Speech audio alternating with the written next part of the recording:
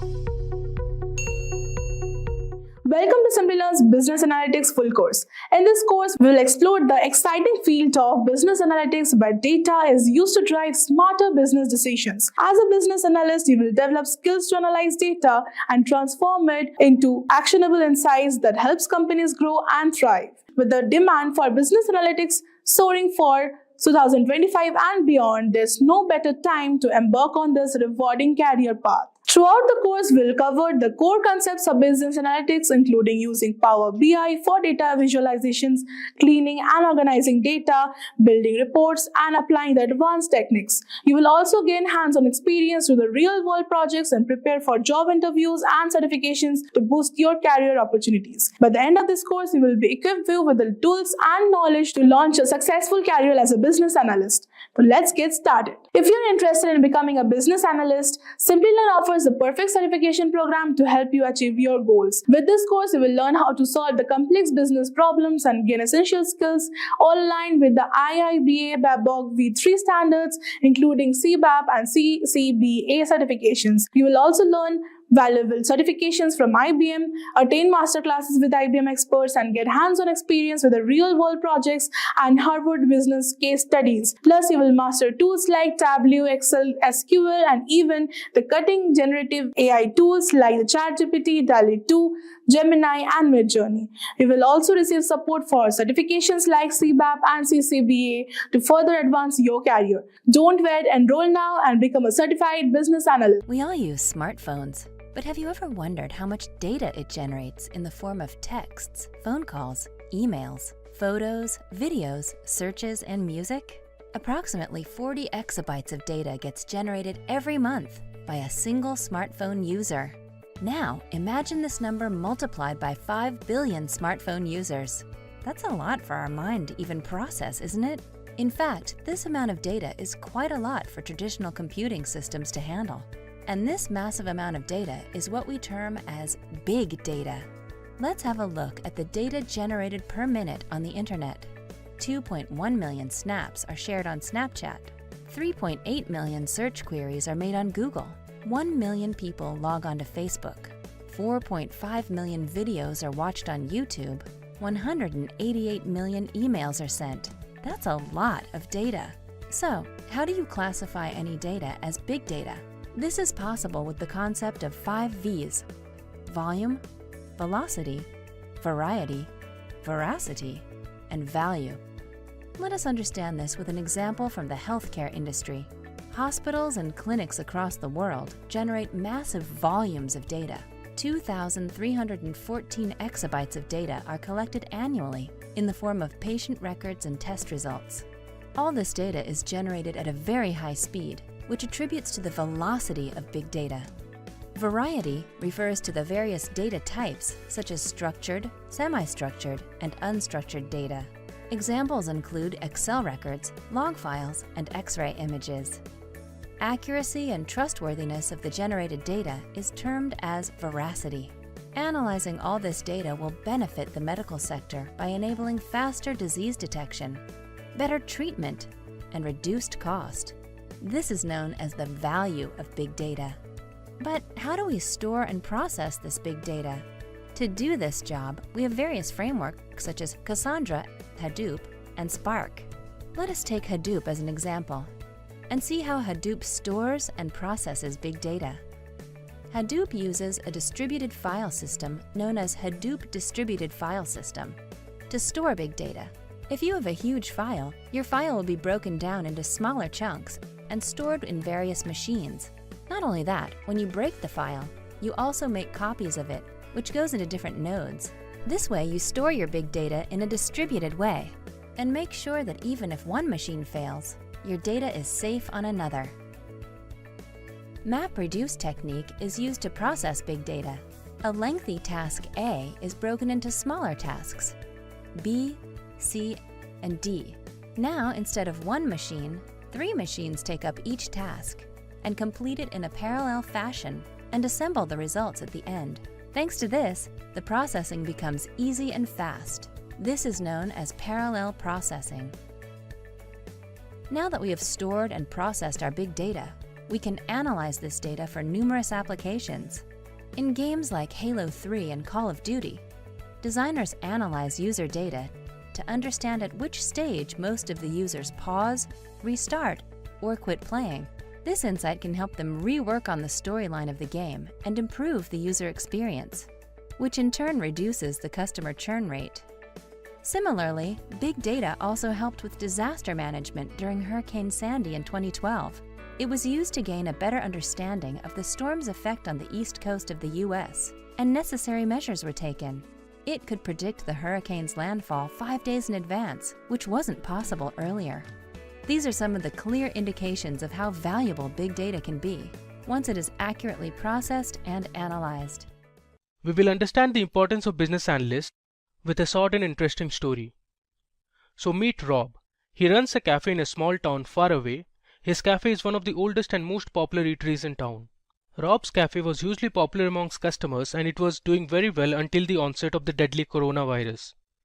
Due to COVID-19, like other eateries, Rob was forced to shut down his cafe too. This took a heavy toll on his business and subsequently he lost his customers. None of his customers visited his cafe and this resulted in a huge loss for him. He knew he couldn't afford to close his business forever as it would take time for coronavirus to be eradicated. But he was lost. This situation was new to him and he didn't know how to reopen his business amidst this pandemic. After a lot of brainstorming, he recollected reading about business analysts. He remembered that business analysts are professionals who enable a change in an organization. He felt like a business analyst could help him sort out his current business problems. Hence, without wasting any time, he set out to hire a business analyst. He hired Ted, the business analyst, to help him with his ongoing business problems. Rob entrusted Ted with reopening the business. The first step Ted took was to have a discussion with Rob and understand the business problems and the objectives. That is ideally the first step a business analyst would take. On discussing with Rob, Ted learned that the business objective was to reopen the business and get at least 80% of the customer base back. In addition to that, Rob also wanted Ted to look for sustainable ways to reopen and continue the business in the long run amidst the pandemic. Ted studied the case and he came up with a few suggestions that he thought was fit for Rob's business. His first suggestion was to develop an exclusive home delivery app for Rob's cafe. This way, Ted knew that business will improve as customers prefer home delivery in the current scenario. Next, Ted suggested that Rob has work from home meal boxes added to his menu. Many professionals are working from home currently and having work from home meal boxes would be a good pick for such professionals in the middle of a busy day. Ted's third suggestion was to bring down the selling cost by providing discount coupons that can be utilized by customers. Having a discount will enable more customers to order from Rob's cafe. Of course, it was not possible to get the customer base back without any sort of price cuts in the current situation. Finally, Ted suggested that Rob's staff would facilitate home delivery orders. This way, he didn't have to lay off his staff and at the same time get the home delivery running. So these were a few suggestions given by Ted. Yes, depending on the situation, business analysts can take up different approaches.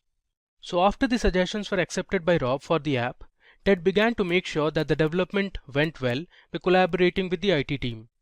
Ted became the intermediary between the IT team and Rob. He provided suggestions to the team, checked the app through user interface testing, and made sure that the requirements met well. The same applied to the other business requirements and changes as well. Ted held regular meetings to gauge the progress and also kept Rob in the loop and updated him with the status of the project. Attending regular catch-ups helped Rob gain an insight into the progress and give his feedback from time to time. Ted made sure that the entire case was well documented. By doing so, he could always refer to the documents in the future with similar cases as well. Ted made presentations that showed Rob the business growth after implementing the changes, and Ted always supported his presentations with data. Rob was very impressed with Ted's business approach. Such an approach not only helped Rob reopen his business amidst the COVID-19, but also helped him get 80% of his customer base back. Ted successfully brought about a positive change in Rob's business, which was highly beneficial. So that is how Ted, the business analyst, helped Rob make a business sustainable. This was the importance of having a business analyst in Rob's organization. Don't you think every organization should have a business analyst? Well, yes. Depending on the business domain and the situation, the roles and responsibilities may vary. Let's start off and have a look at a day in the life of a business analyst through a small story. So meet Angela, who is working as a business analyst in an application development firm. Her firm builds applications for clients depending on their requirements. Our next character is Rob. He is a budding entrepreneur with a vision of setting up his own e-commerce app. He plans on selling several electronic gadgets like phones, laptops, cameras, etc. on his app. So what is Rob's first step? Well, he approaches Angela's firm one day with the vision of creating his e-commerce app. Angela and Rob start talking business and Angela promises to help Rob with his app creation. She assures him that she will look into his business requirements and coordinate with him to get the app running. Rob is happy about it and agrees to cooperate with Angela regarding all the business requirements from his end. Angela, as we know, is the business analyst. She starts planning Rob's project and without any delay, she embarks on this project's journey. She has a set of planned steps that will help her fulfill Rob's requirements. But what are the steps she takes? Is her approach going to be effective and quick? Let's find out the answers to these questions now. Up next, you can learn about Angela's approach that helps her deliver Rob's project smoothly and without any hassles. These steps that we are going to look at are the typical roles and responsibilities of a business analyst. Here, we will understand these roles better with respect to Angela's and Rob's story. First and foremost, Angela understands Rob's business objectives, problems, and requirements. Without understanding this, do you think Angela will be able to proceed? No. Hence, a business analyst like Angela understands the problems related to Rob's business and comes up with the right solution to achieve the goals of the business. She brainstorms around what is best suited for an e-commerce app focusing on electronic gadgets. In the next step, Angela gathers all the necessary requirements. Here, she understands Rob's requirements and makes sure that they are on the same page regarding the project and its goals. Both of them together arrive at a stipulated deadline for the project completion. She gathers relevant information based on security of the app, the payment setup based to login, cost of the products, and style, to name a few. Once Angela has an in-depth understanding of Rob's project and gathers all the necessary requirements, she starts allocating resources by keeping in mind the budget of the project. Here, she recognizes and allocates tasks and resources to the development team. BAs work closely with the development team to design the solution for a problem. Angela ensures that the development team doesn't spend their time understanding Rob's requirements. In this step, along with the development team, she finalizes the software and tools required to build the project. Angela doesn't rest until the project is delivered to Rob. She continuously monitors the progress and constantly provides her feedback to the development team with respect to the app's layout, design, and other features. She gives them suggestions in order to improve the application. In the next step, Angela collects feedback of the prototype version of the app from the users. She notes down if the prototype is fine or if it requires more work. BAs validate if the project is running fine with the help of user acceptance testing. They verify if the solution being worked on is in line with the requirements and ensure that the final product satisfies the user expectations. BAs also assess the functional and non-functional requirements. After collecting feedback, Angela moves to one of her most crucial duties, and that is building reports. Data visualization is a key skill for any BA. In order to gauge the performance of the app and get valuable insights from it, Angela builds reports using various data visualization tools like Tableau, Power BI, and QlikView. Reports can be general reports such as detailed reports, or it can be dashboard reports such as visualized reports with multi-dimensional analysis based on display of business indicators. It is not uncommon for issues to crop up amidst this entire process. Hence, Angela conducts regular meetings with the development team and Rob to solve problems quickly. Having these meetings will help Rob understand the status of the project, and it will also help the teams proceed in the right path. Throughout this project phase, Angela makes sure to maintain transparency. On completion of the project, Angela documents and presents the project findings to Rob. Generally, business analysts present the project outcomes to the stakeholders and clients along with maintenance reports. Angela notes down all the project learnings and details in a concise manner. This will help her take better decisions in the future, and these documents will save her time while implementing the next project. Now that she has completed all her duties and responsibilities with respect to Rob's project, she is ready to deliver the final e-commerce application to Rob for use. Rob is rest assured that the application developed by Angela's firm is apt for his business and just what he wanted. Angela's streamlined approach made it easier for the project to be delivered within the stipulated time period. Rob is happy, and I'm sure he will come back to Angela's firm for projects in the future. So those responsibilities that we saw Angela carry out are ideally the roles and responsibilities for any business analyst out there. Yes, some may vary depending on the company you work for and the project you're working on. Business analyst is a professional who is responsible for bridging the gap between IT and business teams. They use analytics to evaluate processes, determine requirements, deliver data-driven solutions, and generate reports to executives and stakeholders. Business analyst is an individual who is a part of the business operation and works closely with the technology team to improve the quality of the services being delivered. They also help in assisting in integration and testing of new solutions. Growing a career in a field with high demand such as business analysis could be a challenge, and competition for business analyst positions can be intense. So you should have a clear understanding of the roles and responsibilities of a business analyst. A BA should successfully identify and recognize the organization's business objective.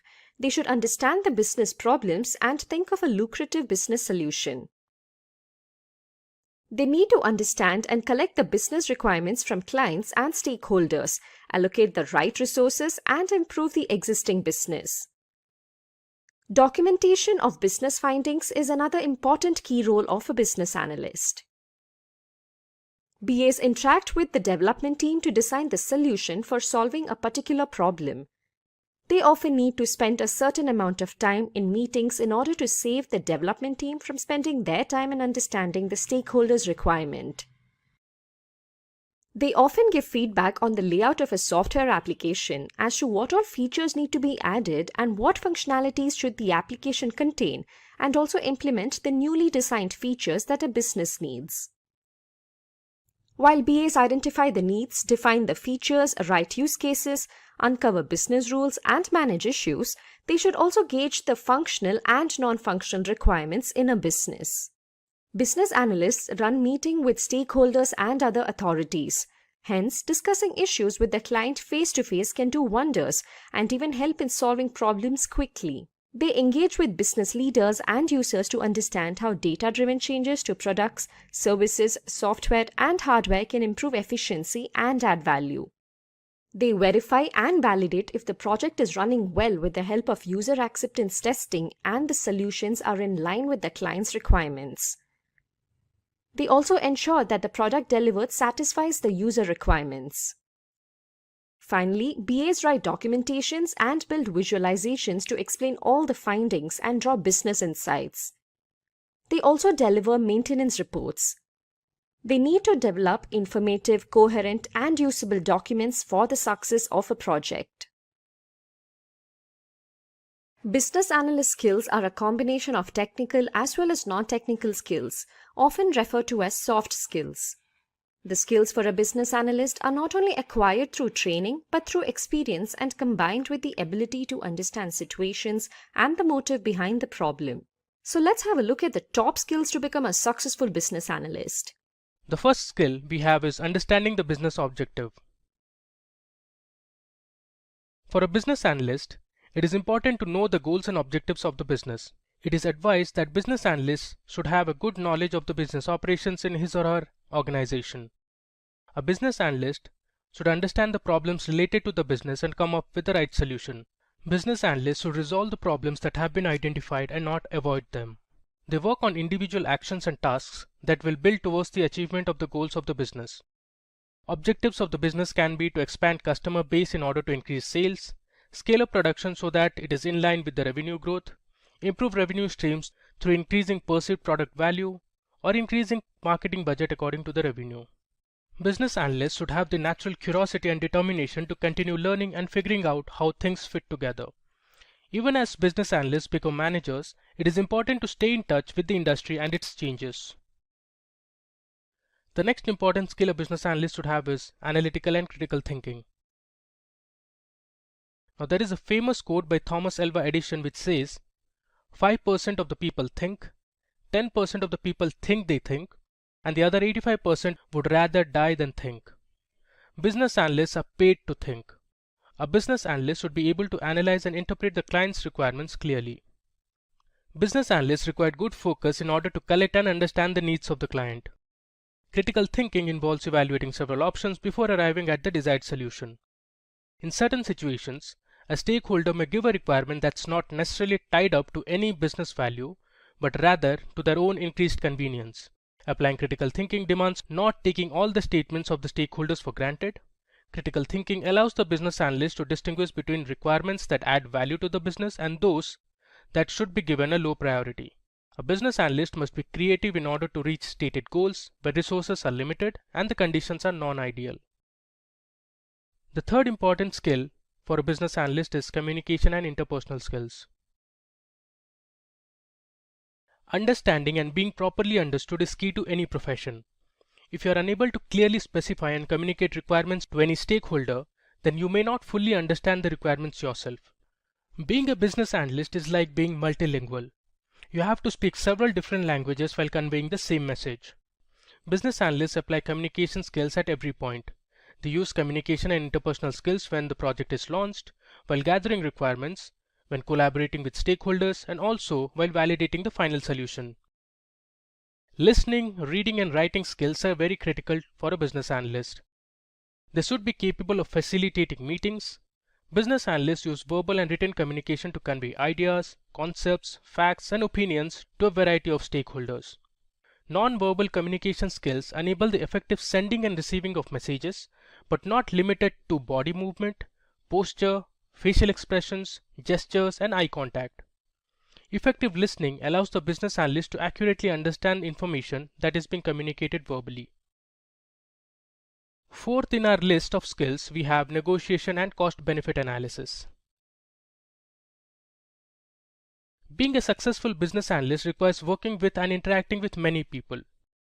These people include clients, business leaders, project team members, project stakeholders, vendors, private sector representatives, industry leaders, and so forth. Business analysts negotiate at every turn during the course of a project. At the initial stage of a project, negotiation skills are used to determine what should be included in the vision of the project. As details emerge, negotiation skills are used by all parties involved to determine which requests become requirements and which requirements have higher priority. As the project progresses, negotiation skills help to determine the functional design which fulfill the requirements. Technical decisions also require negotiation skills. Business analysts also perform cost-benefit analysis to conduct an assessment of the benefits and costs anticipated in a project. When organizations undertake new projects, it is advisable for business analysts that they use cost-benefit analysis to establish whether such projects should be embarked or not. Business analysts should be able to achieve a profitable outcome for your company while finding a solution for the client that makes them happy. This balancing act demands the ability to influence a mutual solution and maintain professional relationship. Up next, we have our fifth skill, that is decision making. The quality of decisions made by business analysts is what matters a lot because it has a direct impact on the company's business. Thus, it is important for every business analyst to think from all aspects before presenting their decision or strategy. They must be having good problem-solving skills as well. Business analysts should have a knack to think out of the box and find a solution to problems. Majorly, a business analyst follows 5 major steps while making a decision. These steps are: define the problem, find and define the alternative approaches, evaluate the alternative approaches, make the decision based on these approaches and test, and finally implement the solution.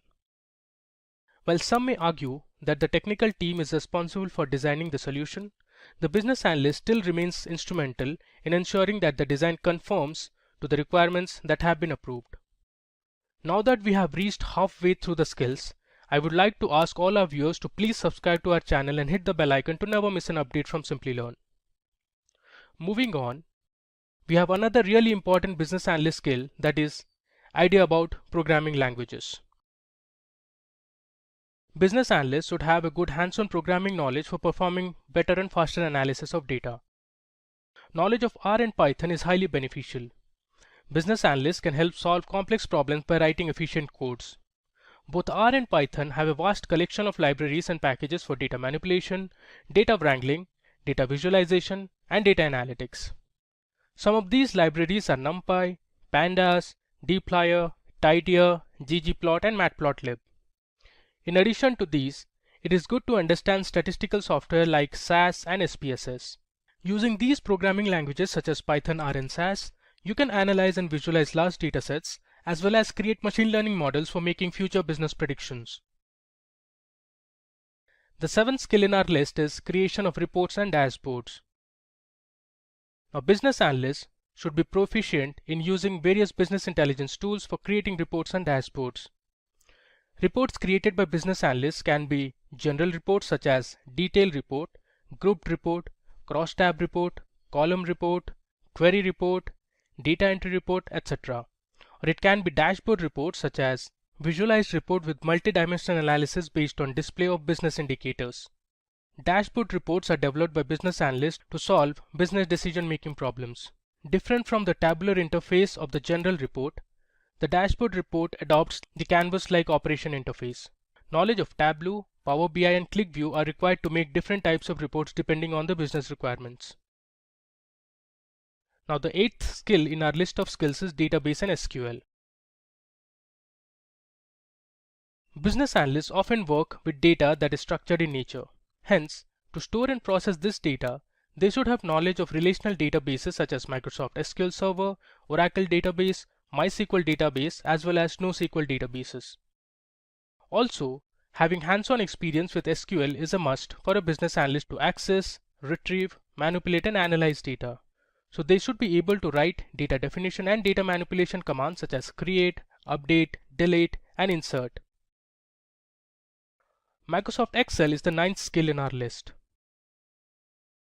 Excel is one of the oldest and most popular and powerful analytics and reporting tool used in the industries for working with data. Business analysts use Excel to perform various calculations, budget analysis, and data analysis to derive meaningful insights and take decisions. They sort, filter, and create pivot tables to summarize the data. Business analysts can also create different charts and graphs using Excel to generate dynamic reports related to a business problem. Business analysts can use Excel to create revenue growth models for new products based on new customer forecasts. When planning an editorial calendar for a website, business analysts can list out dates and topics in a spreadsheet. When creating a budget for a small product, they can list expense categories in a spreadsheet, update it monthly, and create a chart to show how close the product is to budget across each category. Business analysts can calculate customer discounts based on monthly purchase volume by product. They can even summarize customer revenue by product to find areas where to build strong customer relationships. And finally, in the list of skills we have documentation and presentation. You could have all the industry experience in the world, but if it's paired with poor business analyst practices, you could be more of a risk to the organization than a business analyst with no industry experience at all. A business analyst must be able to document their project learnings and results in a concise and compact form. They should also be confident about presenting their findings and conclusions in front of the stakeholders and clients. Organized documentation will help you communicate technical concepts to non-technical employees. It is important that a business analyst notes down all the details that they learn from their projects. This will help them take better decisions in the future. Also, if similar problems arise at a later stage, they can implement the same solution, thereby saving a lot of time and unwanted problems. While business analysts are generally not responsible for making decisions regarding project solutions, decision-making skills are still important for understanding, gathering, and presenting relevant information to assist decision makers with selecting the optimal solution. With that, we have covered our top skills for a business analyst. If you have any questions related to the skills that we covered, then please put it in the chat section. Our team will help you solve your queries. Now, let me tell you how Simplilearn can help you grow your career in business analytics and help you become a business analyst. So let me search for Simplilearn here. This is the Simplilearn website, and on the search bar, let me look for business Analyst, you can see there are a few courses related to business analyst. So let me open these two courses. So let's go to the first course. So this is the business analyst master's program. Now this program is endorsed, education provider is IIBA. Now if you look on the right, we have the different courses that will be covered as part of this master's program. So there is introduction to business analysis, certified business analytics professional. You'll also learn about agile and scrum. There's business analytics with Excel. You'll also get training in SQL. There's Tableau training, and you'll also get to work on business analyst capstone projects. If I scroll down, now here are the tools that will be covered as part of this course. So there's Microsoft Excel, Zira, Tableau, Power BI, PostgreSQL, then there's Planbox, Target Process, and others. Here you can see the program advisors, and if I scroll further, this is the entire course content we have. These are the different courses that you will be learning in this course, and after you finish the course you will receive a certificate which will look similar to this. So please go ahead and enroll to this course if you want to start your career in business analytics. Now let me take you to another program. We have postgraduate program in business analysis. Now this is in partnership with Purdue University, and endorsed education provider is IIBA. If I scroll down, you can see here the key features of this course. You'll get Purdue postgraduate program certification, alumni association membership, master classes from Purdue faculties, enrollment in Simplilearn's Job Assist. There's 170 plus hours of blended learning, 11 plus hands-on projects, custom projects in 3 domains. If I scroll further, on the right you can see this is the Purdue certification that you will receive after finishing the course, and you will also get the certificate received by International Institute of Business Analysis, that is IIBA. Let's scroll down. You also have the advantage for enrolling to Simplilearn Job Assist program. So you will get IIM Jobs Pro membership for 6 months, resume assistance and career monitoring. You'll also have interview preparation and career affairs. Now here you can see the program details. So you will learn about an introduction to business analysis, certified business analysis professional, there's agile and scrum, business analytics with Excel, Tableau training, business analyst capstone project, and you also have the opportunity to enroll for some electives. So we have Purdue University Business Analysis Masterclass. You can also enroll to a Power BI course, and there's Agile and Scrum Foundation. If I scroll down, here you can see the skills that will be covered as part of this program. So there's business analysis, there's elicitation and collaboration, requirement analysis, planning and monitoring. Let me click on view more. You have strategy analysis, dashboarding, wireframing, there's data visualization, statistical analysis using Excel, SQL database, there's requirement lifecycle management, and lots more. So these are the tools that will be covered in this course. We have Microsoft Excel, Zira, Fogbuzz, Planbox, that's Rally, Power BI, PostgreSQL, that's version 1, Target Process, and others. And now this is the important part. These are the industry related projects that you will get to work on once you enroll to this course. So the first project is canteen ordering system for Unilever. We also have library management system for Stanford University. There's WhatsApp Pay, and you can see the description of these projects mentioned below.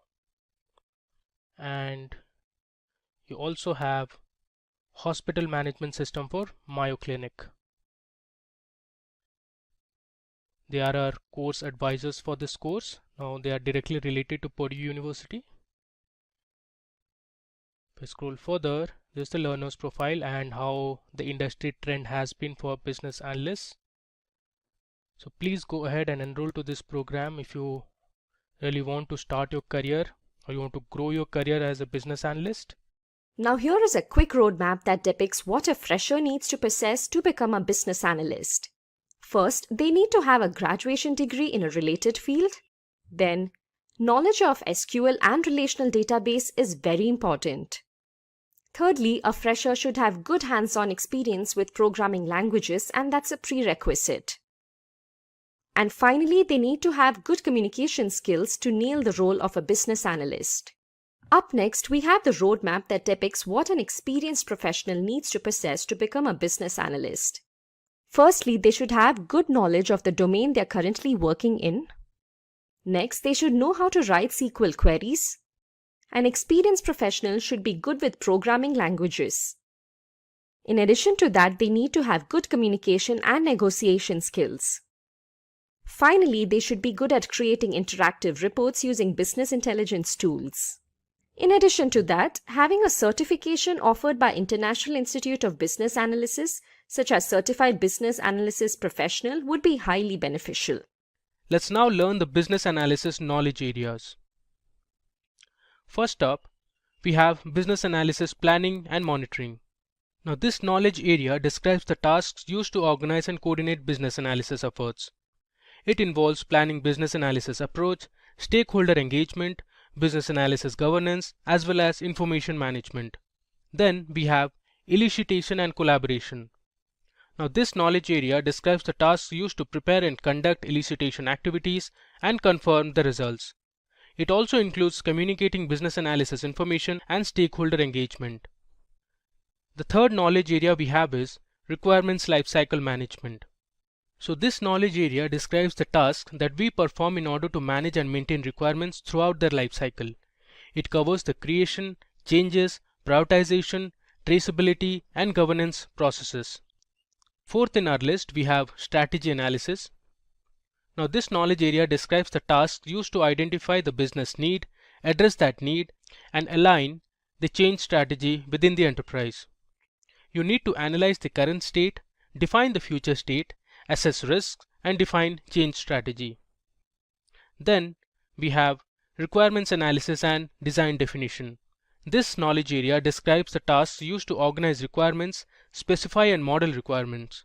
It also validates and verifies information and identifies solution options. The final knowledge area we have is solution evaluation.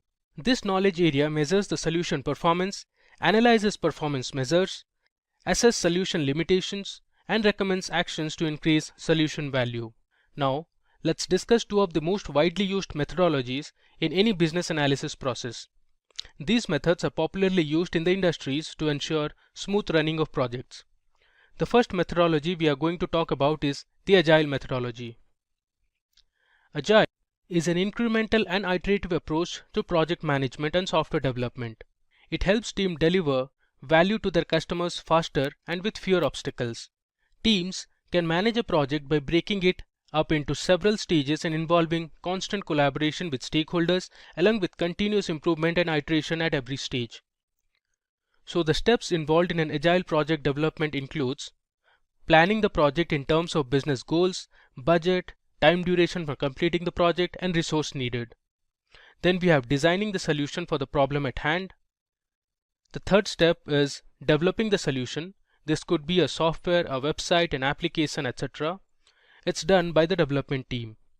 Next, we have testing the product in the next step of the life cycle, deploying the developed product to check if it's working fine, and finally we have reviewing the product and getting feedback from customers, clients, stakeholders, etc.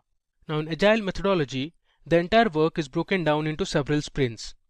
After each sprint, we get a shippable product and that product is reviewed by the client or the stakeholder. The suggestions are incorporated in the next sprint. Here you can see we have sprint 1, sprint 2 and sprint 3, and all of them have the 6 steps that we discussed in the Agile methodology process. Now let's discuss the Scrum methodology. Scrum is a subset of the Agile framework. It is one of the most widely used lightweight process frameworks for Agile development. You can easily collaborate, develop and deliver complex products of the highest possible value. Scrum empowers the development team and supports working in small teams like 8 to 10 members. Scrum significantly increases productivity and reduces time. This process enables organizations to adjust smoothly to rapidly changing requirements and produce a product that meets evolving business goals. Okay, so the concepts and practices in Scrum can be divided into three categories. First, we have three roles. A product owner owns the product backlog and writes user stories and acceptance criteria. They are responsible for prioritizing the product backlog and deciding the release date and the content. A product owner is the one who is responsible for the return on investment or ROI of the product. A Scrum Master is a servant who encourages and demands self-organization from the development team. They enable close cooperation across all roles and functions, addresses resource issues, and disobedience of Scrum practices. A development team comprises individuals working together to develop and deliver the requested and committed product increments. The development team builds the product and includes all the expertise necessary to deliver the potential shippable product each sprint. The second category comprises of three artifacts. The product backlog is an ordered list of the features and requirements needed to complete the project. The list can include bugs or defects that need to be resolved, features that must be added, and other technical or project work your team has to complete before the project is over. The sprint backlog includes only what needs to be completed during the current sprint. It often has greater detail and more complete user stories than the rest of the product backlog. Once created, no one can add to the sprint backlog except the development team. The product increment is the version of the product that will be delivered at the end of each sprint. While the sprint backlog outlines what must be completed within a sprint, the product increment details the outcome of all that work. The increment is a prototype or working version of the final product expected by the customer. The final category we have is sprint ceremonies. There are 4 ceremonies in total. In sprint planning, the team meets and decides what they need to complete in the coming sprint. Sprint review is a type of meeting in which the team demonstrates what they shipped in the sprint. In the sprint retrospective, the team reviews their work, identifying what they did well and what didn't go as planned, so that they can make the next sprint better. Daily Scrum is a stand-up meeting or a very short, like 15 to 20 minutes meeting for the team to make sure that they are all on the same page. Now, let's talk about the average annual salary of a business analyst. According to pay scale, the average annual salary of a business analyst in the United States is $68,973, while in India, a business analyst can earn nearly 6 lakh rupees per annum. Now, talking about the companies hiring for business analysts, we have the Indian e-commerce payment system and financial technology company Paytm, American MNC Cognizant, and British-Dutch multinational oil and gas company Shell. We also have Cisco, the search engine giant Google, and Dell. Finally, in our list of companies, we have Ernst & Young Global Limited, American multinational computer technology corporation Oracle, and British multinational investment bank and financial services company Barclays. With that, let's discuss the top business analysis tools and software used by business analysts. We have the widely used spreadsheet application Microsoft Excel, web-based Kanban-style list-making application Trello, relational database management systems such as MySQL, Microsoft SQL Server, and PostgreSQL. Then we have bug tracking and agile project management product Zira and Tableau software for data visualization. Okay, so let's look at our demo on business analyst training. Oftentimes, business analysts work on structured data using Excel to prepare reports and dashboards. They do create pivot tables and pivot charts to summarize and analyze data, find trends and insights to make critical decisions. So in this demo, we will work on a sales dataset from the United States and analyze the total revenue, total profit, the quantity sold for different categories and subcategories of products across various regions, segments, cities, etc. Now let me show you the dataset first. Okay, so here is my dataset. You can see there are nearly 9,994 rows and we have 17 columns. You can see this is a sales data set and the first column is of order date. Then we have the shipment date, we have the shipment mode. Next we have the customer name, that is the customer who purchased the product. We have the segment, the country name, this is only United States. Then we have the different cities from the US, we have the state names, and if I go to the right you can see the categories of product. We also have the subcategories, Next we have the product name. Then we have our sales value. Now you can assume this to be in dollars. Then we have the quantity that was sold for each product. Then we have the discount column, and finally we have the profit column. So let's analyze this data set using different charts and graphs. First, let's create a pivot table to see the sales by region and year. So here we want to see the sales of all the years in different regions of the United States. So for that, I'll click on any cell inside this data set, go to the Insert tab, and here I have the option to create a pivot table.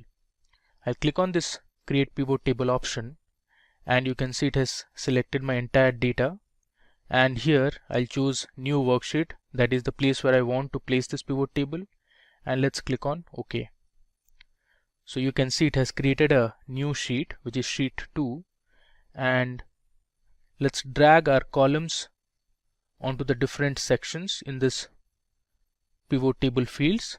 So since I want to know the region and the year, so let's drag the order date first, and let's delete the quarter column. So I'll click on Remove Field. I don't want this field, so I have my years first, and then let's drag region column under columns, and we want to know the sales for all the years in different regions. So I'll drag sales onto values. You can see here we have our pivot table ready. If you want, you can go ahead and rename these row labels and column labels. Now with this table ready, let's create a line chart. This will help you analyze your data better. So what you can do is go to the Insert tab, and here under Recommended Charts you can go for line chart. You can see the line chart preview here, and click on OK. There you go. How easily Excel has created a pivot chart for us based on this pivot table. Now if you notice the lines in this graph, you can see the different regions, and here is the legend.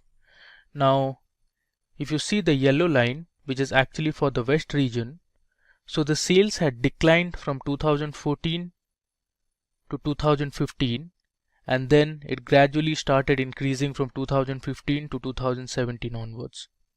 And if you see the orange line or the red line, it is for the East region. The sales have been continuously increasing. You can see the trend here. Similarly, if you see the Central region, the sales generated was steady from 2014 till 2015. Then it increased in 2016, and after 2016 it became constant. Similarly, you can analyze the South region as well. Now let's say you want to know the sales by each category of product and the different segments. So you can do that as well. Let's go to our sheet 1 where we have our data set. Let me click on any cell. I'll go to Insert, and I'll choose Pivot Table. Here let it be New Worksheet. I'll click on OK. Alright. So since we want to know the sales value again, so let's drag sales onto values field, and now I'll choose category under rows. So let's select category under rows, and then we want to know for each segment also. So what I can do is I'll choose segment under columns. You can see I have my pivot table ready. So here you have the furniture, office supplies, and technology as the categories of products, and on the top you can see consumer, corporate, home office as the different segments. Now let's create a visual out of this pivot table. So I'll go to Recommended Charts, and let's say this time I want to create a bar chart. Now this is a horizontal bar chart. Let's click on OK. If I close this and I bring it to here, you can see this is a nice bar chart, and below you can see the sales values, and on the y-axis you can see the different categories of products, and in the legend we have the segments. Now if you want, you can edit this chart as well. So let's delete or hide all field buttons on the chart. Alright. Similarly, let's do this for our line chart as well. Let's hide these field buttons. Okay. Alright.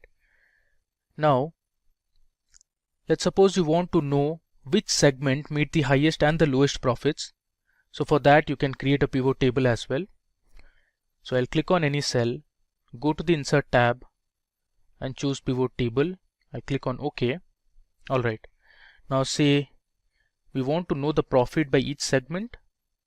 So I'll first choose Profit onto Values, and let's drag the segment column onto rows. So we have our pivot table ready. Now here, if you want to know which segment made the highest or the lowest profit, you can sort this data. So click on any cell under Sum of Profit, right click, and here you have the sort option. So let's do sort smallest to largest, which is in ascending order. Okay, so here you can see consumer segment made the highest amount of profit, while the home office segment made the lowest amount of profit. Now based on this pivot table, you can create a pie chart. Let's do that. I'll go to Insert, and here under Recommended Charts, I'll select Pie, and let's click on OK. There you go. We have a nice pie chart ready. Now the gray color pie represents your consumer segment, which made the highest amount of profit. You can also validate it from the pivot table, while the blue segment, which is actually home office, made the lowest amount of profit. Now let's remove this field from here. I'll right click and select Hide All Field Buttons on the chart. Now one thing you can do is you can edit the chart title. Here by default it has shown total. We can rename it to, let's say, Profit by Segment, and hit enter. Okay. Now you can adjust the size of this and the color of the text. If you want, you can do it from here. Similarly, let's add a title to our bar graph as well.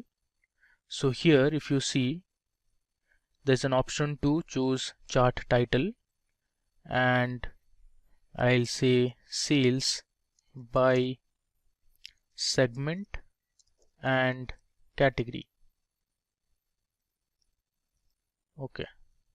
Similarly, let's add a title to our first line chart that we created. I'll click on the chart title, and here I'll write sales by year and region. Okay. Now let me go back to my data sheet. Now suppose, let's say you want to know the total units that were sold for each subcategory of products and the shipment mode. So here we have the shipment mode, and you want to know the total units that were sold, which is basically this column, the quantity column, for each subcategories of product. You can see we have different subcategories like bookcases, there's chairs, labels, there's tables, furnishings, art, phones, binders, etc. So let's create a pivot table for this. I'll go to the Insert tab, click on Pivot Table, and click on OK. Alright.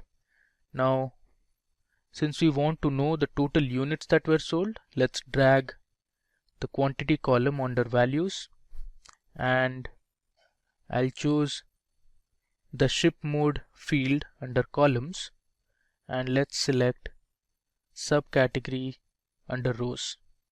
So I have my pivot table ready. Now based on this pivot table, let's create a line chart. I'll go to the Insert tab, click on Recommended Charts, and let's go to line chart. Alright, you can see the preview here and the legends which show the shipment mode. Let's click on OK. I'll close this.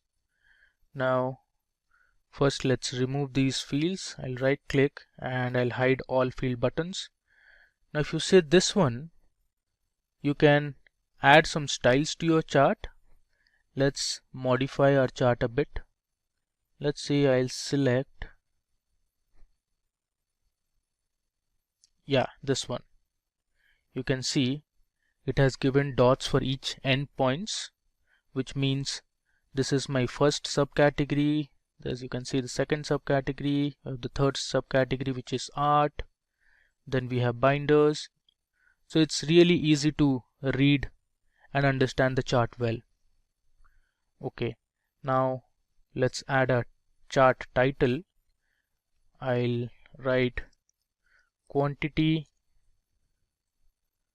sold by subcategory and ship mode. Now you can reduce the size of the chart title text. Let's keep it 10. Okay.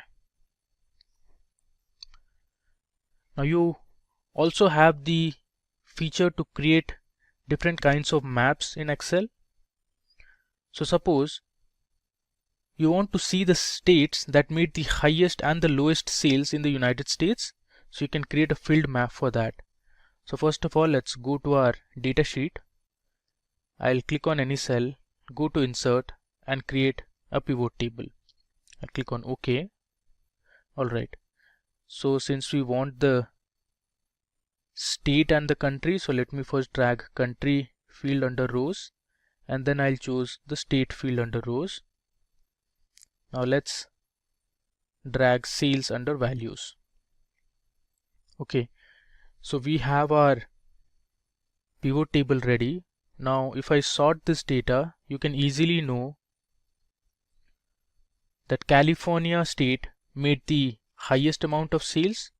Now if I scroll down below, you can see North Dakota made the lowest amount of sales. Now let's do one thing. Let's remove the grand total. So you can go to the design tab and under grand totals you can select the first option. You can see the grand total has gone. And in order to create a map, we need to adjust this pivot table. So I'll click on United States. I'll right click and I'll go to field settings. Here under layout and print, I'll click on show item labels in tabular format and I'll also click on repeat item labels. You can see it will populate United States for all the rows. If I click on OK, you can see the United States have been populated for all the states. Now let me select this table, or before that let's remove the subtotal from here. I'll close this, go to the design tab. Under subtotals I'll choose do not show subtotals. Okay, now let's select the table and I'll actually paste it somewhere here. Now with this data I can go to the insert tab and choose maps. Let's select field map. There you go. You see we have a nice field map of the United States, and here you can see the color scale. So it goes from light gray all the way up to dark blue. So the states that are in dark blue, let's say California, made the highest amount of sales. You can also validate it from the pivot table. Similarly, the lighter the color, the amount of sales were less for that state. Now let's give a chart title here. I'll give a chart title as sales by states, and let's remove this legend.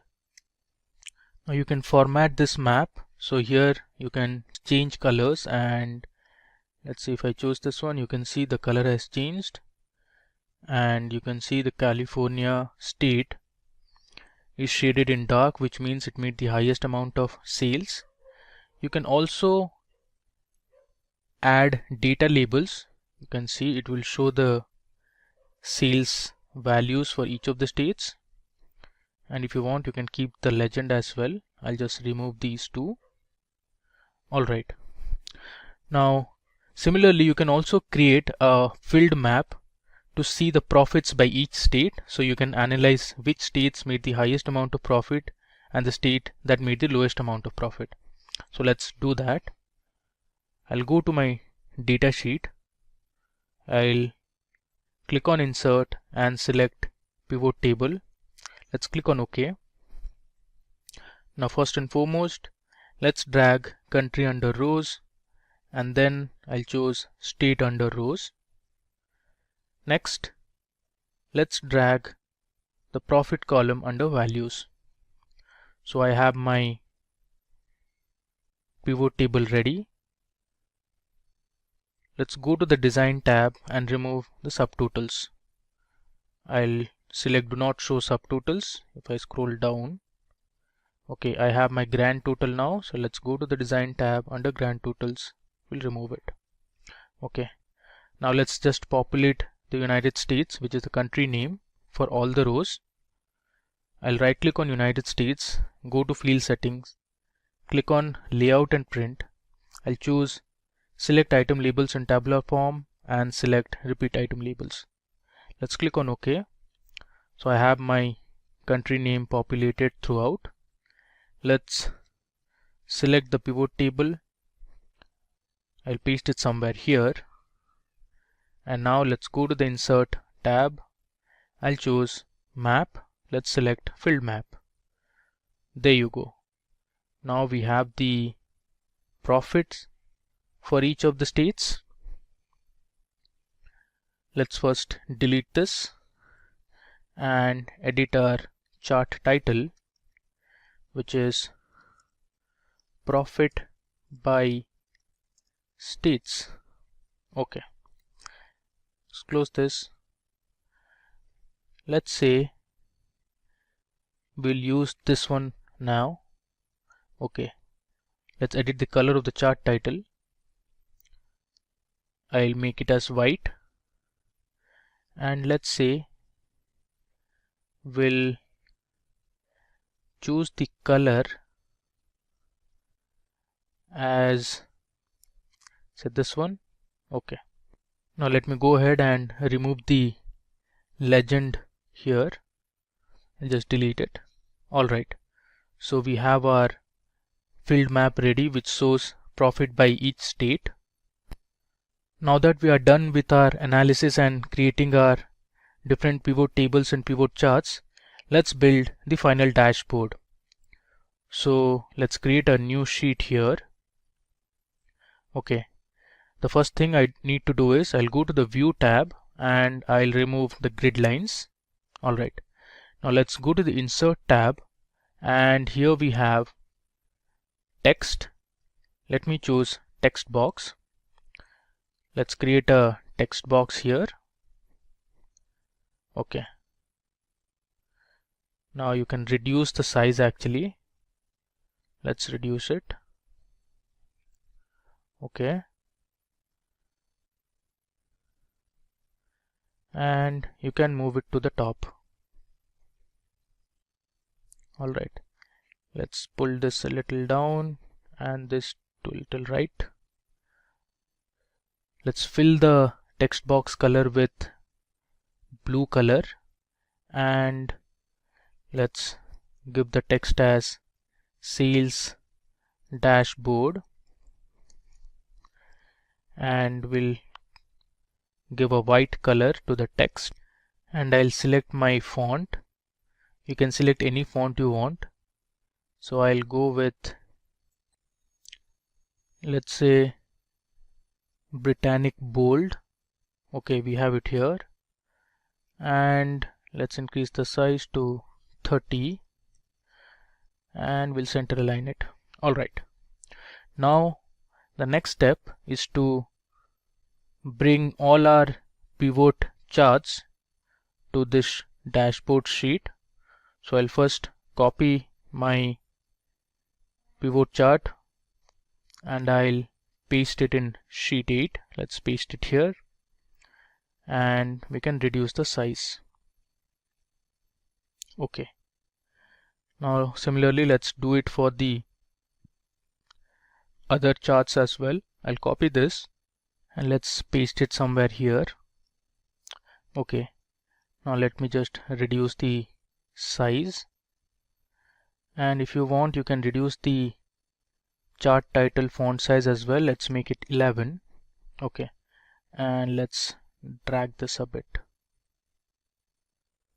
Alright, now let's copy the pie chart and let me paste it here. Let's reduce the size of this pie chart.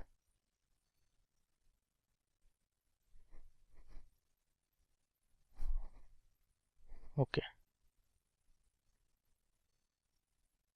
see, we have our pie chart here.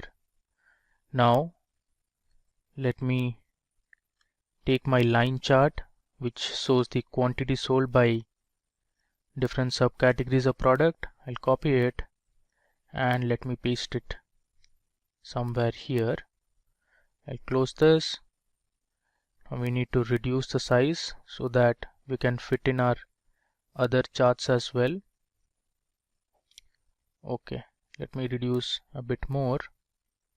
Alright, now we are left with the two maps that we created. Let's copy this and let's paste it here. I'll go to the right. Let's reduce the size. Similarly, we'll do it for sales by profit map as well. Let's copy this and paste it onto our dashboard. Let's reduce the size first.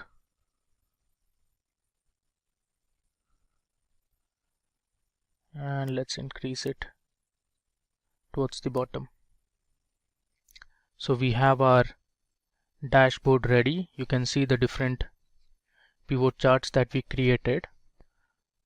Now let's add slicers and timelines to this dashboard so that we can filter our tables and the charts.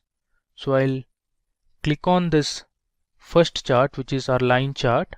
I'll go to the insert tab. Here you can see under filters we have slicers and timeline. First let me click on timeline, and here I'll choose my order date column. Let me click on OK. Alright, let's drag this a bit here onto the right, and I'll show you how you can use this. Let's first choose years instead of months, and let me reduce the size a bit. Okay. Now another thing to do here is, let me right click and I'll go to report connections. Here I'll select all my pivot tables instead of just one, so that any manipulation you do in the order year, it will reflect for all the tables or the charts we have on the dashboard. I click on OK. Now that we have seen how to add a timeline, I'll reduce this a bit. Let's now add a few slicers. Let's click on any of the charts. I'll go to insert, click on slicer. Now let's add a region slicer. I'll click on OK. And let's take it to the right. We'll reduce the size of this region slicer. Slicers are nothing but filters which have advanced filtering options. And we can add one more filter or a slicer. Let's say we want to do this time on the segment. So I'll go to slicer, I'll choose segment here and click on OK. So you can see I have my segment slicer here. Let me just reduce the size and let's drag it here at the bottom. Alright. Okay. Now if you want to know the sales and profit for a particular year, so you can choose that particular year here on the timeline. Suppose I want to know the sales only for 2014 and 2015. So the way to do is, you can select one of the years. So I'll click on 2014 and now I'll drag this to select 2015 as well. If I go to left, the figures that you see only reflect the sales and the profit for 2014 and 15. Similarly, if you mark here, or let me just bring it to the middle, suppose say I want to have 2016 year included as well, I can just drag it to the right. You can see the charts will change. I'll just remove the filter and place it here. Similarly, if you want to see the sales and profit for a particular region, you can do that too. For example, let me just bring this region slicer here, and let's say you want to know the sales and profit only for the East region.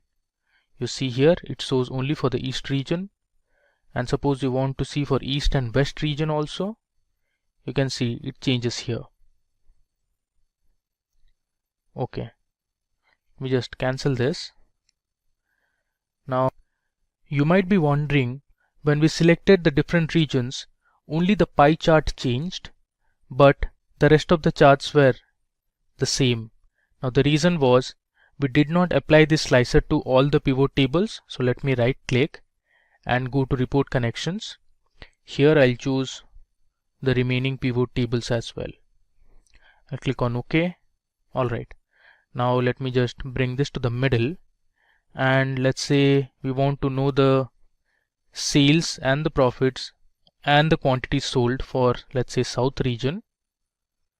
If I select this, you can see it shows only for the South region. Let's say you also want to know for the Central region. Now we have selected both Central and South. You can see the variations in the graph. Let me cancel this. Similarly, we have our another slicer, which is the segment. I'll populate the slicer for all the other pivot tables. Let me choose all of them and click on OK. I'll bring this to the middle so that you can see the variations in the graph. Let's say I want to know the sales, the units sold and the profit for home office segment, so I'll only select home office. You can see the variations here. Now the slicers actually don't work for the maps, so you can't see any change here. Now suppose you want to know for the corporate segment, you can select corporate, or if you want to select for multiple segments, you can do that as well.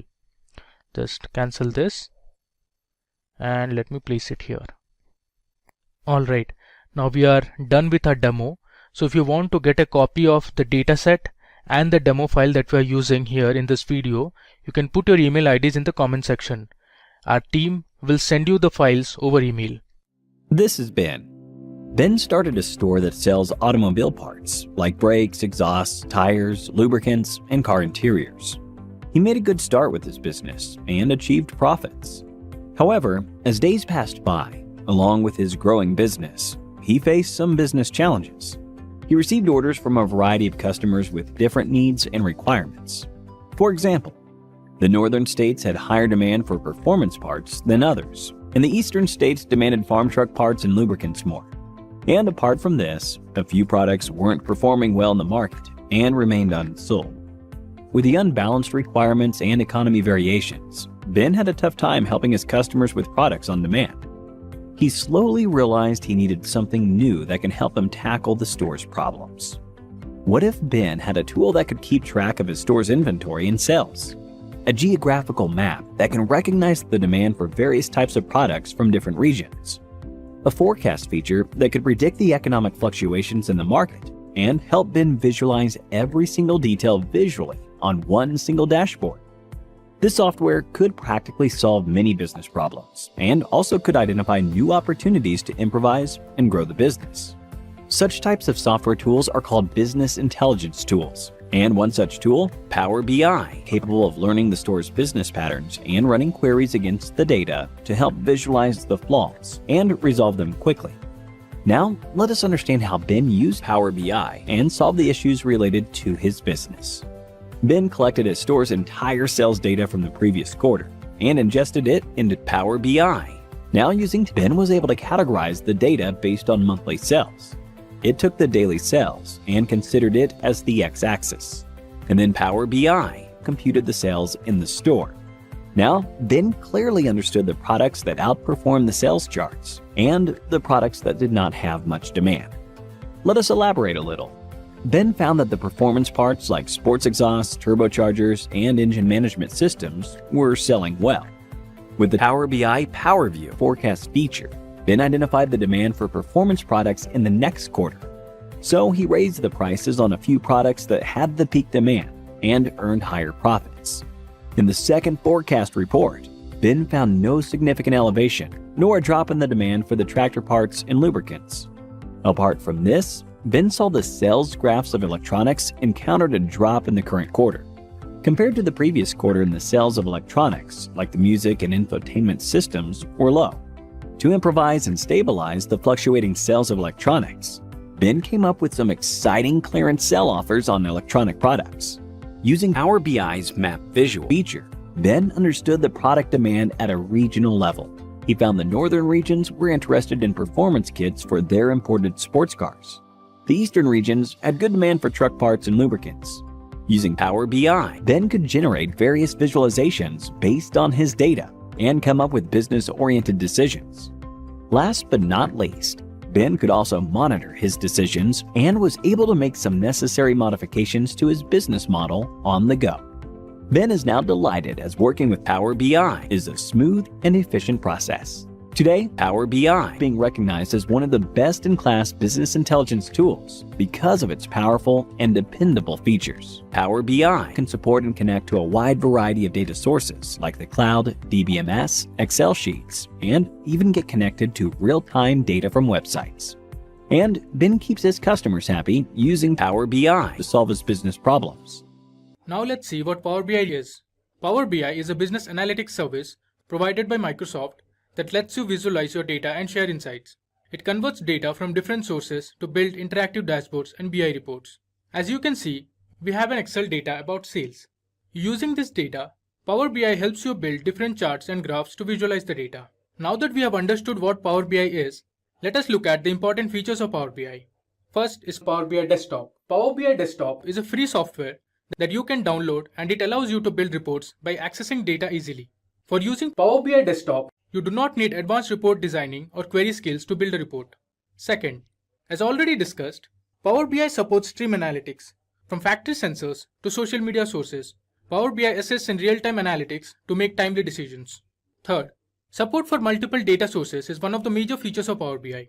You can access various sources of data such as Excel, CSV, SQL Server, web files, etc. to create interactive visualizations. And finally, custom visualization. Custom visualization is another vital feature of Power BI. While dealing with complex data, Power BI's default standard might not be enough in some cases. In that case, you can access the custom library of visualization that meets your needs. Let us jump into discussing the various components of Power BI. As you can see, there are 6 major components of Power BI. Now let's discuss them one by one. First is Power Query. Power Query is the data transformation and mashup engine. It enables you to discover, connect, combine and refine data sources to meet your analysis need. It can be downloaded as an add-in for Excel or can be used as part of Power BI Desktop. Second, we have Power Pivot. Power Pivot is a data modeling technology that lets you create data models. It also allows you to establish relationships and create calculations. It uses data analysis expression language or DAX to model simple and complex data. Third, we have Power View. Power View is a technology that is available in Excel, SharePoint, SQL Server and Power BI. It lets you create interactive charts, graphs, maps and other visuals that brings your data to life. Next, we have Power Map. Microsoft's Power Map for Excel and Power BI is a 3D data visualization tool that lets you map your data and plot more than 1 million rows of data visually on Bing Maps in 3D format from an Excel table or data model in Excel. Then we have Power BI Desktop. Power BI Desktop is a development tool for Power Query, Power Pivot and Power View. With Power BI Desktop, you have everything under the same solution and it is easier to develop BI and data analysis experience. Finally, we have Power Q&A. The Q&A feature in Power BI lets you explore your data in your own words. It is the fastest way to get an answer from your data using natural language. An example could be, what was the total sales last year? Once you have built your data model and deployed that into Power BI website, then you can ask questions and get answers easily. Now, let's see what Power BI Service is. Power BI Service is the software as a service part of Power BI. It is also referred as Power BI Online. To access Power BI Service, you need to log into app.powerbi.com. Now let me show you that. I'll go to Google, I'll open a new tab and search for app.powerbi.com. It's loading. But this is how the homepage of Power BI Service looks like. I've created some dashboards on it. First, you need to log into app.powerbi service. You can see I'm logged in. Now under my workspace, if I go to dashboard, here I've created a finance dashboard. You can see the different charts and graphs I've prepared and pinned it to the dashboard.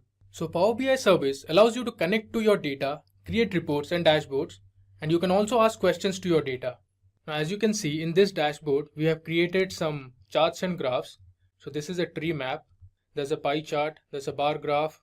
Below you can see there are line charts and donut charts. It tells you the total sales that were made, the total number of units sold, the sales by product, sales by country, sales by segment, and lots more. One of the key features of Power BI is creating dashboards from multiple reports and datasets. Power BI dashboard is a single page visualization to tell a story. The visualizations on a dashboard are generated from multiple reports and each report is based on one dataset. A single page dashboard is known as a canvas. The visualizations you see on the dashboard are called tiles. These tiles are pinned to the dashboard by report designers. Now let me go back to my dashboard. So this is called a canvas and each of these are called tiles. So on the top you can see we have 3 tiles. Now let's understand how to create and publish reports in Power BI dashboards. Power BI allows you to create different reports on Power BI desktop. These reports can be published on the Power BI dashboard using Power BI Service. Here, you can see there is a Power BI report created on Power BI desktop. If you click on Publish, it will take you to the Power BI Service where you can build a dashboard. Here is the button for Power BI Publish. Once you click on Power BI Publish, it will take you to the dashboard. So this is a single page Power BI dashboard on Power BI Service. Now, let's understand the Power BI architecture. Power BI architecture is a service built on top of Azure. There are multiple data sources that Power BI can connect to. Power BI Desktop allows you to create reports and data visualizations on the dataset. Power BI Gateway is connected to on-premise data sources to get continuous data for reporting and analytics. Power BI services are basically the cloud services that are used to publish Power BI reports and data visualizations. Using Power BI mobile apps, you can stay connected to their data from anywhere. Power BI apps are available for Windows, iOS, and Android platforms. Are you ready to crack the code and navigate the business analyst stardom in 2024? Well, get ready to unlock your career potential. Buckle up because this video dives deep into the top 10 skills that a business analyst must know in 2024. I know you're curious already about what specific skills made the cut. Stick around to find out and prepare to level up your business analyst game. Forget the outdated list. We are talking about the critical thinking, cutting-edge tools, data-driven insights, agile methodologies, and much more that will put you at the forefront of business transformation. Feeling overwhelmed already? Don't worry, we will break down each skill into digestible chunks with practical tips and tricks to ensure you master all of them. Whether you are a data whiz craving new challenges, a communications expert ready to bridge the gap, or a problem solver seeking the perfect toolkit, this video has something for you. So hit play, unleash your inner analyst, and let's unlock the secrets to success in 2024. That said, if these are the types of videos you would like to watch, then hit the like and subscribe button and the bell icon to get notified. Just a quick info for you.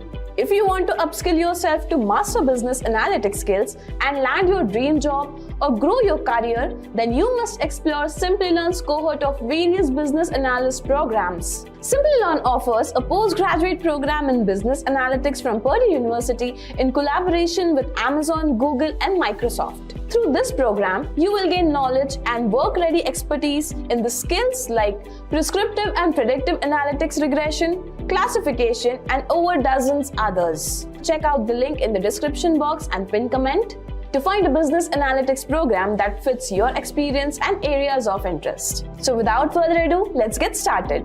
Firstly, let's understand what is business analysis. Think of it as an adventure exploring the hidden business treasures, data magic, tapping out to new possibilities, and communication skills to unlock a business's hidden potential. Technically, business analysis is like an art of dissecting a business to find ways to make it better. It's a process of analyzing business data, understanding problems, recommending solutions, and implementing changes that benefits the stakeholders. So who does this all? Who is a business analyst? A business analyst is a person who processes, interprets, and documents business processes, products, services, and softwares through the analysis of data. Imagine them as detectives or treasure hunters for business efficiency. A business analyst is a problem solver and translator who bridges the gap between the business needs and technological solutions. They analyze data, understand processes, and communicate effectively to help businesses run smoother and smarter. Let's bounce back to our major topic of discussion now: the top 10 skills that a business analyst must know in 2024.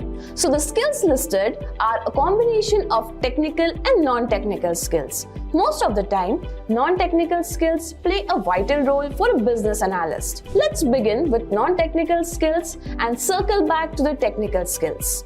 Critical thinking and problem solving. Critical thinking and problem solving ensures strategic decision making, optimizes processes, and mitigates any potential risk. You need to have expertise to analyze complex business challenges, identify the root causes, and develop innovative solutions. The main idea is to leverage analytical rigor to deliver data-driven solutions for enhanced business performance. Collaboration and communication. As a business analyst, you must possess exceptional interpersonal skills, bridging the gap between businesses and technical teams to achieve shared objectives. It helps you to effectively collaborate with the diverse stakeholders, fostering clear communication and consensus building to facilitate a smooth project execution, aligning business goals with technical solutions, and driving stakeholders' buy-in. Cost benefit and negotiation. A business analyst must be capable of demonstrating financial acumen and negotiation prowess, ensuring value-driven decision-making and favorable partnerships. You need to evaluate proposed solutions using financial modeling and cost-benefit analysis. Skillfully negotiate contracts and resource allocation. This maximizes return of investment and secures optimal terms for the organization. Project management and documentation. Every organization employs proven project management methodologies to deliver solutions on time, within budgets, and exceeding expectations. As a business analyst, it's your responsibility to organize and execute projects efficiently, utilizing agile methodologies and best practices. Create clear and concise documentation for stakeholders, ensuring project success for meticulous planning, risk management, and timely delivery. In fact, a certification in project management and agile methodologies will definitely add weight to your profile. Domain knowledge. You need to have an in-depth understanding of the specific industry, business function, or technology sector relevant to the role. A business analyst must possess demonstrable expertise in the target domain, providing a significant advantage of the competitive edge and strategic insights. This facilitates seamless integration into the business operations, enables insightful analysis, and builds trust with stakeholders. These are just brief summaries. Each skill encompasses a multitude of sub-skills and fine distinctions that further emphasize your expertise and value as a business analyst. I am now circling back to the technical skills. The career of business analyst hinges equally on mastering these essential technical skills to deliver accurate, reliable, and high-performing results. So let's get started with the most essential technical skills for modern business analysts. Number 1. Microsoft Excel. Microsoft Excel houses many powerful capabilities. An advanced understanding of formulas, functions, data manipulation, and automation techniques will help a business analyst to efficiently analyze and interpret large datasets, create insightful reports, and automate repetitive tasks. On number 2, database and SQL. SQL is the most widely used data querying language. Versions like PostgreSQL, Oracle SQL, and MySQL are widely used in the industry. Familiarity with relational databases and query languages like SQL would benefit you in easily extracting, transforming, and analyzing data stored in various databases, enabling you to unearth deeper insights. Data analysis. As a business analyst, you need to master the fundamentals of data analysis, exploratory data analysis with Python and R, mathematics, and statistics. Data analysis is a combination of statistical analysis, hypothesis testing, and identifying trends and patterns from data. It helps translate raw data in actionable insights, defines action items, informs decisions for business, and drives improvements. On number 4, we have data visualization. The critical part of business analysis is trying to establish solid communication between the technical team and the non-technical stakeholders. Enhancing the understanding of insights to facilitate decision-making across all levels is mandatory. One good way to do is by creating compelling charts, graphs, and dashboards. This helps effectively communicate the complex numerical data into visuals that speaks for themselves. Tableau, Power BI, and ClickView are some of the leading data visualization tools in the market. ERP and CRM tools. A business analyst needs to understand the enterprise resource planning or ERP and customer relationship management or CRM systems. It helps to better understand and establish business acumen, giving the organization a competitive advantage to streamline data analysis processes and gain holistic views of business operations and customer interaction. Tools like Oracle Fusion Analytics, Salesforce, etc. are some of the ERP and CRM tools. Mastering these skills empowers business analysts to shine in today's data-driven world of businesses to unlock valuable insights and drive strategic decision-making. Proceeding further, we will discuss the important part of today's session: salary trends of a business analyst. Business analysts are one of the top paid professionals around the world. According to Glassdoor, in India, the average base pay of business analysts ranges from 5 lakh rupees to 12 lakh rupees per annum. In United States of America, the average base pay of business analysts ranges from $70,000 to $100,000 per annum. Ever wondered what those people with fancy charts on their computers are doing? They are probably business analysts. So what's a business analyst? Think of them as the Sherlock Holmes of the business world. They look at lots of information and figure out how to make companies run better. And guess what? It's a pretty cool job right now. Lots of companies are trying to hire these folks. Want to know how much they make? On average, about $85,000 per year. Some of them even make over $120,000. Not bad, right? But here's the thing. To be really good at this job, you need to know some special words. It's like learning the secret code of business. And in today's video, we are going to look at the 10 important words every business analyst should know. And by the time we are done, you will be talking like a pro. So let's start with a little story. Meet John. John works at a company and is always overwhelmed by all the data terms his colleagues use during meetings. So words like KPIs, data warehouse, and analytics were thrown around, and John often felt lost. He knew understanding these terms was crucial for his career growth, so he decided to dive into learning about business intelligence. John started by learning what business intelligence actually means. He discovered that BI involves strategies and technologies that help companies analyze and manage their data. For example, if he worked at Spotify, BI could tell him which songs are getting the most plays, when people listen the most, and even predict the next big hit. This realization made John see how powerful BI could be for making informed business decisions. Alright, so let's dive in and let's understand what business intelligence actually is. Imagine you're running a popular ice cream shop, and business intelligence is like having a super smart helper that tells you everything about your business. Cool, right? So what exactly is business intelligence? It's all the tricks and tools companies use to understand their data better. It helps them make smart choices based on facts, not just guesses. For example, let's say you use a tool like Power BI in your ice cream shop.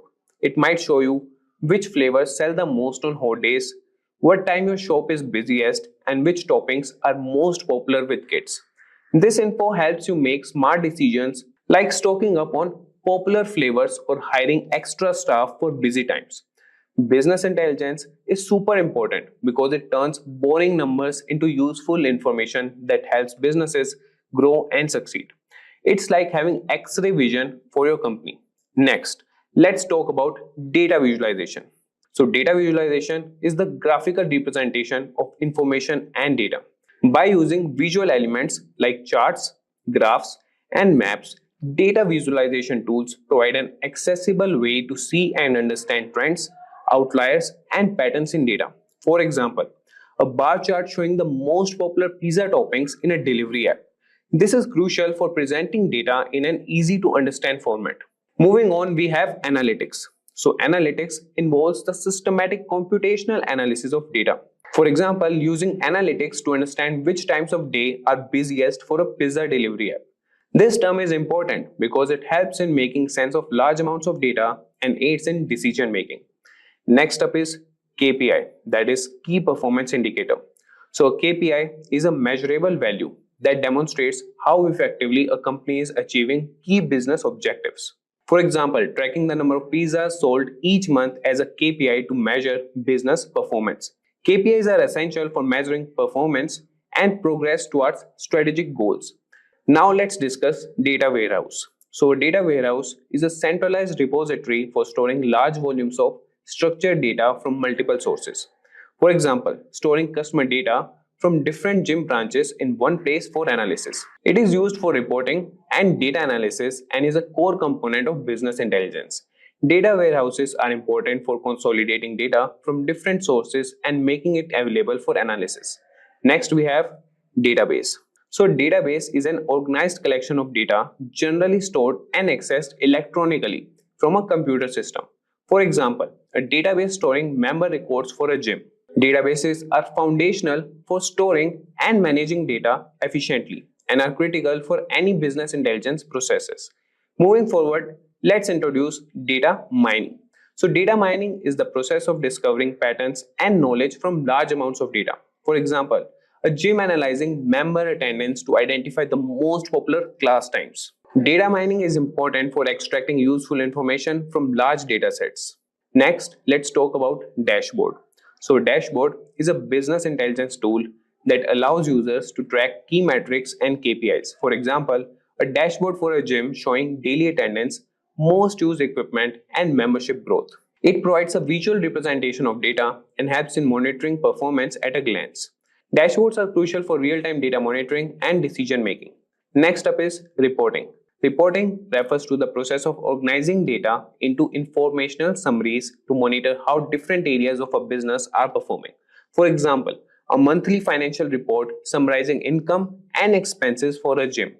Reports are essential for tracking progress, identifying trends, and making informed decisions.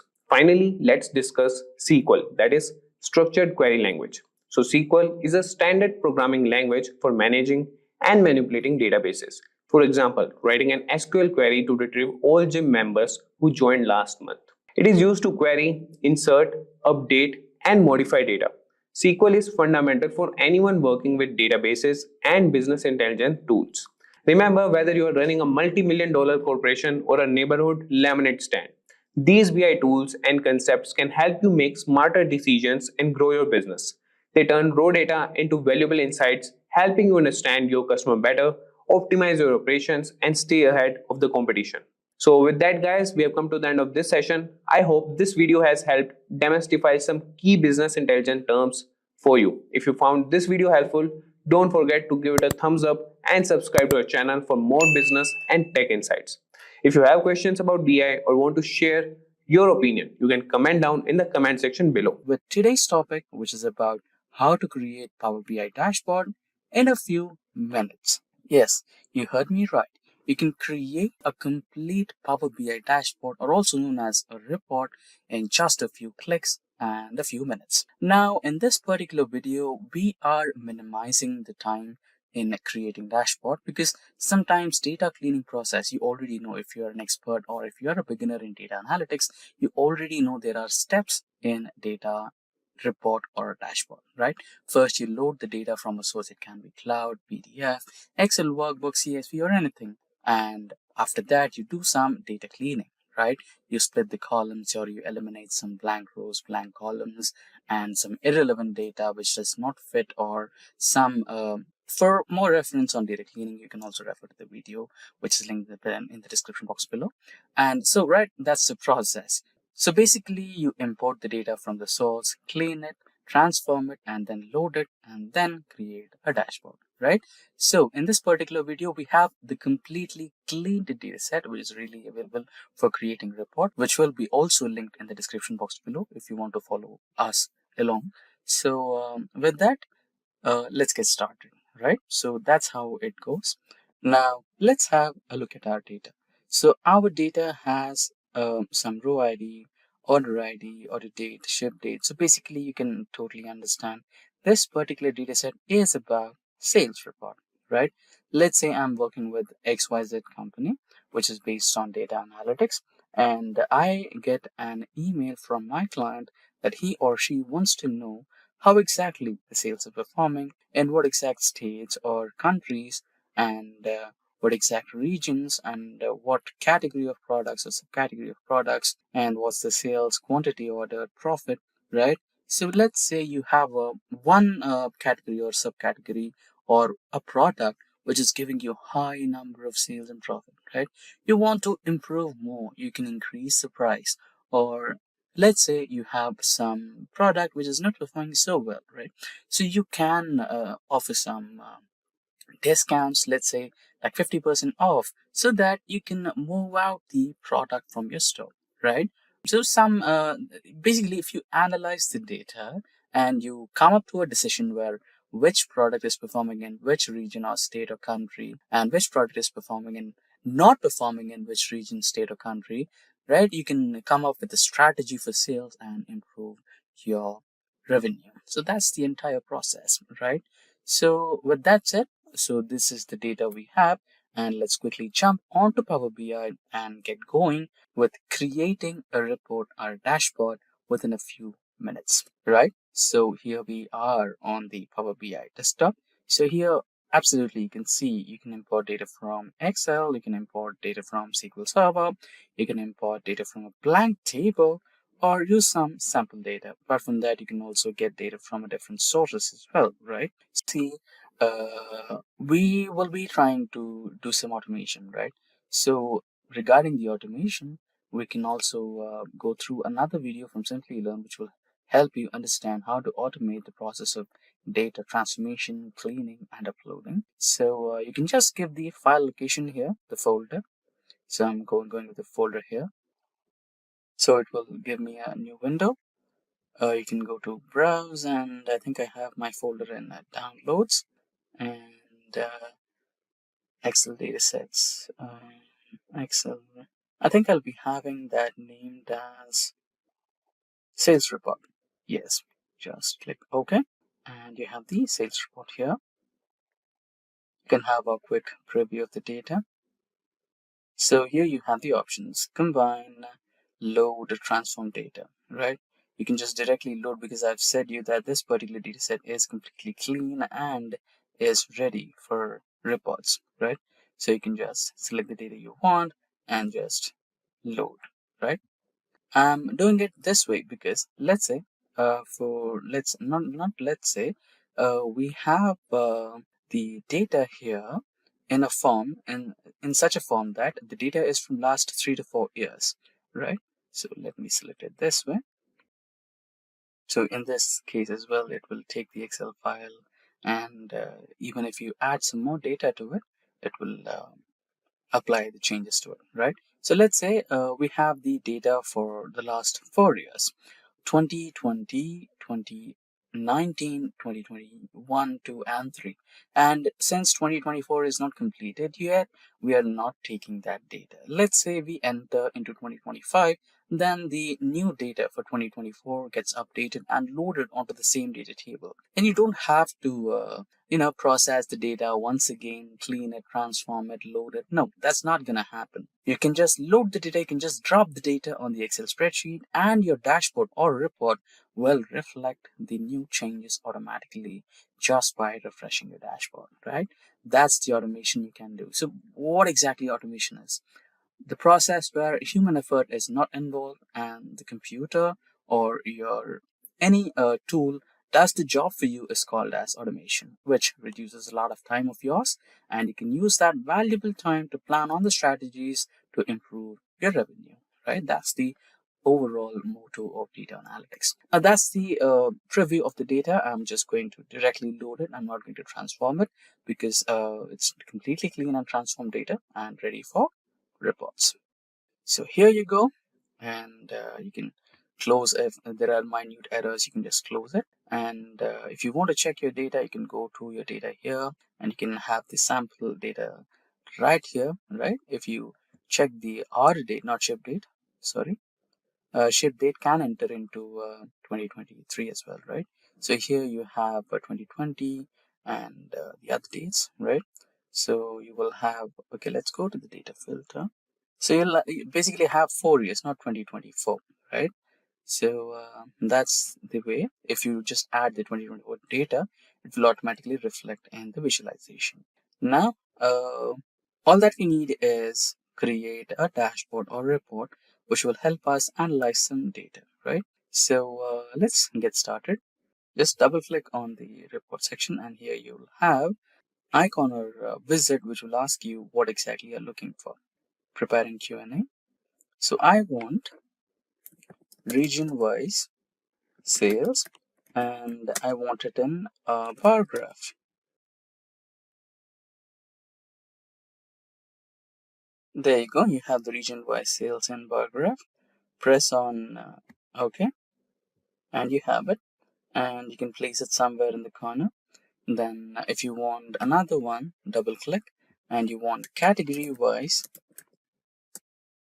category sales, and let's take that in pie chart.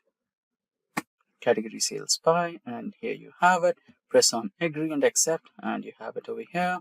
And year-on-year sales in a line graph, sales by date, or sales by date line graph. Here you have it. Accept that, so that you can identify which is the peak performance year or peak performance date for us, which gave us the highest number of sales in a certain region, right? So here we have it. You can place it, you can customize it, right? And now let's go for subcategory. Double click, and subcategory.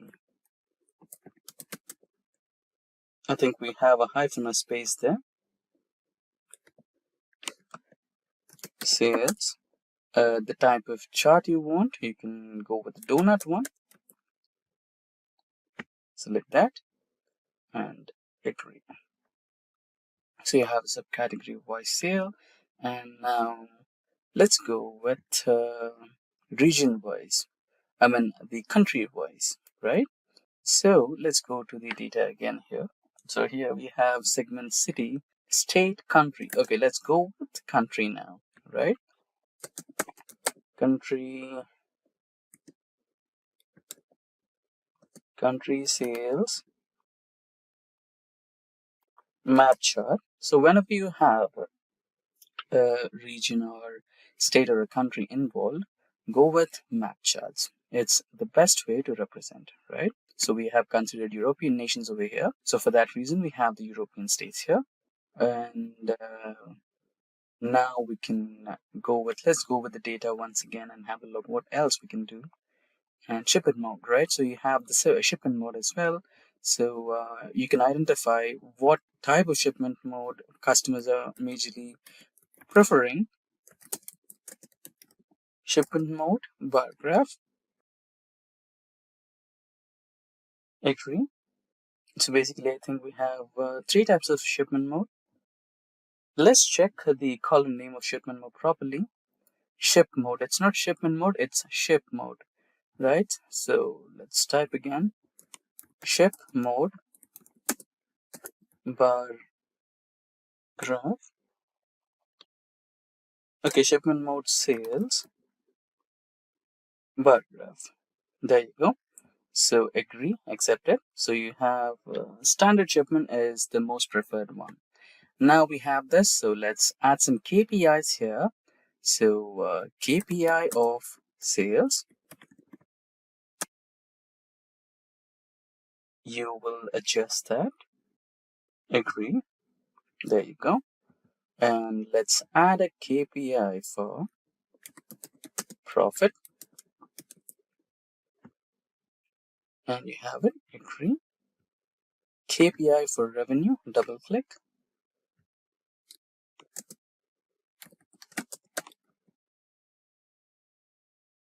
Let's check if we have a column called revenue. Quantity, discount, profit, right? So let's go with quantity and discount. So revenue is not added, so it's okay.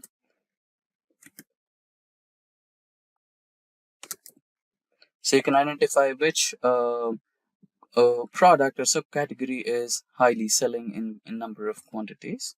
So you'll have the sum of profit, sum of sales, sum of quantity, and what else we left? The last one, discount and rate. Sales, discount, profit. So let's identify if we have offered any. Okay. So let's add a KPI of rate as well. If we are completely focusing on a single product, a single category, we must be having a KPI for rate as well. Double click somewhere, KPI on rate. There you go. Accept it. And you have the completely formatted dashboard or sales report ready for a meeting. Let's close all these so that we have a better visualization, and you can just go to the slideshare mode or fit to the page mode where you can have it. That's good. So this is how you create a completely functional, fully functional sales report or sales dashboard just within a few clicks and just within a few minutes. Let's say I want the sales report only for central region. Click that and it's completely interactive. And let's say we don't want that, click outside and you will have everything back to the normal, right?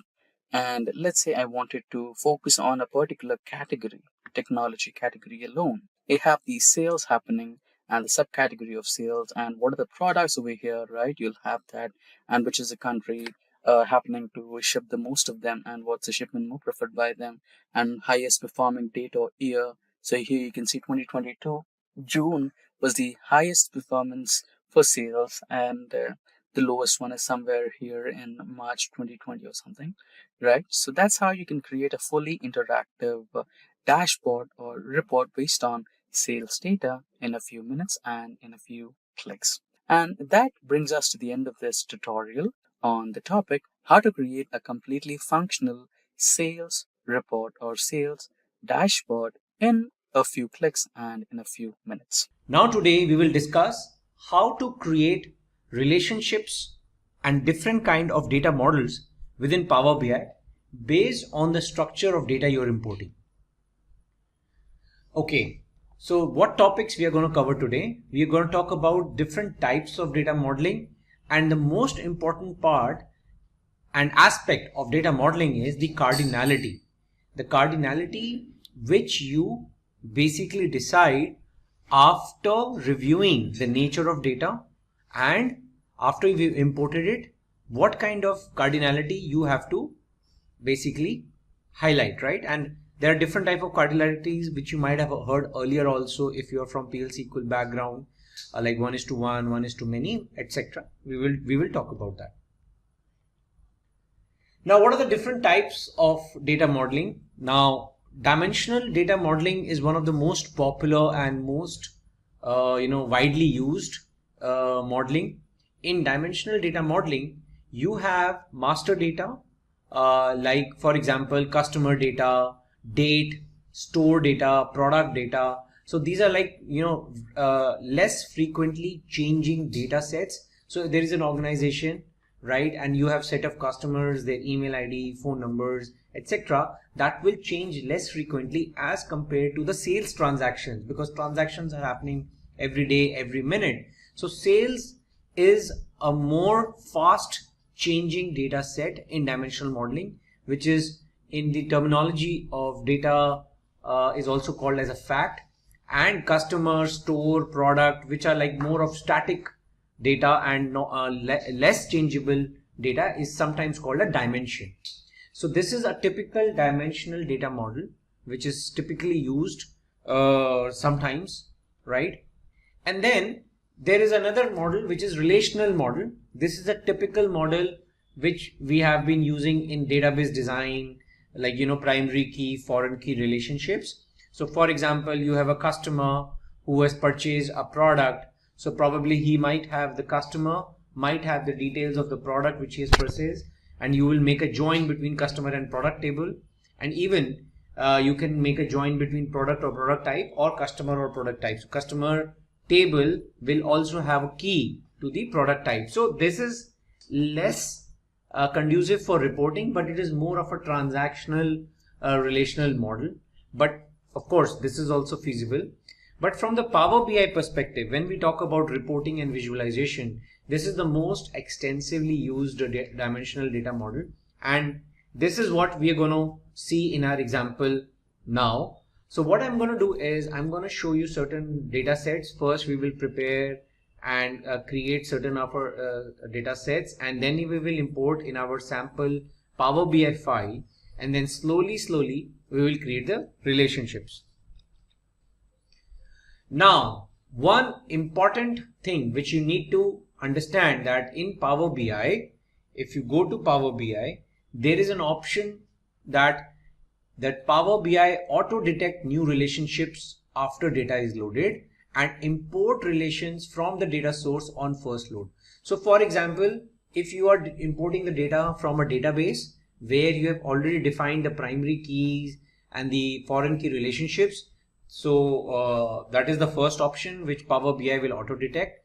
And secondly, if suppose you are importing two different kind of data sets, one is Excel, one is CSV, and if Power BI detects a common column, key columns, it will auto detect a relationship which you can go and later change, modify, manage in your relationship menu, manage relationship menu in Power BI, which I'm going to show you.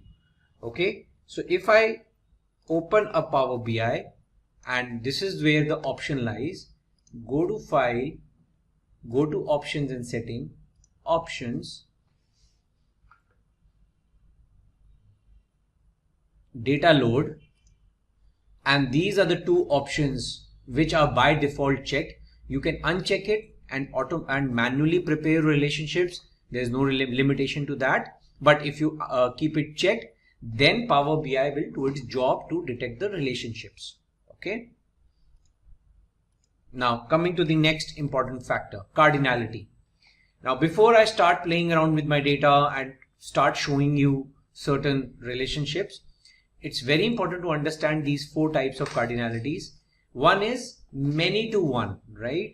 So basically, many to one means that many orders contain data of one customer. So per order, one customer is there. So from customer to order or product or delivery address, it's a one-to-many relationship. And from the other side, from order to customer perspective, it's a many-to-one relationship. Okay. Second, other cardinality is 1:1. 1:1 relationship is only applicable when you are saying it's an extension of the current table. So for example, in one table you have employee details and you are extending the details of the employee in another table like employee address, employee ID. So that is like 1:1. There is no multiple records of a single employee. In the address table, only one employee ID exists, right? Now 1:many, as I said, is the reverse side of many:1. So in customer table, only one customer record exists per customer, and one customer can place many orders for multiple products and can also have multiple delivery addresses. So that way, this is a typical 1:many relationship. We will be seeing this example also in our sample data set. And last is the many-to-many relationship. Now, many-to-many is a very typical example, so which I'm going to show you practically. And in our case, we will see that, like for example, you have placed an order for a particular product, but there are multiple fulfillments which has happened. So suppose you made order for 10 products, but at the back end, when the company is fulfilling, it is first fulfilling the first 2 products, then the rest 3. So basically the fulfillment is happening in batches. So one order ID might have multiple fulfillments for the same order ID. So there will be a many to many relationship, which I'll show you practically. So now with this background, let's start importing our data. Now the first important thing which we need to import is the master data. So first I'll import all my master dimensions which I'm going to use in my example. So first is the customers table, customers data.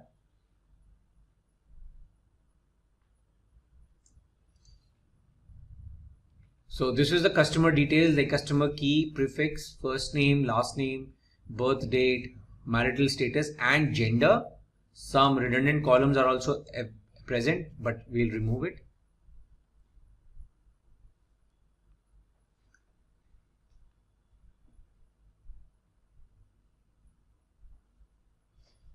So my customer data is loaded. Now today's session is all about this section of modeling. So we will keep our focus over here. Okay. Now some columns, probably some blank columns are there. I can select them and say delete from model. Yes. Okay. So now this is my customers data with the relevant columns and the key per customer, customer key. Now there's no relationship in this model right now, right? Because only single table is there and the associate data is only imported.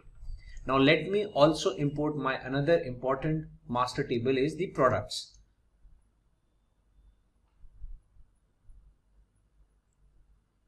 Select the product data, product key, product subcategory, product SKU, product name, model name, product description, color, size. So just see all the relevant information only specific to the product is available. So I'll import it. Okay. Now see, there's no relationship between product and customers directly because until and unless a customer makes an order, places an order for a particular product, there is no join, right? So now between these two tables, the most important now another table which will now make sense is the sales order table, sales table.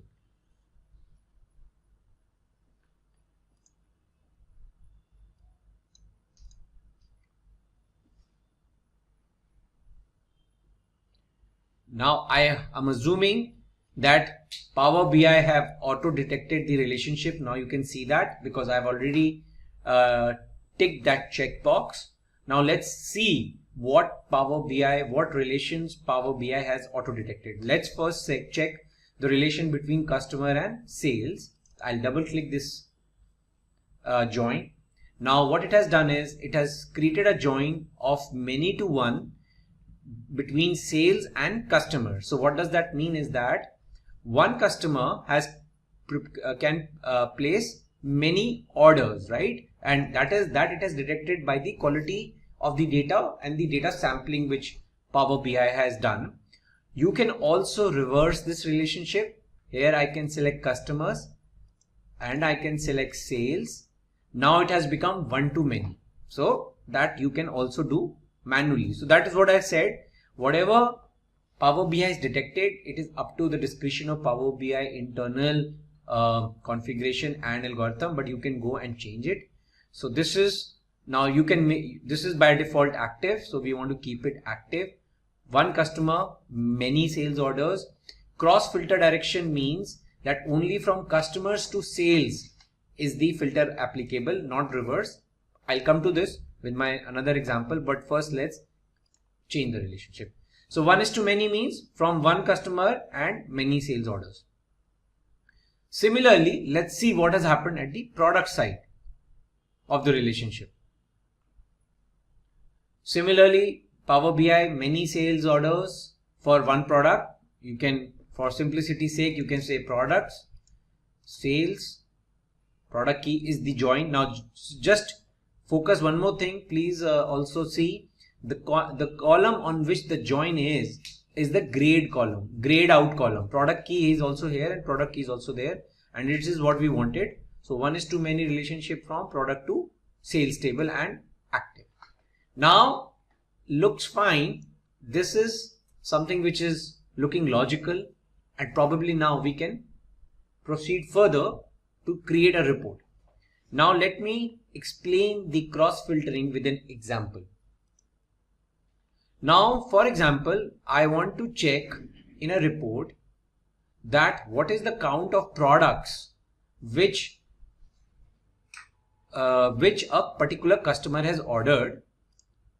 Okay, so what I'll do is I'll select the product count of product name.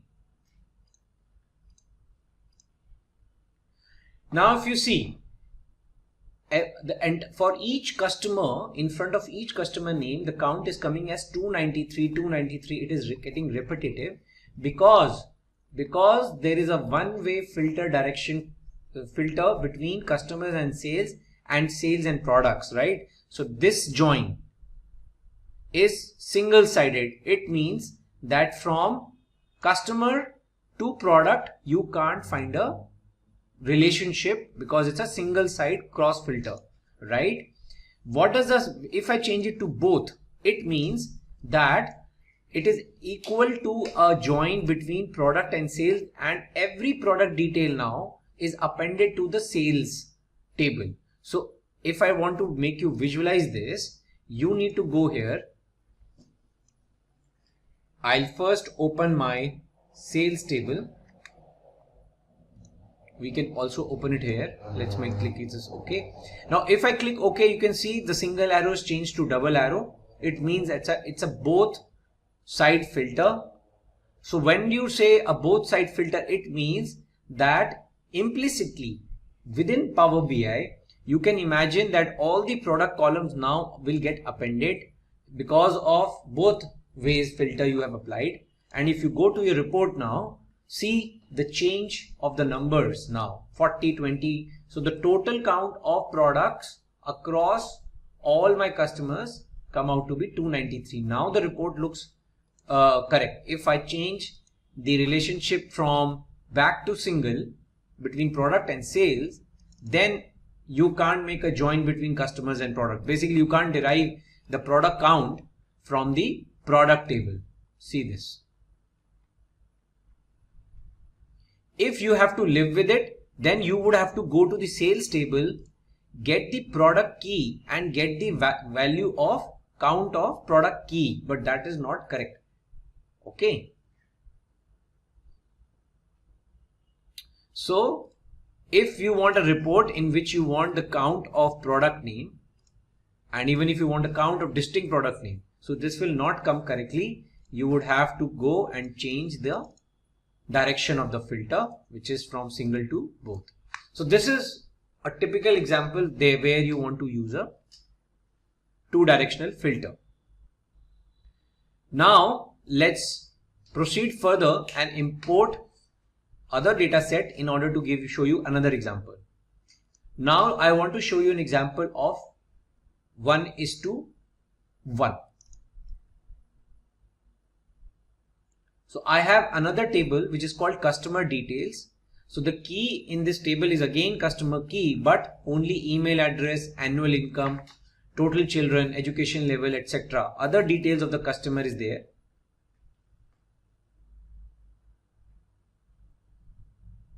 So I'm loading the customer details. Now you see it has auto detected a 1:1 relationship. Now, what is the meaning of 1:1? Means one customer key only has one entry in customer details. There is no multiple entry. So if you click this button, it's a 1:1, and the cross filter can be both or single, doesn't matter, because one customer will have only one value. You can make this as active. Okay. And if you go to the customer report table, you can now easily associate a email address with the first name. You will get 1:1 record.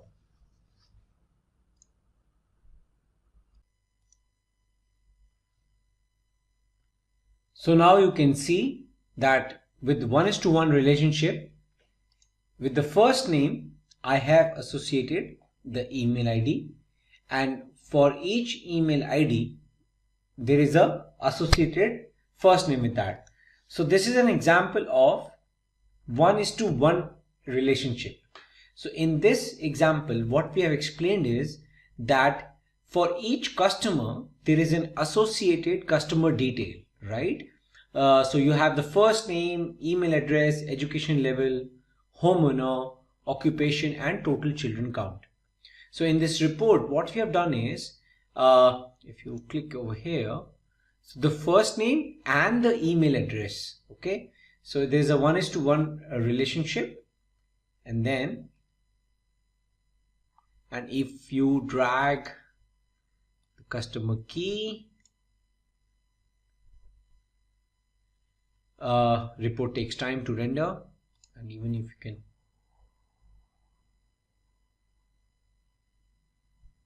so this is the reporting output. You have the customer key, first name, associated email address, and the count of product names which the customer has ordered. Now this is an example of 1:1. Now I want to show you an example of many to many. Now for that, I'll import my fulfillment data set.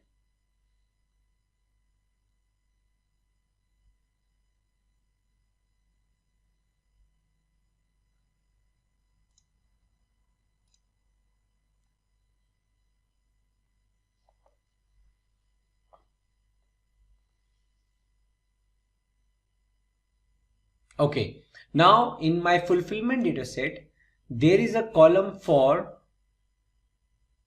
order number. So basically what I'll do is I'll drag order number from here to here. Okay, so now what has Power BI detected? I'll do one thing. I'll select sales over here, fulfillment over here, and order number to order number. Okay, so it's a many to many relationship. So it means that per order, I have created multiple batches to fulfill that particular order. Now, many to many relationship is definitely a candidate for both ways cross filter detection direction, but you can check that.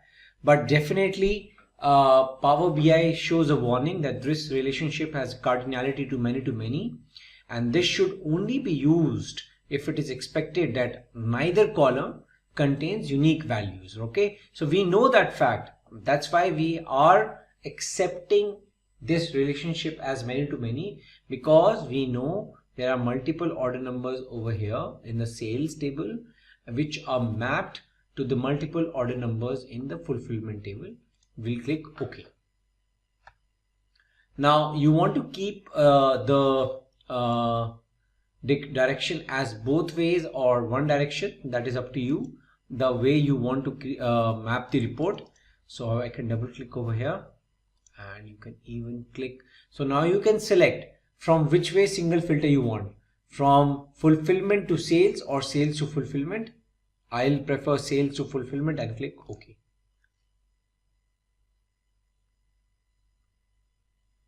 Okay, now we have all our different kind of relationships over here, which we have tried to shortlist. One to many, many to one, one to one, which is this example, and many to many. Now if I show you further relationships which you can keep on adding, like for example, I have the example of territories. Now in which particular territory the sales was done, so I can map it over here.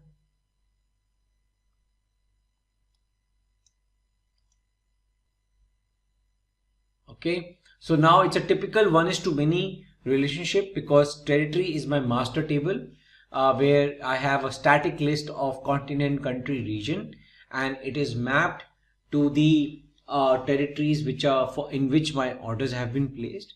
So it's a typical 1:many. So that way you can keep on adding data. Then you have details of returns.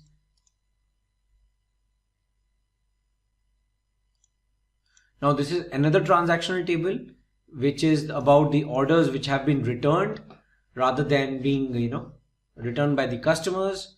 So you have a product key, so automatically Power BI has detected a relationship between the product key and the product table, right? And even if you can join the territory key, in which territory the return has happened, right?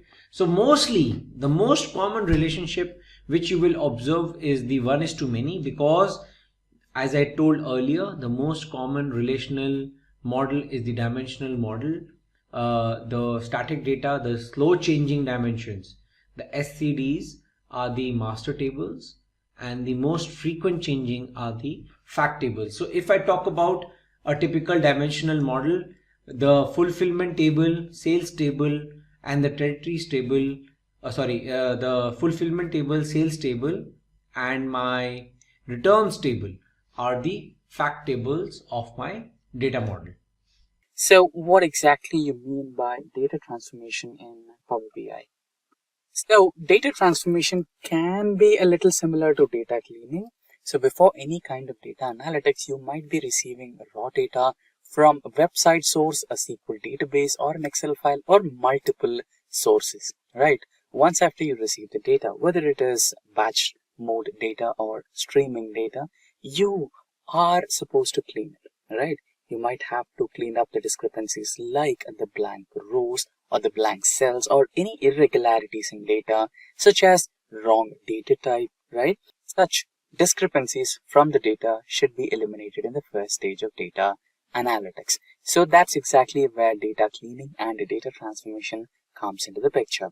So you have various tools for data cleaning and data transformation like Excel, SQL, but if you are a Power BI user, then good news for you.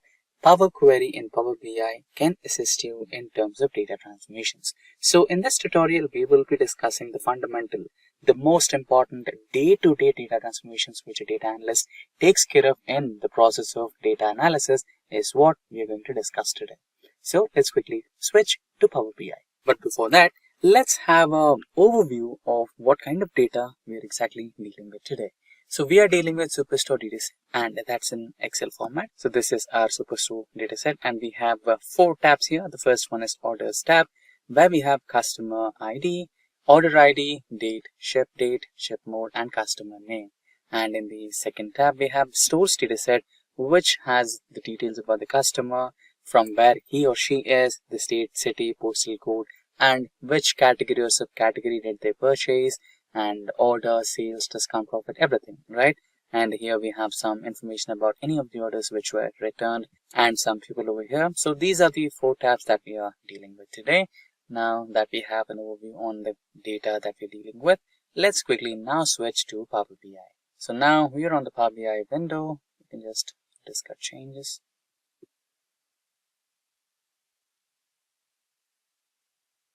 There you go.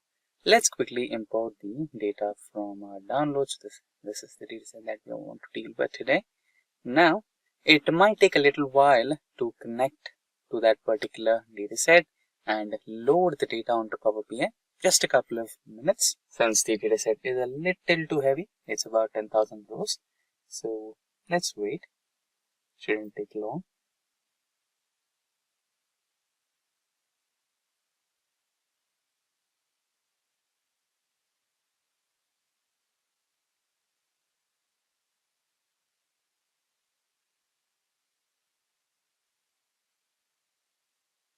There you go. The data got successfully loaded. So you have the option of loading what kind of data you want. You have 4 tabs as we just discussed. You can load the Orders tab, and you can load the Stores tab. And in case if you want the Returns tab, you can also load that. And if you want all of those, just load all of those, right? Now, I just want the 2 tabs, Orders and Stores.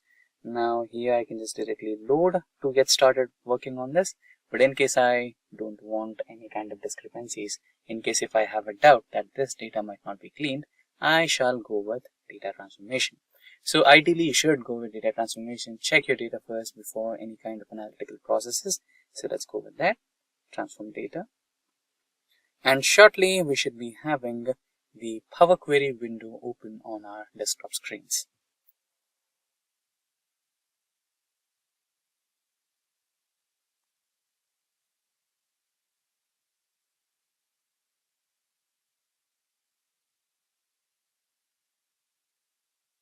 So there you go. You can see the complete dataset has been successfully uploaded, both the stores and orders datasets. Now let's quickly check the data from our dataset. So here you can see we have orders date, right? But I can see 42682 and 42533. This is not in the form of date, correct? So this is the simple step that we discussed, changing the wrong data type. So you can just click on the lower arrow button over here, and or you can right click, and here you have an option to change the type, correct? So it is considering it as a whole number, which is wrong. So you can change it to date. Replace current. So now we are trying to change the order date from a data type a whole number to date data type. So there is some error. If you click on error, or if you just navigate onto it, Power BI should be able to show you what error was it. And just in case if it's not working, okay, we are unable to parse the value provided. So you can just remove that and try it in a different way. Change type to date and time zone. Date. I think this should be helpful.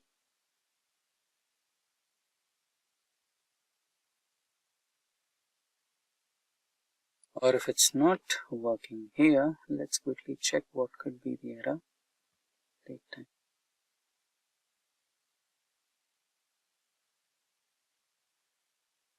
And now let's try to refresh the data.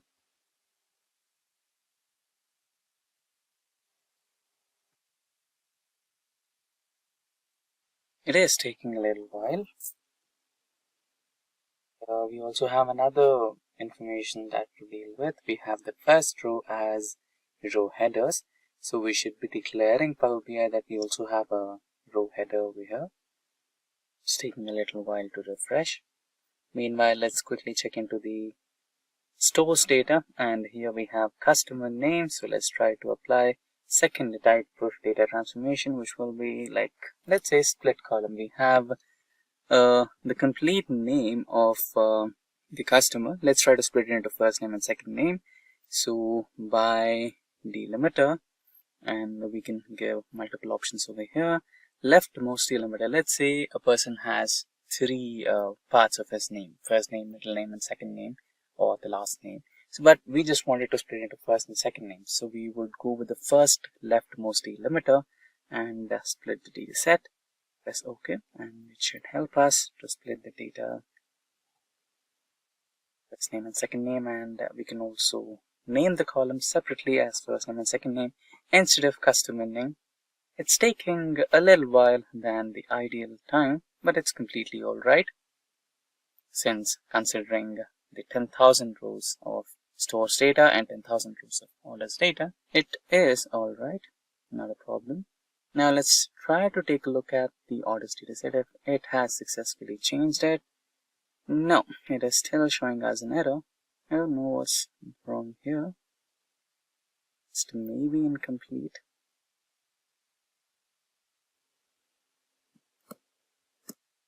Let's quickly refresh all instead of preview and check if it can help us. So there you go. After refreshing, the first order date is changed to date data type. So what we missed is when you change the type, you're supposed to add a step. So what exactly I mean by that? Now we are trying to change the second one as well. So just wait for a while and it will give us a choice if we want to add a new step or not. That's when we select the option yes, please add a new step. So what do I mean by steps? So applied steps, you can see something over here, right?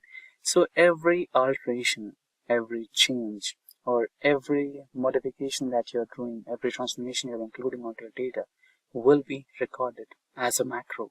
So that can be implemented if you are loading a similar data set for the next batch. Let's say this is 2022 data, and if you're trying to analyze the 2023 data and every column is similar, then you can just follow these applied steps and the same implementation will be automated. You don't have to spend time in doing the same process once again. There you go. So this time it has recorded this step and it automatically has taken a new step over here. Change type step 1, change type step 2. If you don't want the step to be added, you can just select the red X mark over here. It will remove it. And similarly, when you go back to the stores data set, here you have the first name and second name split successfully. And now let's say you want to have unique customer data, right?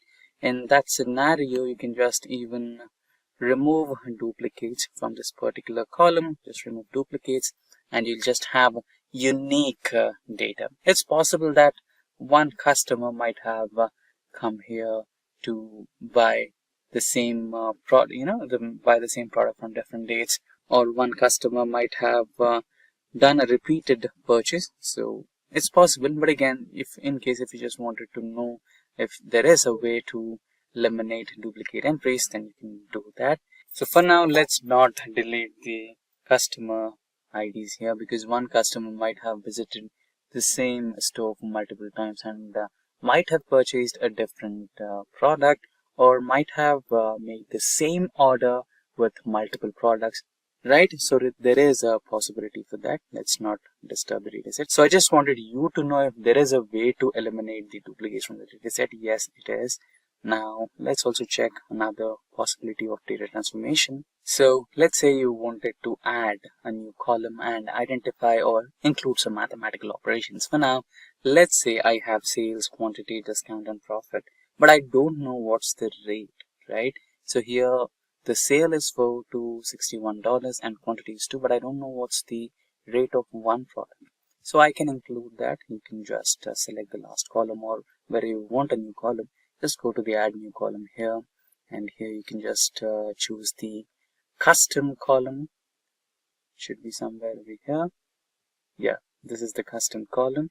And now if you click on the custom column, you can rename the custom column to rate of product, and here you can choose the mathematical operations to be applied on the columns. So sales column, insert, or double click, divided by quantity. Okay, now it should give you the rate of each product, individual product.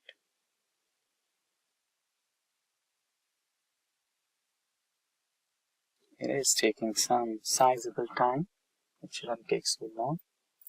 So there you go, you have the rate of product. And now let's say you want to combine multiple data sets. For example, here I have stores data set, but my stores data set doesn't have any data related to orders, and orders does not have any data related to customers. Now I want to combine these two. Is there a way? Yes, you can do that. Now let's get back to stores, and here go to home option, and here you have something called merge queries. So now the stores dataset has been selected in the first dataset. Here, just select the drop down and select the second data type, which is orders. So here you can see stores with the current one, which is in the first place. Now select based on which primary key you want to combine both. So I want to go with customer ID because both of my datasets do have customer IDs. So I'll go with customer ID, and both datasets will be combined.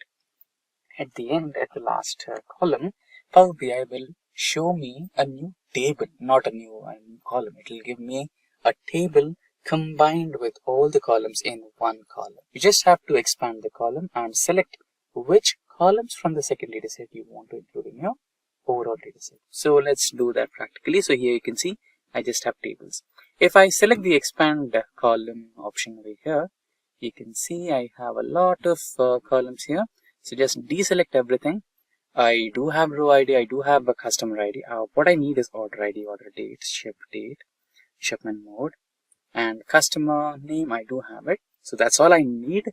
So just press on OK, and I should have them included in my new dataset altogether. It might take a little while.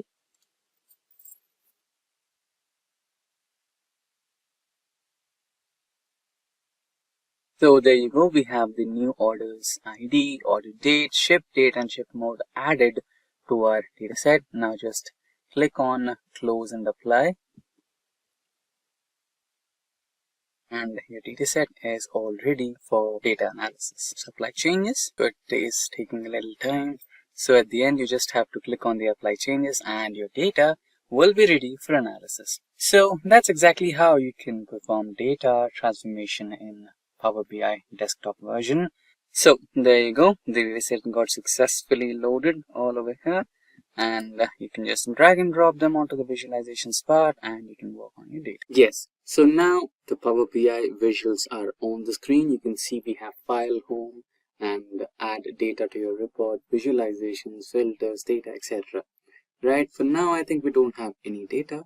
We can quickly import the data onto this particular platform and start our analysis.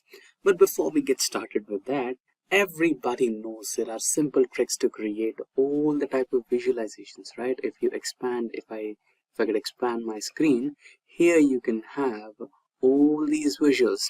And let's say if I just double click here and if I want any type of visual, it will just show me the visual, right? Let's say I want a bar graph for the sales happening in all the regions. So I'll just double click, I'll tap it down, give me a bar graph for sales, right? It will give you.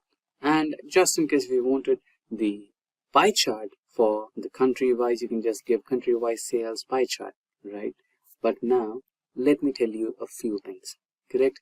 So if you are using a pie chart and if you are dealing with, let's say, a lot of companies, or countries, a lot of countries, like 20 countries or 25 countries, right? In that scenario, pie chart look a little cluttered, right? And let's say you wanted to find out the sales that are happening in the region wise and you asked Power BI to create a line graph for that. That would not give you the proper visual. That will not give you the proper visualization, to be honest, right? So as a beginner, if you are learning Power BI, the most fundamental thing is not just understanding how the tools in the Power BI work, what kind of visualizations you have. The most critical thing that you will need to know after understanding the basics is what type of chart is to be used for what kind of visualization, right? So that's exactly we are going to discuss today. What kind of data requires what kind of visualization. Let's say I'm working with date data type. Let's say I'm working with sales data type. Let's say there is a requirement where I need to present the data in form of table or a card. Then what are those scenarios? And if I want to use the pie chart or bar graph, then what kind of data types that I need to deal with? What are the situations where I need to use the bar graph and where I shouldn't, right? A few basic fundamentals that we will be dealing with today. So we have a wide variety of bar graphs in the first row and a wide variety of line graphs in the second row, which deal with the line graph, area graph, ribbons, etc. And in the third row, we have waterfall, funnel, scatter plot, pie chart, donut chart, tree map, and next we have map and filled map, and we have the gauge, cards, and everything, right? And here we also have a KPI, right? So we'll also go through a KPI type of chart. And if you want to learn about the KPIs exclusively, then we have the KPI tutorial in Power BI lined up in this particular series, so you can also go through that. And after that we have some slicers and we have tables and we have matrix, right? So a wide variety of charts available, correct? So we will try to understand the major ones. The first row, bar graph, which are the scenarios where you need to use the bar graphs. Next row we have the line, right? Line area. So all these come under one kind of set. They are similar to one another. So which is a scenario where you can use a line graph, which is a scenario where you can use a waterfall or a funnel chart, which is a scenario where you can use a scatter plot, which is a scenario where you can use a pie chart, right? A wide variety of probabilities, a wide variety of permutations and combinations. So what are the exact needs? What are the exact visualizations that carry a value, that carry a meaning to the stakeholder? Which are those particular charts which explain the numbers in the right way possible? So that's the point of today's discussion. So to begin with, let's import the data first from the Excel document. So we will be using the Excel data over here. Just click OK. Now you have a wide variety of tables which are present in that particular workbook. We are dealing with the data tab. So just click on it, select and load.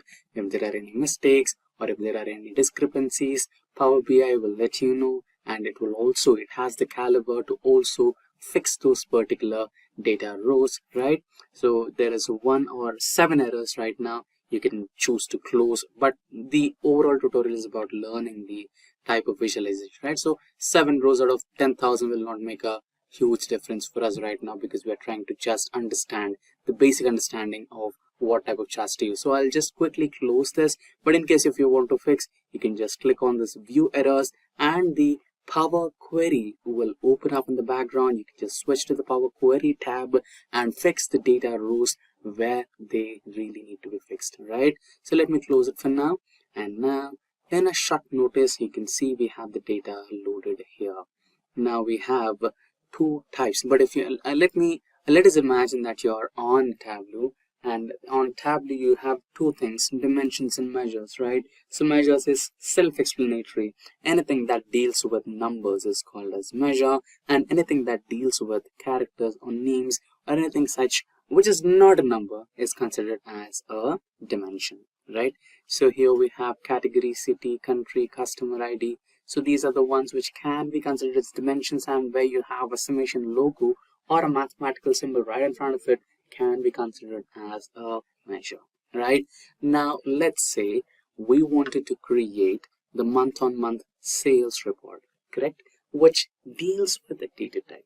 So just data type, right? Just remember, whenever date is included in your parameters, either you're adding it to the rows or columns, just make sure that you are using the line chart, which is over here. So let's quickly rename our page to line charts or graphs, correct? Now we have named it. Now you can either choose to double click and add that, and then here you have x-axis and y-axis, or you can just drag the order date, expand this order date, and the hierarchy is over here. So if you want to go with the month on month, you can simply add this to x-axis, and you can have your sales data somewhere over here, drag this to y-axis. This is one way of creating it. But in case if you don't want to waste time in this particular huge process, you can just choose to simply double click on the canvas and write it over here, line chart sales month. Just click, and there you go, right? Brilliant. Now if you choose to spotlight, or you can just expand this, right? And if you choose the spotlight, you can see a vertical line showing you the numbers, correct? We start from January and all the way to December, right? And here you have the month-on-month sales. So remember, whenever the data type is included in one of your parameters, then the best way to represent, the best way to visualize the reports will be the line graph, right? With that, let's switch to the next one. Now, since we were supposed to discuss the bar graphs first, but it's okay, not a problem. So let's discuss the bar charts now. Let us know the data set first. So we have sales, profit, discount, numbers, etc., right? And we have region-wise, city-wise, category-wise, country-wise. So let us go with category. Now, let us go with category and try to build a bar graph. Just double click anywhere and category. Okay, bar graph. Okay, if not category, you can also choose to have subcategory. Okay, GRAPH. Just take care of your spellings. I think I missed an R over here. Bar graph, subcategory, enter sales. There you go. So you have your chart right here. If you just expand it, you can see we have a wide variety of subcategories, and Power BI was kind enough for us to, sort the data in form of highest ticket price or highest selling product in the first place and the lowest selling product in the last place. So this is how the bar graphs work. But just in case, if you can tell me, why couldn't we go with a, let's say, pie chart, right? Let us also check that. If I just click on this, what happens? You can see a lot of cluttered data, right? You have a lot of subcategories here, more than maybe 10, right? So in this scenario, the visuals are a little displeasing and you don't have the accurate value over here.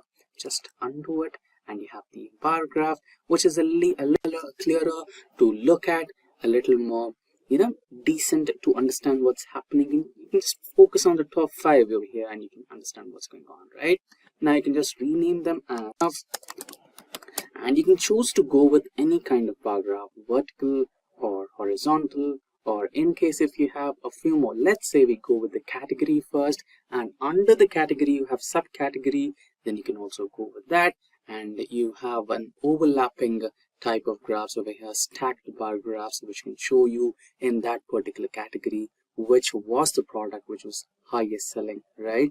Now you can also add that, whereas the category, right, you can just choose that. Okay, so I think we can open a new tab, and okay, so we have the bar graph. Next we have waterfall. So let's open and let's name it as waterfall. So waterfall is something which period performance of that particular property or that particular entity. Let's say I wanted to find out the year-on-year or date-wise performance of that particular subcategory. In those scenarios, I can go with waterfall. So just simply double click and ask Power BI to create a waterfall model, waterfall chart, enter space sale. There you go. So it's giving you the period over period sales report of subcategories, and the green line indicates that it is slowly growing in terms of sales, and the red one shows the decline in sales, which is not happening anywhere. And this is the total, the overall the overall subcategories. So it will give you a waterfall model, and the overall total of that particular segment is this much. And now we have dealt with subcategory waterfall model, and let's try to create a ribbon chart. So ribbon chart and the area chart, those are similar to one another, stacked area and ribbon chart. So ribbon chart will give you the performance of that particular product in the timely, if you want to see the performance of that particular product in measured in terms of time, let's say month on month, quarter on quarter, year on year, day by day. That can be done using the ribbon chart, similar to the line chart. But anyways, let's take a look. I'll name it as ribbon, and just double click the Power BI canvas, ribbon chart, or just ribbon, subcategory, enter sale. There you go. If you write order month, you can also track the monthly performance of those products, right? You can see a steady decline, you can see a steady upline, and so here you can see the months, and here you can see the different colors of months. The different colors represent the months. So here are the products, and based on the products, how's the monthly performance, right? Is it declining or is it increasing? You can find it out. You can basically find out that. And moving ahead, we will deal with scatter plot, right? So first we dealt with the bar graphs, next we dealt with the line graphs, and now we also dealt with waterfall, funnel, which is something similar. Next we have stacked chart, scatter plot chart, right? Now, scatter plot is a little different. Let's say you're dealing with numbers, only numbers, nothing different. Usually what we do is we carry out a dimension and a measure, right? But in this scenario, you want to deal with only numbers. Let's say you are providing some discount on all your products and you wanted to know the profit against the discount offered. Here, you're dealing with two numbers, profit and discount, right? So in those scenarios, what do? So that's when you find out by using the scatter plot. Just double click on the canvas, write it down as build me a scatter plot. Just check the spelling, SCATTER, scatter, discount, enter, and profit. Now it will create a scatter plot based on discount and against the profit. Now you can give some dimension, you can go with subcategory. There you go. Now you have the profit obtained against the discount offered based on different subcategories. Just expand it and you can see in which subcategory what kind of discount was offered and what kind of profits did you make. So 25% discount was being offered on accessories and you made a profit. Still you made a profit of $33,000. And here you can see almost 200 discount was offered and still I think that is 1+1 offer or maybe end of the season sale, but still they made a profit based on some parameters. And here you can see the least discount and highest profit. Okay, the least profit and the highest discount is in terms of tables, which is 33%, the maximum out of everything, and they still did not manage to earn some good profits out there. So this is how you create a scatter plot. Just quickly name it as scatter, and next we can deal with the pie chart. Now just double click on the canvas, pie chart, region, sale. So you have 4 to 5 regions here, and using a pie chart would make a good impact on this particular visual, as everything seems clear and you can easily make out which particular region made the highest sale by just looking at the size of these pieces, right? Now let's quickly name this as pie, and now let's move to the, you can just you can use the same data for creating a donut graph. You can use the same data used to create a tray map, and yeah, those are similar to one another. And let's quickly jump, and now let's create some maps, right? Now, when do you need to use map type charts? Let's say your data set has some geographical data, something like city, something like country, something like continent, right? Or longitudes, latitudes, anything which gets in touch or gets in line with the geographical data, then you can proceed and build the map data types. I mean the maps, correct? So something which is related to the map data type, you can build a map. Now, let me double click on the canvas and ask Power BI to create a map in country sales. There you go. You have, as simple as that, you have the country-wise sales on Power BI right here. You can also choose to have filled map, which will show you how much sale is happening. The darkest color will indicate the highest sale and the lightest color will indicate the lowest sale. Now, moving ahead, we have the cards and gauge. So cards and gauge are completely similar to each other. Just click on the Power BI, double click. You can write card, country. Okay, let's go with region because we don't want to go with, or we don't want to have multiple cards. We just want to have 3 to 4 cards on our dashboard. So we'll go with category, sale. So you'll just have a card here, right? You can just keep it anywhere on the corner. In terms of real-time dashboard, you can just keep it anywhere. And let's name it as card. Now let's proceed and create a KPI. So multi-row card, you can also create a multi-row card. Let's say you have, let's go back to card and check it once. So if you create a multi-row card, we have 3 categories, and you can also add the subcategories of each category. So that's similar to a multi-row card, correct? Now let's go back to the last type, or we have KPIs and table. So KPIs and table are completely similar to each other. Let's try to go with the KPI. Now we have discount, profit, sale, and quantity, correct? So KPI is something which gives you the direct real-time number of what's happening with your real-time dashboard, correct? Now how many number of products are sold, what's the overall sale that we performed, what's the overall profit that we received, what's the overall discount that we offer. In terms of one single dashboard, you can create a KPI for that. Now let me create a KPI discount first. That's as easy as that. Now KPI for the profit, enter, there you go. Now double click.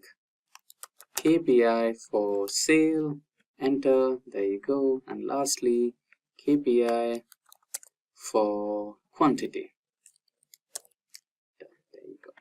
Now that's how you create the different types of charts. So basically, if you integrate all these charts into one page or one dashboard or one canvas, that's what you call as a real-time interactive dashboard in Power BI. And again, coming back to the slicers, if you were using Excel, you might have to interconnect each and every single chart using the report connection option. But in Power BI, you don't have to create that particular report connection process.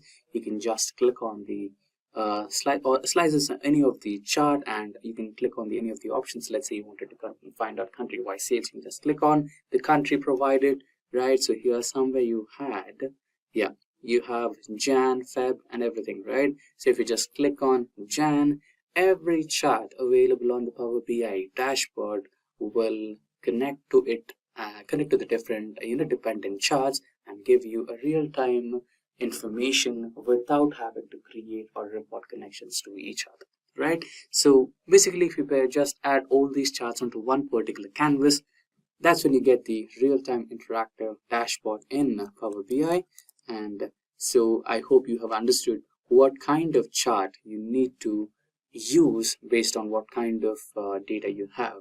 So we are on the Power BI window right now. So here we can see we have already loaded the data. We have the filters, visualizations, etc. And we have the canvas over here, right? So in the visuals section, if you closely observe, you have the KPI over here, right? So you can either select and drag it onto the canvas, or you can just simply double click and create a KPI. But before that, what exactly is a KPI? Right? It's the key performance indicator, right? It's a full form of KPI. So what exactly is key performance indicator? Let's say we have the sales dashboard over here, sales data set over here, right? Now we have region-wise sales, we have country-wise sales, we have region-wise profits, we have region-wise discounts, we have quantity, right? So it's like a visual, it's like a number, clear, literal, readable number right on top of your dashboard, right? So if you just want to have a quick glance of how many number of sales you made, how's the profit happening, how's the sale happening, how's the discount that you're getting, right? And how many number of quantity of certain product is being sold in a segment, right? So those are the key performance numbers which will be available right on top of your dashboard. So that's exactly what you call as a KPI. Now how do you create a KPI? So one way is you can just hold the KPI and drag it onto the canvas. So this is one way of creating the KPI. Let's remove this. Now another simplistic way of creating a KPI is just double click anywhere on the dashboard or the canvas, and you will have this. So just write what kind of KPI you want to create. So I want to create KPI for sales. Just create that and you have your KPI there. Now another one, KPI discount. Just click on that, you have the KPI for discount. Double click once again, KPI for profits. You have the KPI for profits. Now KPI for quantity. There you go. That's how you create KPIs in Power BI. Should you need to arrange the KPI sizes or color or background, you can also do that by just simply playing around the sections over here, right? The background or the outline section over here, you can just play with it. You can increase the size, decrease the size, add a background. You have a setting over here. You can do anything that you want, right? Now we will discuss about calculated columns. Now so far what we have done as per our last session is that we did data modeling on the different data sets which we had imported in Power BI, like products, sales data, returns, fulfillment, customer details, and customer master data, calendar details, etc. So in the last session, we prepared a data model and established the relationships between these different data sets, like 1:1, 1:many, many to 1, 1:1, etc. And we saw the examples. Now, once our relational model is prepared, our data model is prepared, now our next activity is to create certain additional columns which we want to derive basis the data which we have imported. So for example, I'll start with my product data set. Now in my product data set, I want to introduce a column which basically categorizes that if any product which has a color red, black or gray, I am going to tag it as a colored product. Rest I'm going to say not a colored product, right? So all these are like example of byte type product SKUs. So for that, now in order to introduce a new column, you just need to do what? You need to select the table in the data grid, go to the table tools and say new column. Okay, so column will get appended to the rightmost part and you will start seeing a formula section typical to like you get in your Excel. Now I'm going to say that the name of my column is going to be byte type color. Okay, and I'm just creating a if condition. If product color is equal to black, okay, or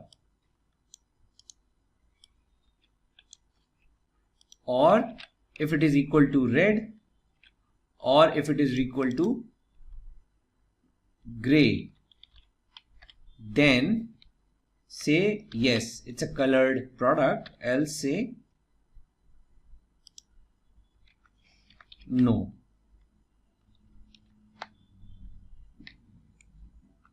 Okay, so now you can see basis the product color red and black, they are saying byte type color yes, blue is no, multi is no, etc, etc.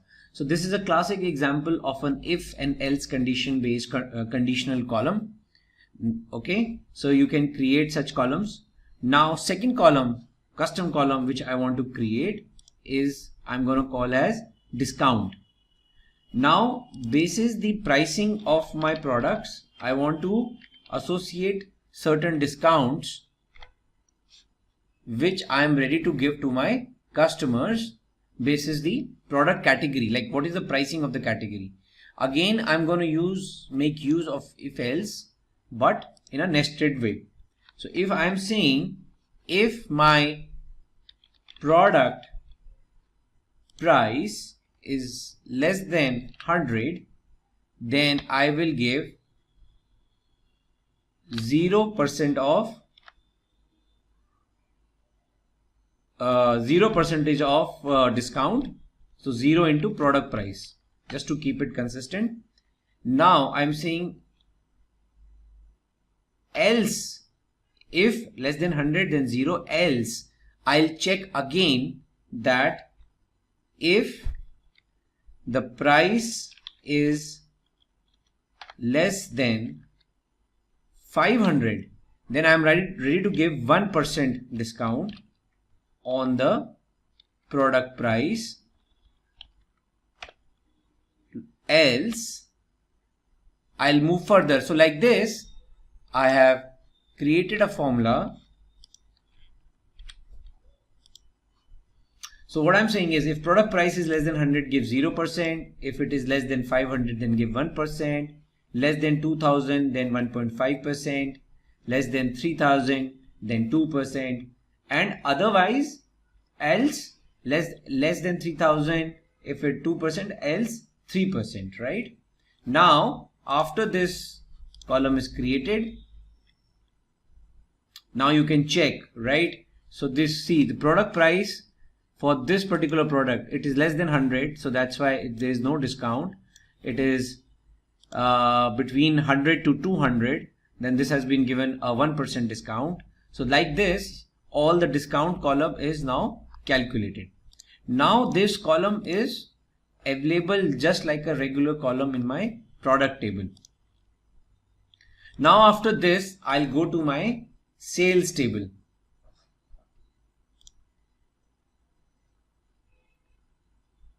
Now in sales table, I want to identify, create a column called as cost. There is no product cost column over here, so that will be derived. So let's create a column called as cost, and it is derived by order quantity into, now the cost of the product is in the product table, and I know I've already created a relationship between product and sales table. So I just need to select the product cost column. Now only keyword which I have to use in Power BI is the related keyword. So this will pick up the relation, and now for this particular sale order, the cost has already been derived. So this order number, this is the cost for which the product is the costing of the product for this particular order.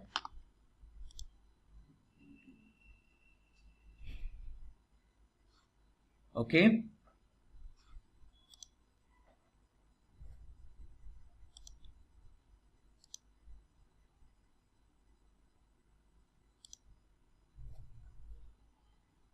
Now I'm going to create another conditional column over here called as order status.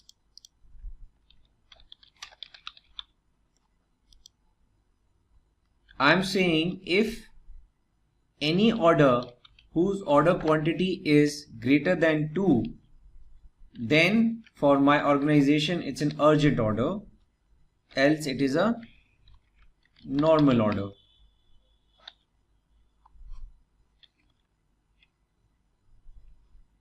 Oh, sorry, I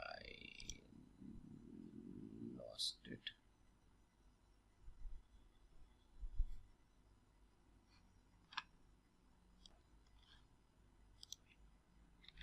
So this is my order status column, and I have my order quantity, urgent or normal. So any order which has order quantity 1 is normal. Any order which is having order quantity as greater than 2 is urgent. You can see this. So there's this whole Power BI tabs and sheets allow you to also review the data, what you're doing. So it's very convenient.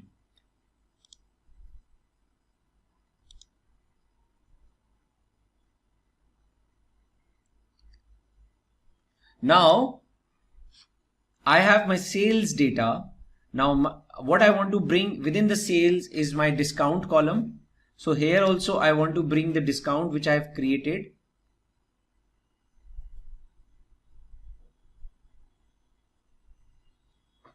So I'll say discount. Discount will be order quantity into related product discount, right? So the discount calculated column which I had created under products, I'll bring over here.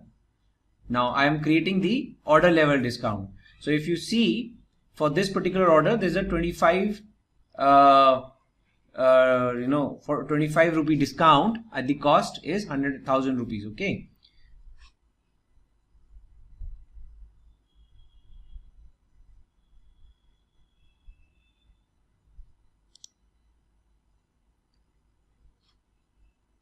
And what is the order price now?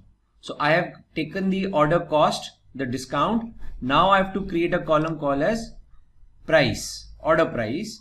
So that will be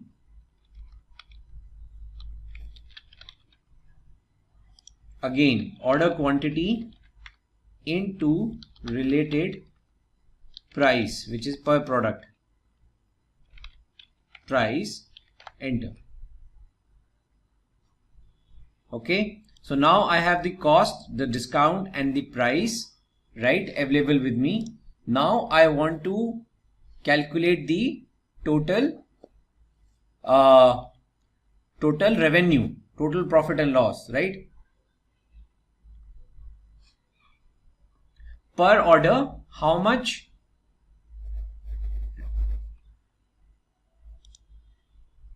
So first I'll calculate per order how much revenue I am generating. So now I have to generate a column called as revenue.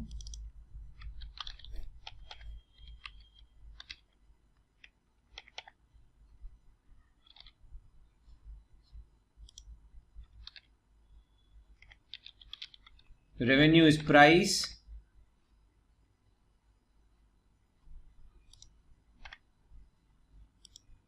minus discount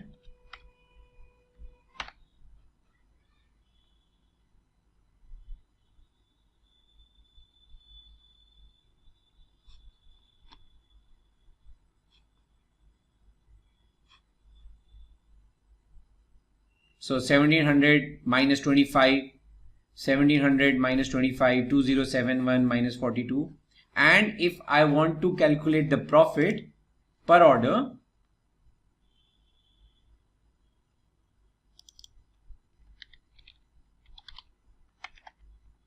then it is revenue minus cost.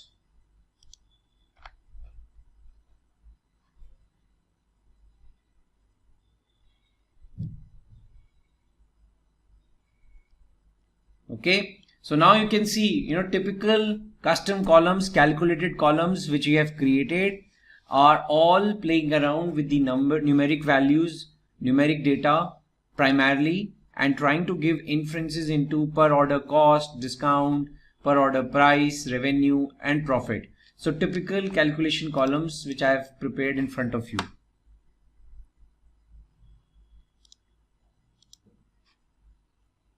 Now let's take a look at other different variations of custom columns. I'll create certain columns for text-based custom columns, calculated columns using text-based data. So I'm now moving towards my customer table, in which I have customer key, prefix, first name, last name, birth date, marital status and gender. Now I want to create a new column in which I want to derive the age of each customer as of today, right? So I'll use another function, a date function called as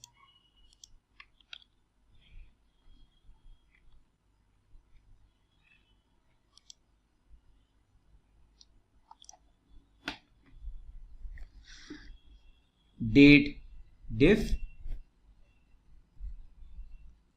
Now date diff, so I want the difference between the birth date of the customer and as of today in years.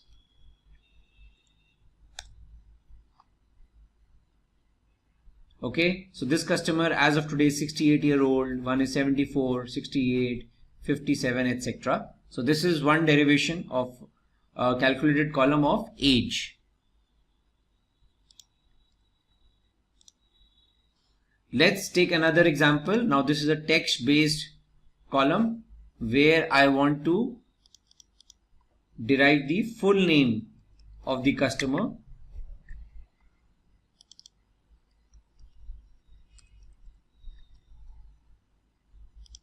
Now here I'll say first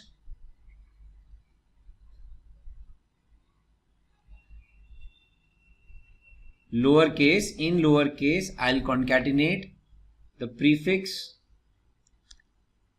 then ampersand, space, ampersand, first name,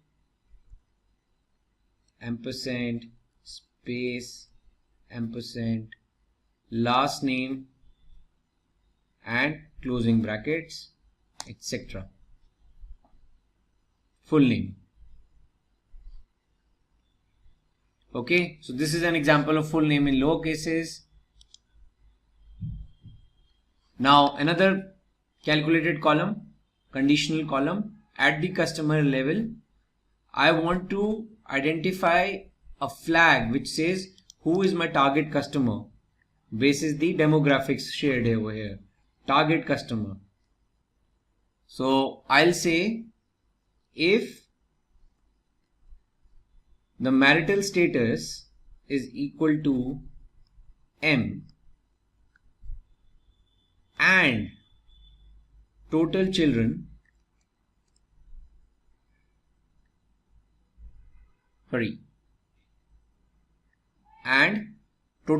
annual income.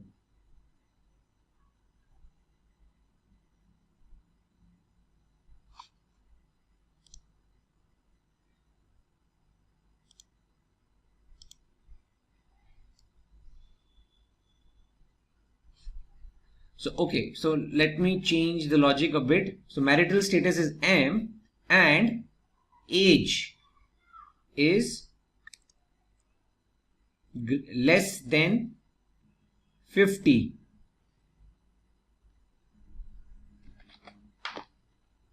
These customers are my target customers. Okay, so I would say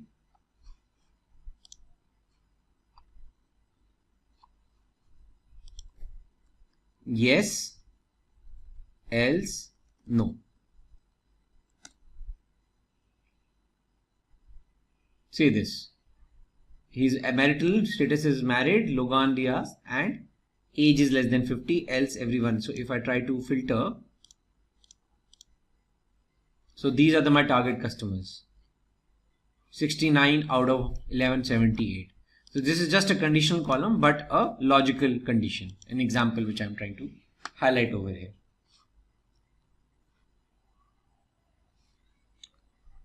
Okay. Now let's look at certain calendar date oriented columns, calculated columns. Very typical, like now I have a simple date column. Now I'll keep adding certain columns which which will help you understand how you can do some calculations on the dates. So like for example, I want a date which is 12 days after the current date, the date in the column. So just simple 12 days after, select the date and add 12.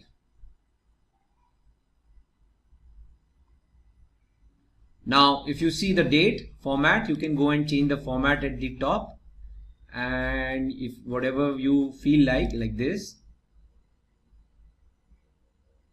Now see, 12 days after 1st Jan 2015 is 13 Jan 2005. You can go and change the format and other details. Let me also show you, if I go to my cost and other columns, I can go and change the format. This is like a currency, cost is currency. So I can go and change the currency type, and you can even show the dollar value or whatever currency type it is. So for numbers, you can do currency, or text or dates, you can select the format. So this is available at the column tools level. Now in customers, like we had our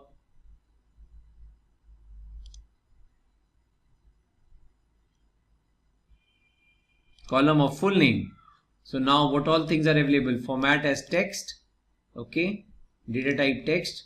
So very minimal options are there. With date, you have options of the date format. Now next, I want a column which defines the expiry date. Okay, so 8 months prior to the expiry date which is coming up in 8 months. So I'll create a column called as 8 months expiry, and then there is a edate function. I'll use that. I'll use my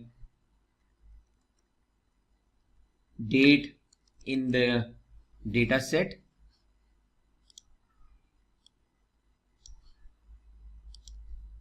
comma, I'll say 8.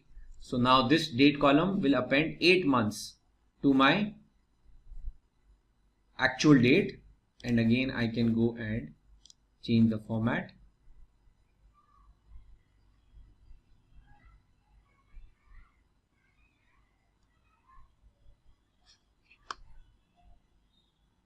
Correct.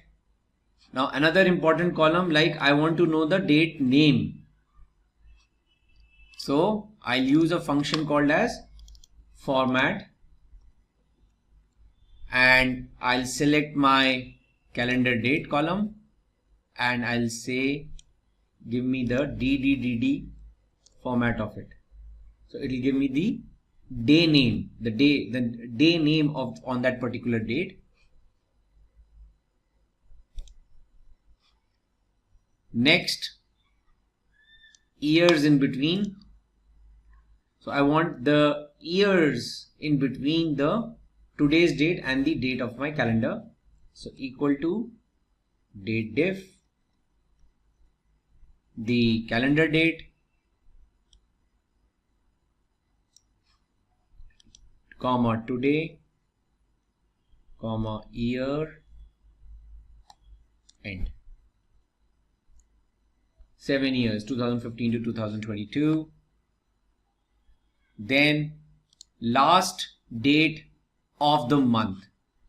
So if I want what is the last date of this particular calendar month, I will use a function EO month, which is there available in the Power BI. So I'll say last date of the month equal to EO month. Then just select the calendar CSV date, comma 0 in months, and enter.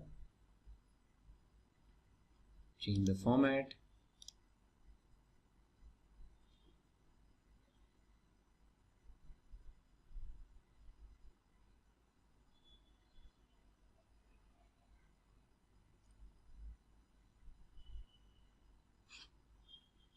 Then similarly, start of the month.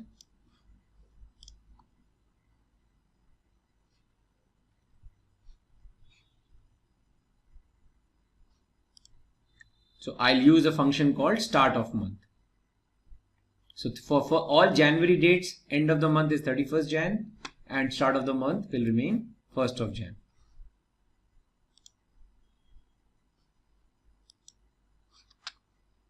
Change the format.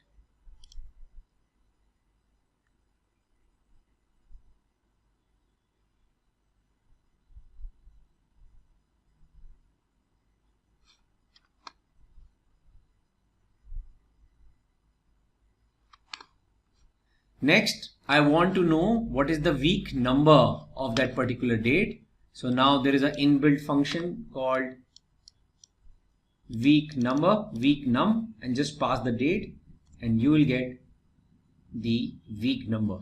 First week of the year, second week of the year, etc.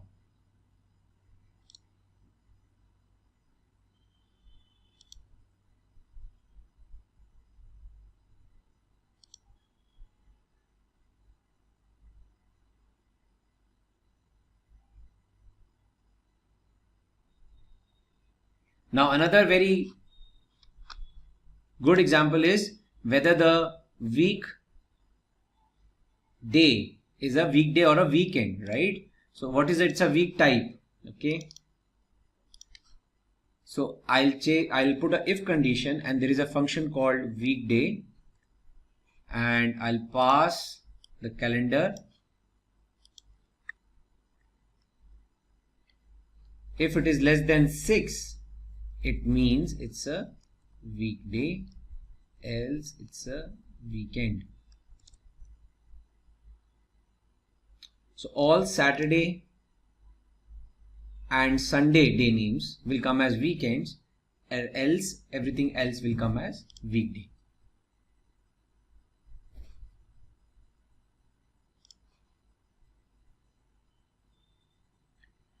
So these are very different variations of different column types, calculated columns, which is a very important utility, and any Power BI project you will definitely be ending up creating n number of calculated columns to derive your numbers, to prepare your reports. But it's important to understand what all things we can do. Yes, there are n number of functions available in Power BI. But what I have tried to showcase over here is some important functions. But basis your utility, basis your problem statement, you can look up for a relevant function in the Power BI dictionary. Now, with this introduction to calculated column, this is the base for us to now get into our next session, where we will be talking about creating DAX measures and DAX functions. We will be using Power BI DAX functions, which is much more powerful than simple calculated columns, where you can do more complex calculations. You can calculate totals and then use them in the reports. So for that, we will look up into our next session. Power BI, let's also learn about DAX expressions, and that's basically your data analysis expressions.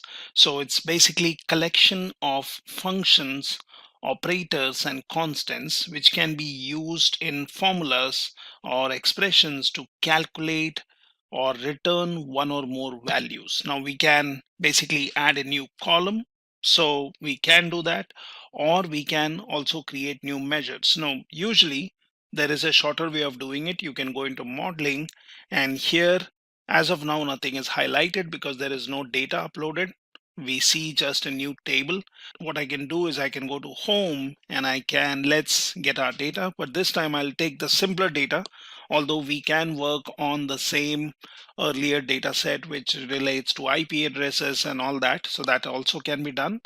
And to learn, we can take up this particular data, which is global superstore, which we have used earlier.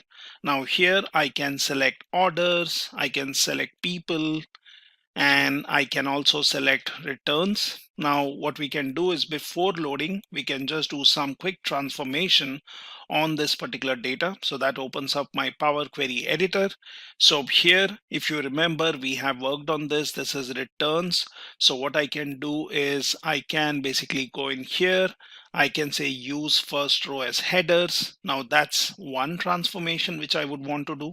Let's go into people, and it basically has person and region. We will still do the same thing, use first row as headers, so that gives me the name of the person and the person belongs to which particular region. You have then your orders data set, and here things look fine. So we can select different countries, we can select different product categories, we can basically work on your different use cases here, like we have seen earlier, picking up a category as technology, picking up a subcategory, and we can also create models based on these three data sets. So this looks perfectly fine to me. So let's go ahead and just do a close and apply, and let's have our data quickly loaded. Now, as I have explained earlier, it is good to do transformation, enough data wrangling, so that your data is not huge when you're loading it, because then that will slow down your queries, slow down your visuals, slow down your reports, and so on. Now, this is the data we have. And say, for example, I would want to work on a visual. So we know how we can do that. So I can basically click on my orders. I can look at the aggregated columns such as discount, might be postal code, might be profit. And it depends if you have basically not change the data types. Now, if you see here, postal code and summation really does not go well. Probably this has been loaded as a data type which is integer. but profit and quantity looks good. Row ID sales look good. So we can work on DAX expressions. Now here, if you go into the modeling, it says, do you want to create a new measure? You can create a new column that will get added to your visual. And here, when you are looking into the table, you can click on this, and this also gives you an option of creating a new measure or a new column, new quick measure, and you can work on DAX. So when I said DAX, let's quickly look at what or how DAX looks like. Talk about DAX, the simplest way to understand is knowing the basic syntax. So usually you first have some kind of measure name. So for example, we can say average about something. We can say, okay, let's say average sales. So that becomes one of my measure, which I'm interested in calculating. Now, how do I calculate that? So for that, I use an operator, so which shows here. So that's your operator which you are going to use. And then you use a DAX function. So DAX has, or Power BI has a lot of functions which we can use. So for example, I would use a function like average, which we can choose from the drop down as we start typing in. Now this one as a function then needs a referred data table. So basically, let's say I would be interested in orders. So I can select my table or my data set, as you say, and then you can choose a particular column. So from orders, I would want to do an average on, say, sales, and I can key in the column name here. And that basically is my simplest DAX expression.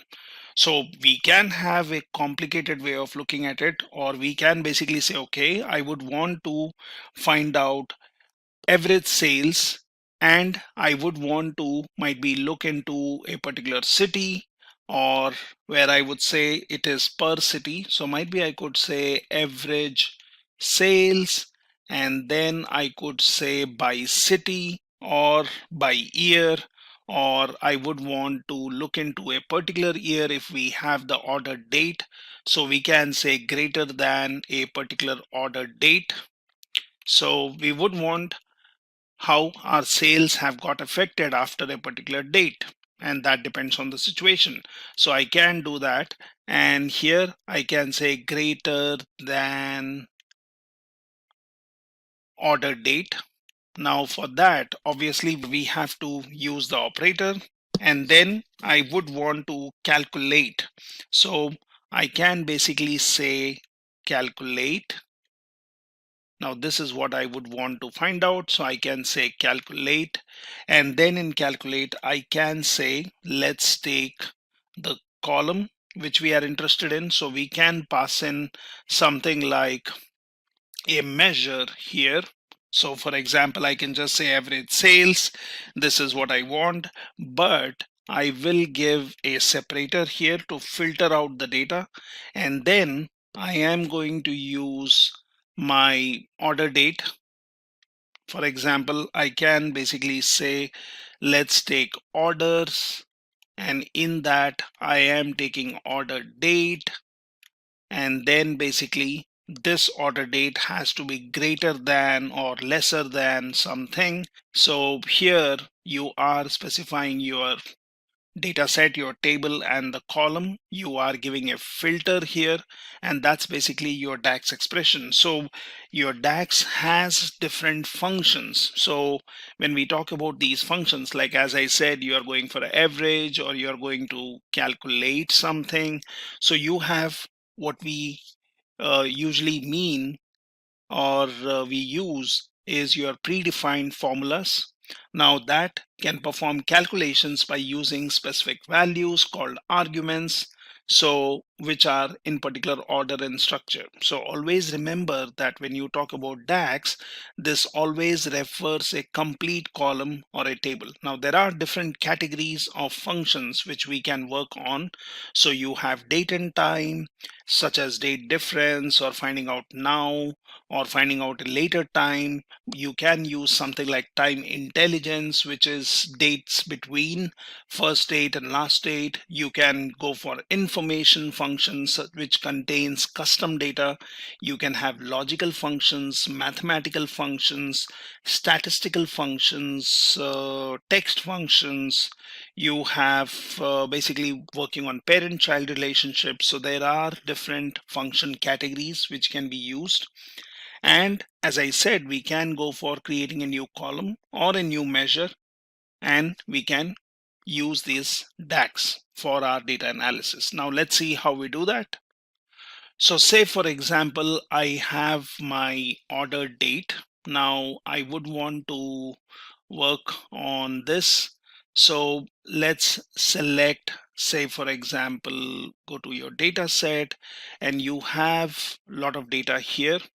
So you can basically go for all this data here, which shows me complete information of the different columns, and you can choose which columns you are interested in, which columns might be you would want to cut short. So for example, I have order ID, I have row ID, might be I don't want a row ID, so I can choose if I want to delete this, and you can say, okay, I would want to delete this.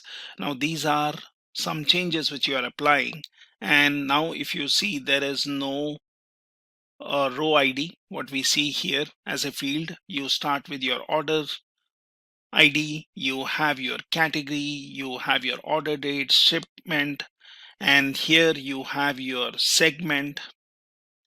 And for example, we have country, region, market, category, subcategory, product name, sales, and then you have your quantity, discount, profit, and all of this. Now what we can do is I can basically add something here. So this is the data which we have, and what we can do is we can continue working on this. So let's click on home, and here you have ways to transform the data. You have a new measure, you have quick measure, you have new column, and you can try out these. So for example, I can go into new column, and that basically says, okay, what is your column called? Now I can say, for example, as I was explaining, let's go for average sales. So let's call it average sales. Now that's what I'm interested in. Now I need to use an internal function. So let's type in AV, and that shows me, okay, so there is an inbuilt function called average. We can use this one. So you can just hit on enter, and now it says, okay, which is the data set you're interested in. Now based on the reports, based on the data sets I've used earlier, it shows me options of different tables what we have, or different data sets what we have. So let's choose orders. So this is what I'm interested in. You can go for double click, and that gets selected, and now it says, okay, you want average on sales, but which is the column which you would want to use? So we can go for category, we can go for country, we can go for customer ID. All of these are your different columns. So for example, I can go for something like country, and that basically gets selected. Now I can complete this by just closing the parenthesis, and that's basically my DAX function. So my DAX function is ready, and if you want, you can add details to it. So if you would want to continue your function, you can always do a shift enter, that takes you to the next line. If you do not want it, you can go back. You can add a comment by saying alt shift and letter A, and then you can say my first DAX function, and you can give in some information depending on what kind of function you are creating, and that basically allows you to create the function. So this is done. Now let's hit on enter, and basically it will say the function average cannot work with values of type string, and that's right. I mean, we basically chose the wrong country. I mean, you cannot have an average on country, so that's not right. I should use something where I have to take a numeric value. So for example, I will replace this. So I will say I want average sales, and here I can choose what should I take? So for example, let's go for sales, and that's what I would want. So it says order sales and then hit on enter, and it basically has populated my new column, but then it is basically taking average sales, and it has taken average sales overall. Now we have just selected a column, we have not given any filter, so it just gives me average and it populates every row with this one. Now, this is fine that we have added a column. It has the same average value, and that basically gives me sales on average. So as I said, your DAX function always references a complete column or a complete table, and then basically it adds the value. Now let's see how we can use this.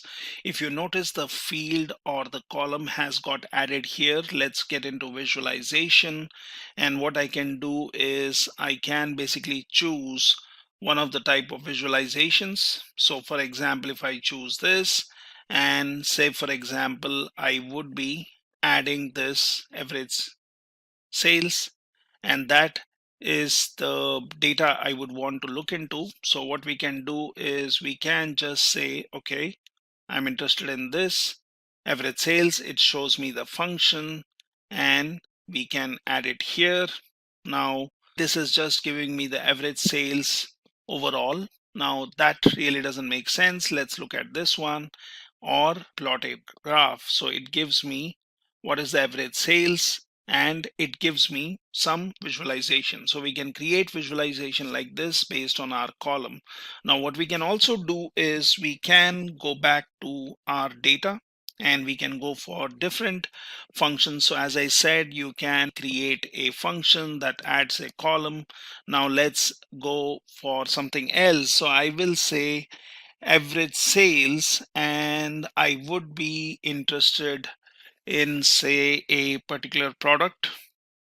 Now we have average sales, and that is the measure which we can use. So for example, I would want to find out wherein the year, or let's look at the date field here. So for example, we have country as France. It is telling me city, it is giving me customer name, it gives me a segment. So let's choose a different field and we can filter by that. So for example, I'll say average sales by, or whatever name you want to give, let's say segment. Now what I will do here is, instead of using this average, so I will go for something like calculate. Now I can go for calculate, I can go for concatenate. So let's go for calculate, and we know that we have a particular column. So let's go for this one, which is, let's open up a bracket here. So let's go here, let's give our column name. So that could be your average sales. So let's look at what was the column name, and we have average sales with A and S as capital. So let's go for average, and then let's go for sales. Now this is what I want to do, but on what? So let's choose this, and here I'm going to now choose orders. So, and then we have to basically look at the column which has the segment value. So segment, now this is what I would want to use, and then we can try giving a value to this. So you have segment as corporate. So for example, let's say, let's go for, so it says calculate, give an expression which we have already given, that's your average sales. Or we can basically give the expression what we did earlier, and then you go for a filtering value. So I'm saying order segment, and let's go for something like corporate. Now that's going to be my segment. Let's close this one, So here's the example. What you do is you give your measure name. So that says average sales by segment. You can do a calculate. Now here you have to pass in a measure. So for example, I'm saying average, and I'm saying take an average for sales. That is, give me an average value of sales. But what I'm interested in is when the order segment is corporate.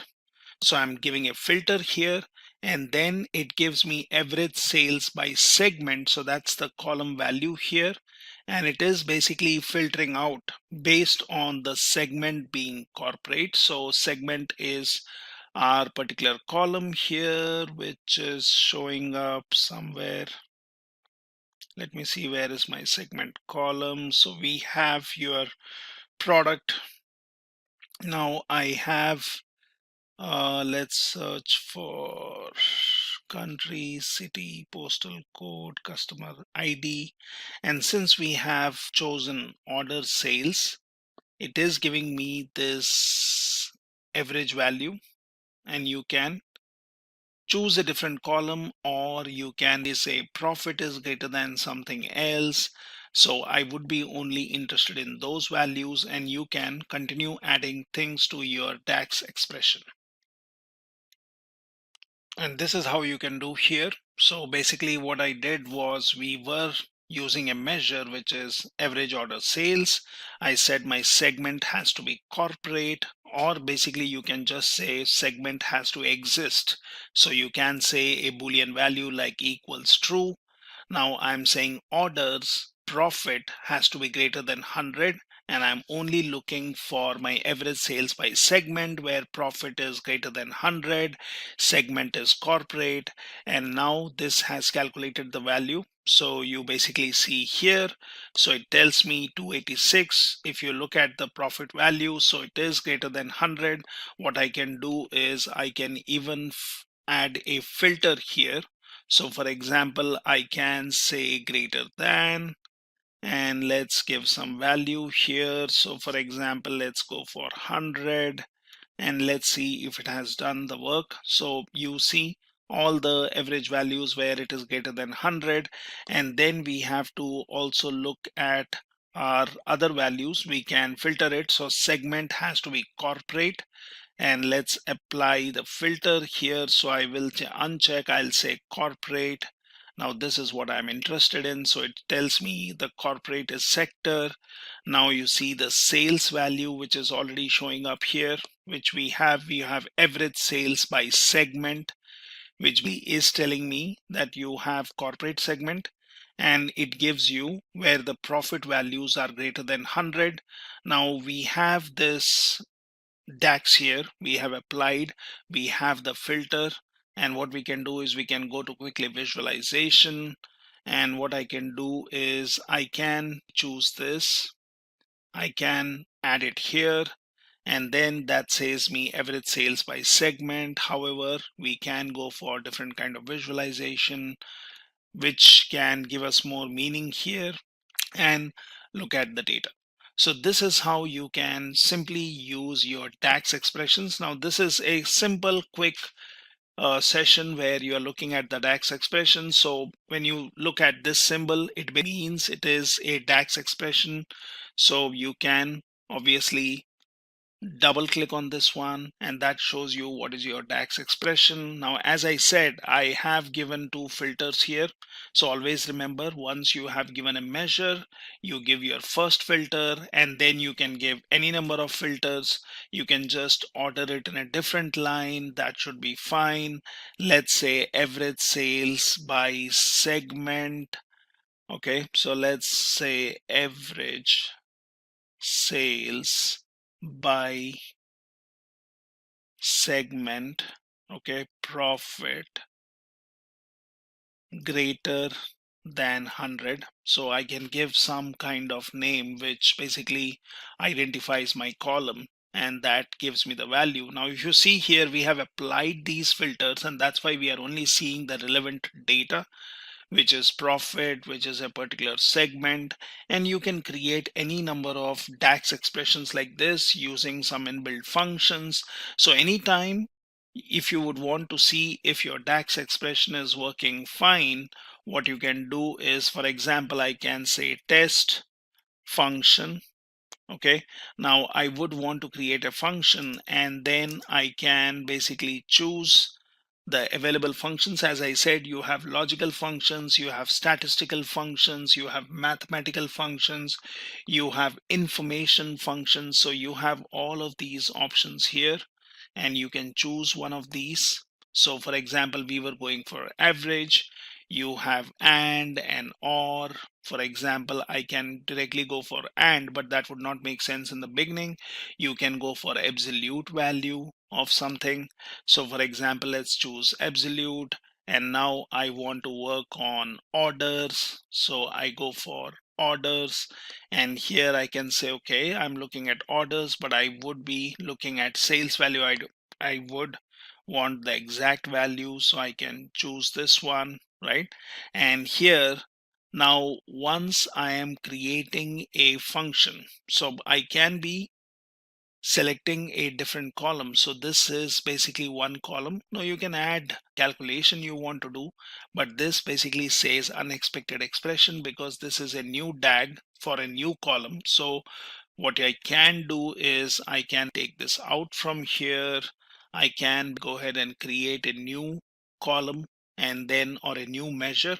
So I can do that and it works perfectly fine. Now I can save this and we can call it whatever report you would want to call. So let's say Superstore with new DAX, and you can share it, you can publish it, you can continue using it in your reports. So you can create any number of functions as such and then just save it.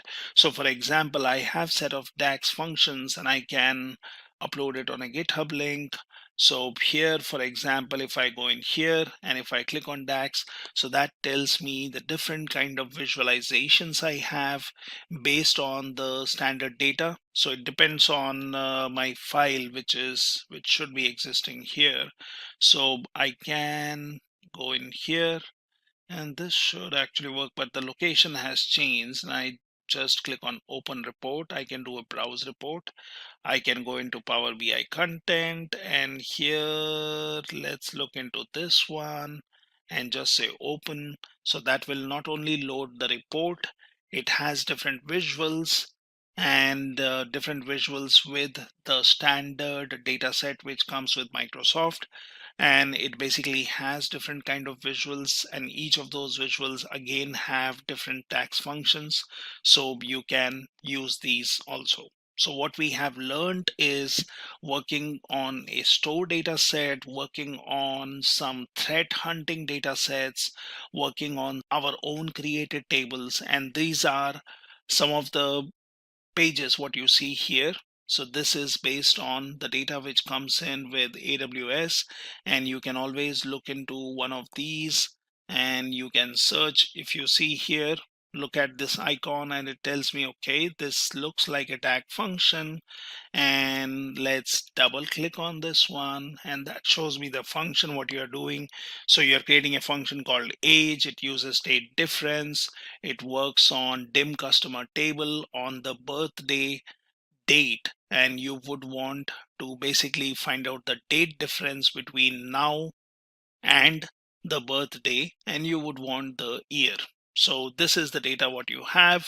You can obviously choose this, you can look at the result of this, and you can see the visuals. So these are some simple DAX expressions. You can create a lot of data expressions like this.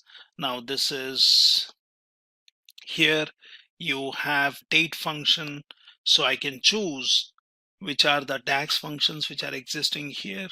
I can just load them. So for example, this one is one of my other data sets, and then you can play around with the data here.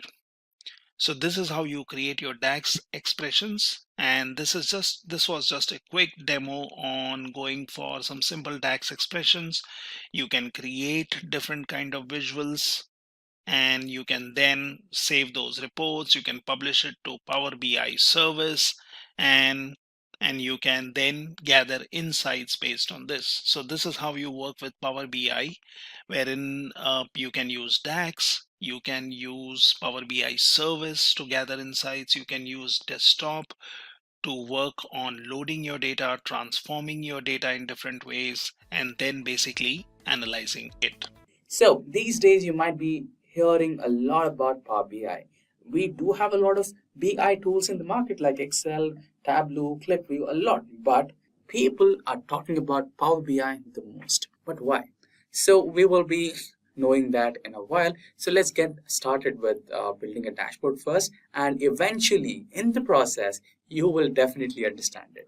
So making a dashboard in Power BI is just like a breeze. So before we get started with Power BI, I would like to explain you a few fundamentals that you might want to take a look at before getting started. So data cleaning is a much needed process. So you can do data cleaning using Power Query, or you can just simply open your Excel and try to check the data types for blank cells, any inappropriate data, eliminating them, right? So simple, basic, fundamental data cleaning process. If you have some irrelevant data in your data set, just eliminate that row or try to fill that with the proper data that was supposed to be there. And if there are any blank rows or blank cells, eliminate those blank rows and blank cells so that your data is up to date and accurate. And apart from that, let's check out some data types. For example, the first one, which happens to be the row ID here. So this is the data set that we will be dealing with today. So this particular row ID has a general data type. So it can be either a number or a float.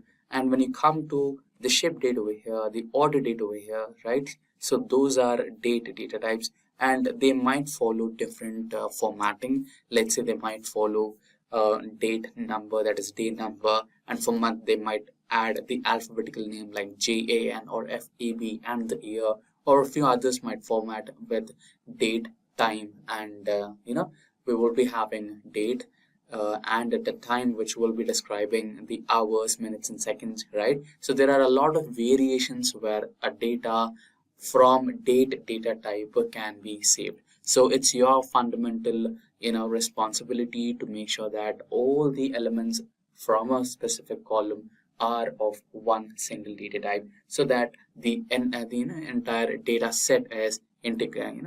It's very good, and it should be intact.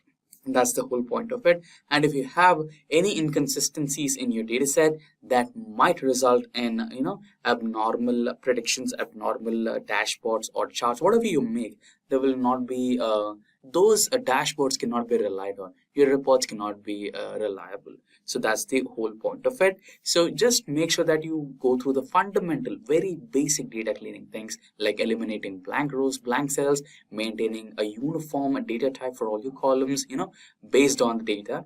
It's not like you have to maintain character data type for your dates. So you need to make sure that what kind of data type suits what kind of data, and you need to check that and make sure that all the elements in that particular column follow one standard data type. So I'll be going with date data type for order date and ship date, and ship mode will be character, serial, that is row number will be serial number or row number will be integer, and everything else will be character data type. And when it comes to the last four rows, sales, quantity, discount, and profit, so those will be the float data type. And when you check out the location, here we have country, north, so these will be segregated by your BI tool, either Tableau or Power BI, whichever you're using. So those will be segregating these particular location type data types, and it will show them as map, right? So this is the major thing which you need to make sure before starting with your building the dashboard. So that having said that, let's begin with the Power BI. Let me start the Power BI tool. Here it is, just click on it. It should take a while. So here we are on the first page of the Power BI. So you can import the data from Excel, you can import the data from SQL Server, you can just copy paste your blank tables. So you can make use of some APIs and plugins and get connected to the data sources from web or any other sources, and you can also import the data from that particular source. So today we will be dealing with the Excel dataset. So we will be importing the Excel file. And before that, here you can see some options which are filters, data visualizations, and data. So we haven't loaded any data, so you can see the data over here. And if you are on Tableau, they will be available on the left side, and you will call them dimensions and measures. So you can apply the same analogy here. So you will be available with the dimensions and measures once we import the data. And here you have a wide variety of charts and graphs that you can just drag and drop and create. So once you have the data over here, you can just drag and drop onto the canvas over here, and then it will automatically generate some type of a data set or a chart. Let's say it will give you a tabular chart. You can just click that particular chart and come over here, hover over here, and you can select any one of the charts available here. Let's say you wanted the pie chart, you can do that. You can do a donut chart, you can do a tree map, right? So once you hover onto it, it will tell the name of that particular chart, and you can select that. Like, it's based on your choice, right? So this is about it basically.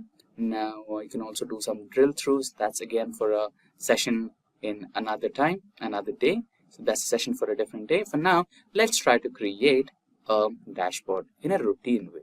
Remember, I'm telling you, or I'm specifying in a routine way, because we're also about to learn why Power BI is being so popular currently in the BI industry, right? So there are some tips and tricks that will help you in the long term.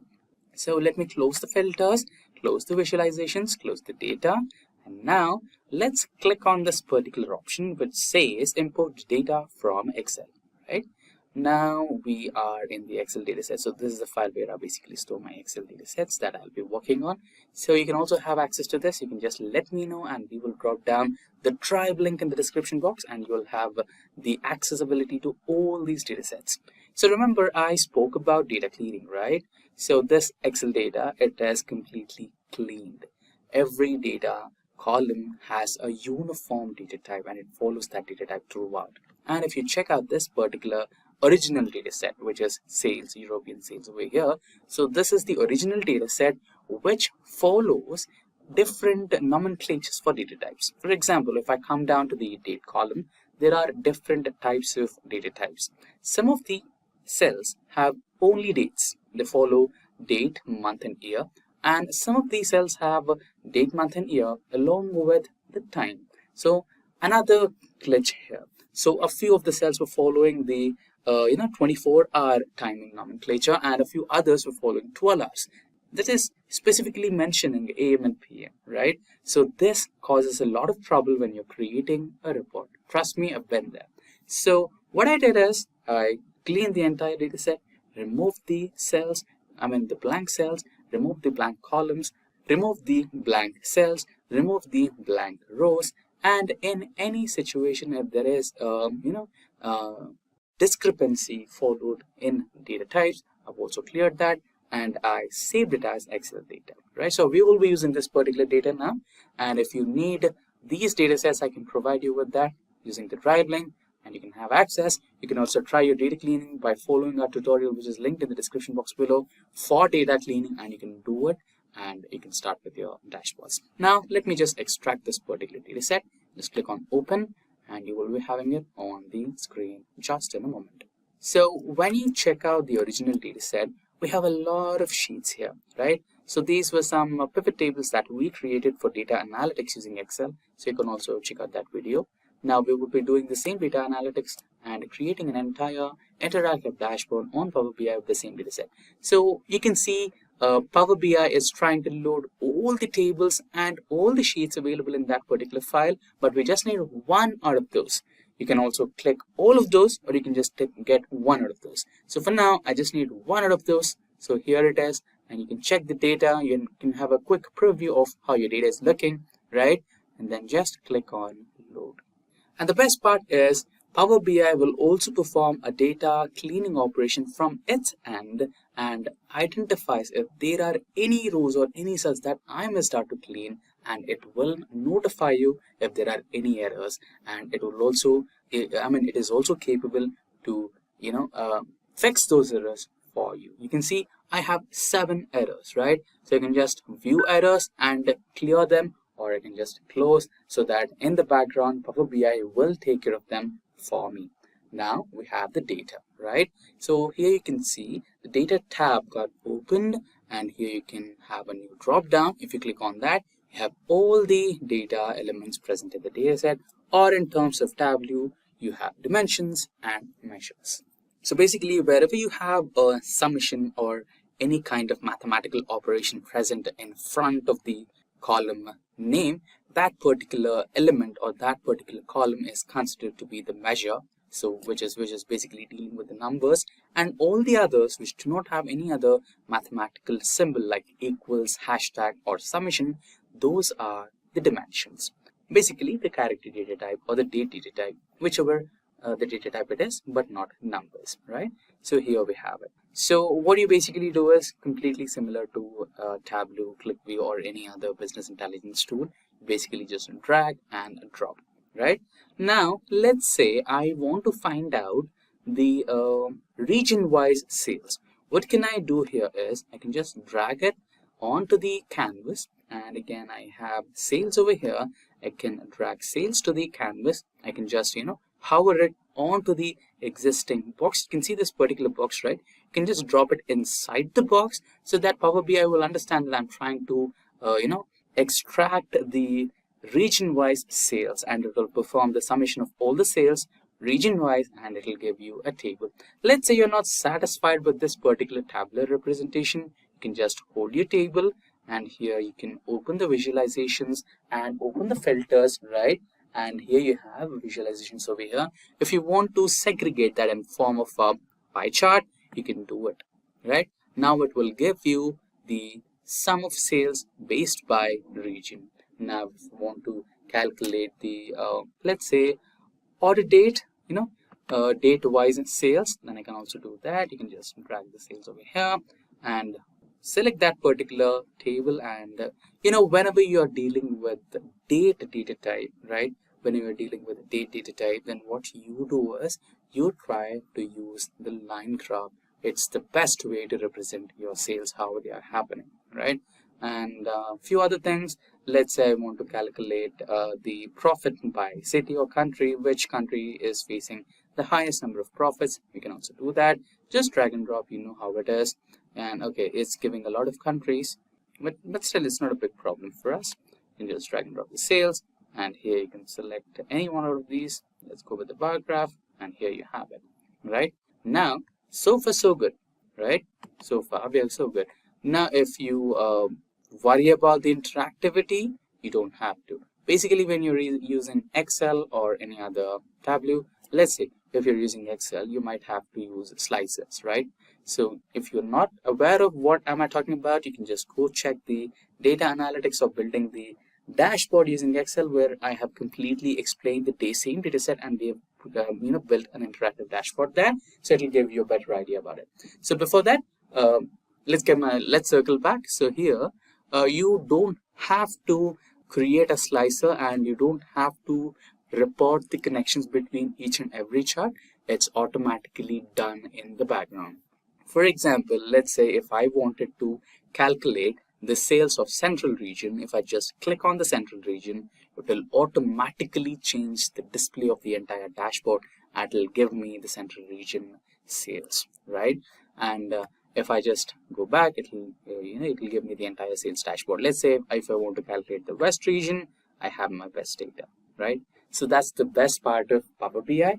And now we are going to identify why this is one good reason why Power BI is popular, but there is another good reason why Power BI is so popular right now. So popular, so easy, and so effective that even a school-going kid can build a dashboard. Trust me, a school-going kid of grade 11, grade 12, or a candidate who is just graduating, or a fresher, or any person who doesn't have a computer knowledge but has some good knowledge about numbers and how businesses work, they can definitely create an interactive dashboard using Power BI, even if they are new to Power BI. So we are going to just see just that.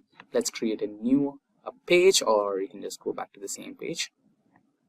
Okay, let's create a new page. Now, let's say I don't know how to create a chart. I don't know. Let's say my manager asked me to create a complete report of the sales happening. And I don't know Power BI and I don't know anything about how to create a chart and how it's work, right? But I have certain idea, right? Let's say I have a certain idea. I want to find out the region-wise sales. I want to find out the country-wise sales. I want to find out the performance of sales date on date, year on year, month on month, quarter on quarter, whatever it is. You just want to create, you just want to extract you want to build an insight on the date-wise sales, and you want to find out, profits based on certain regions or certain categories, right? Which category is the highest performing category, which is the majorly used shipment mode, right? There are limitless possibilities. You know what to build, but you don't know how to build, right? In such situations, Power BI is here for the rescue. Just right click on the canvas, just click anywhere, right? Now okay, it was not the right click, it was the double click. So just double click anywhere on the Power BI canvas, and there you can see something called ask a question about your data. Let me expand that for you. You can see ask a question, anything about your data. Now let's say I want to create the same region-wise sales, right? You can just type on the region-wise sales, and it's already giving you a bar graph. Now let's say you don't want the bar graph, you want a pie chart or a donut graph, right? Donut chart. So you can either select any one of those. I'll go with the pie chart for now. So you can just select on that, and here you have your pie chart, right? How simple is that? How easy is that, right? And now you can just place it anywhere on your dashboard, check the size, alignment, and you're good to go. Let's close these filters for now so that the canvas is a little more better visible. Now, let's say I want to find out ship more profits and the type of graph. I'll go with the bar graph. There you go. Sales that happened using a certain ship mode, and you have the data right here, and I'm choosing the bar graph. Now let's say I want to calculate the month-on-month sales, right? So double click anywhere on the canvas, sales, order date, and remember we want to represent okay, it's too intelligent. It already gave you a line graph, right? Just click that, select that, and just place it anywhere on your chart. And you can expand it. There you go. There you have it, right? And now let's try to find out a few more things. Let's try to find out which of these segments gave me a lot of profits, category-wise profits. Category profit, and let's try to build. We have a pie chart, so let's build a donut chart. There you go. Place it anywhere on the canvas, like wherever you need it. Now a few more things. State-wise. Okay, now let's make it a little more interesting. State, sale, map. You wanted a map, right? So just select on that and you will be having the map. Okay, some problem here. So I think let's go with country, sales, map. Okay, let's enter. Now let's select this particular chart. Okay, no interactivity I need right now. Select this, and here let's select map, and map and field map. Visuals are disabled. To enable them, go to File, Options, Settings, Options, Global Security Details. Okay, let's try this. File, Options and Settings, Options, Global Security. Use map and field map visuals. I think this should fix this. Okay, let's refresh. This should help us. There you go. You have your map. Let's place it anywhere in graph in the dashboard. Now we have the region-wise sales or country-wise sales and the shipment mode subcategory. And let me know what else we can build. Let's have the KPIs here. Now let's go to the sales and just drag and drop the sales anywhere on the table. I want the data presented in visuals. I have the card. Now let's have profits, and that should be a card again. and let's have quantity. That should be a card again. That's our KPI. Profit, sales, quantity, discount is another one which you can add, and just add number card again. There you go. You can go to the insert option, insert a text box, and there you can just write down sales dashboard, align the text to center, and that should be good. There you go. So far so good. And in case if you wanted to add a few more visual aesthetics to your dashboard, you can also do that. You can just click done here. I think you remember your PowerPoint, right? Just go to view and you can select any of the backgrounds you want, and there you go, you have it. If you're not happy with this, you can also have some images in the background. You can add some images which will make it look a little more interactive, right? So that's how you build an amazing interactive dashboard in Power BI, and that's the reason why the simplicity why Power BI is being so popular amongst the all other remaining BI tools. So now let's get started with the customer analytics dashboard using Power BI. So we will be using the Amazon sales dataset from 2023 and 2024 for this particular dashboard using Power BI. So let's quickly switch between the PowerPoint presentation and the dataset that we are going to use today. So this particular dataset is available on Kaggle, and it is actually the dataset between 2020 and 2021. So we carried out a little bit of data cleaning process, and we enhanced the dataset, like removing the blank spaces, removing the blank cells and the blank rows basically. So, and after that changing the data type of dates. So you might be wondering that there might be a few discrepancies in the way the data is formatted, because there are many ways. For example, if I just select this column and go back to data type, and if I go to the available dates, there are many formats. So you can see year, month and date, date, month and year, and there is an alphabetical representation of month, right? So there are many variations where you can represent the dates. So we are going to use one single format for the entire data set so that it can be easier for us to identify the week on week, month on month, quarter on quarter and yearly analysis. So that's the whole point of it. First point, just try to eliminate any kind of blank cells, rows or columns in your data set so that the accuracy of the data that you are using to perform analysis is intact and good, right? So apart from that, just check if you want to eliminate any of the decimal points. Just select this, and here you can see the option to eliminate leading decimal numbers, right? You can use this option over here. So there are about 286,393 rows in this particular data set, so it might take a little while to reflect my actions on this particular data set. And apart from that, if you could just hover over through this particular data set, you have a lot of things to deal with. You have regions, you have username, discount percentage, and you have first name, last name of the user, quantity ordered, price, value. So why are we basically going through this particular data set is when you understand, it is when you can quantify what's happening with the data set, that's when you can plan out what kind of analysis you want to perform, right? Let's say you did not get any kind of prerequisites from your manager, you just had the data set and you need to perform the exact, analysis which could benefit your organization. So they also want some insights so that they can make out some decisions out of it, right? Some business decisions. So in that situation, you just have to go through the dataset once and do the data cleaning process, and then understand what exactly has been mentioned in this particular dataset and what kind of insights you can extract out of this dataset, and you can proceed with that. So basically, we have quantity ordered, price, value, and total.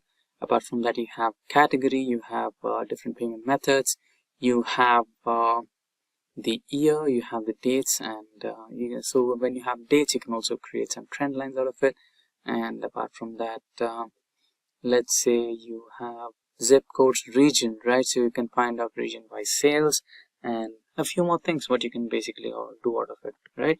So having the data set understood, let's go back to Power BI. So this is our Power BI platform. So basically you can just select this particular Excel workbook option and import the data. I've done it basically. Here you have it. So we have the age, category, city, country, everything presented over here. Now let's quickly create the visualizations using this particular dataset. So I would firstly go with a bar graph. Okay, let me choose this bar graph right over here, and let me create gender-wise sales. Let's have this gender here. So we should be having something called as a price or a sale. So we have price over here. You can quickly drag this and drop it on the x-axis. Okay, y-axis, and gender on the x-axis. So we don't want this filter over here. You can eliminate this. So now you have gender-wise sales, right? Now next, let's use a pie chart.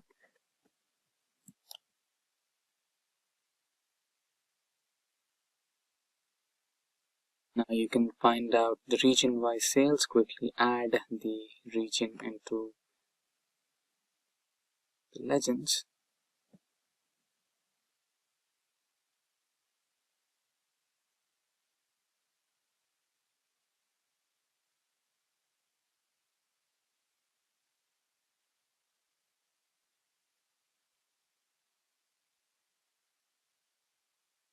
So here you have the region-wise sales. So you have Midwest, Northeast, South and Southwest regions. So these are the sales number line graph, which can help us to do. Okay, so just click on the canvas and then double click for your graph and the sheet. Now let's use the order date and drop it onto x-axis and price onto y-axis.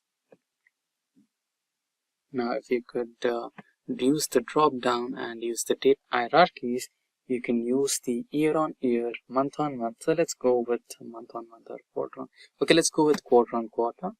Now you can see how are the sales running quarter on quarter for this particular data set. So we have 2 years, that is 2020 and 2023 and 2024. The quarter on quarter comparison for year on year sales figures. Right, now let's click on the canvas once again, and now you can choose the over here, and so since we have 2 genders, and I think we also have a column for age, it should be somewhere in the list.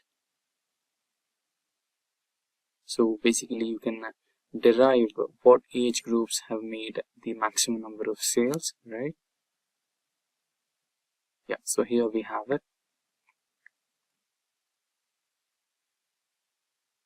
And the sales. So basically it will create a bucket, right? Age group from 18, age group from 19, 20, 21 and so on. Now just go through the orders, or you can go with the price. So just drag and drop it in values and you have it here, and you created a donut chart of it.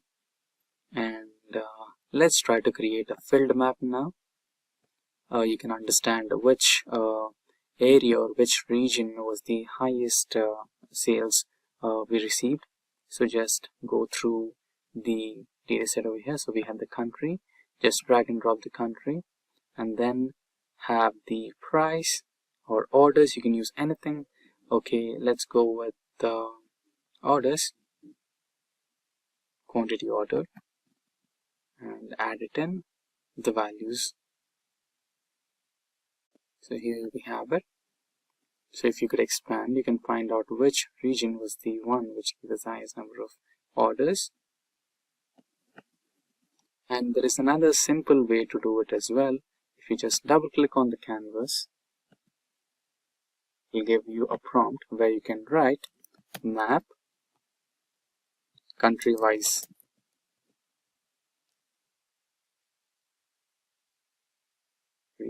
Map, okay, map state. So we have a state column here, sales or price,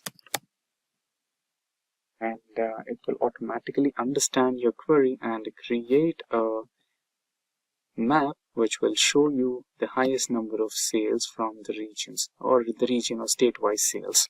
Brilliant. Now, if we proceed into the funnel chart, okay, we have a waterfall chart. So now you can create a waterfall chart. So you just name it waterfall. So we have a category somewhere. Yeah, waterfall category wise, just enter price or sale. And we have a waterfall chart over here based on the categories. You can just drag or you can expand the canvas to have a clear picture. And yeah, so far we have dealt with, okay, we have a scatter plot. We can do a scatter plot for quantity of orders received against discount offered. So we should be having quantity ordered UTY against discounts, or I think we can go with order IDs. So it will give us a unique representation. There has been a small discrepancy. Order ID, or you can also go with customer ID against discount offered. So we have a huge data set, 2 lakh plus, so it might take a little while to respond to the requests. That's completely alright. Now, what left out is the KPIs, so you can also create some KPIs. So just double tap and write a KPI for total sales. Write a KPI total orders, 29,000 orders.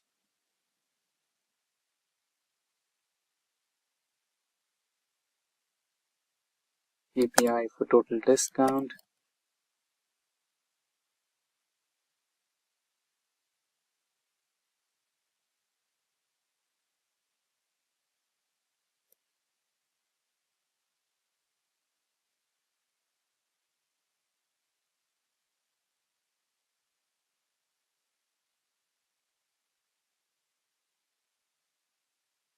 KPI for discount percentage. Or we can use KPI for gender, which can tell us how many number of females or how many number of males did create an order. So we will be having a number here. Order ID. If you could just close these visualizations over here, we can expand the canvas, and you can also have, okay, we can also minimize this particular area, and we can also have another chart or bar graph for types of payments, payment types, payment method, right? So we will be generating a bar graph with highest number of payment methods used, that is cash on delivery, online payment, EMIs, etc. So it will take a little time to reflect on this particular screen. That's all right. Now if you can just go to view, and here you will be having various options for representing your dataset. Just click on the best way to represent your dataset. There you go. So basically that's how you create. Okay, let's try to rearrange our charts a little bit so that the KPIs and KRAs are clearly visible.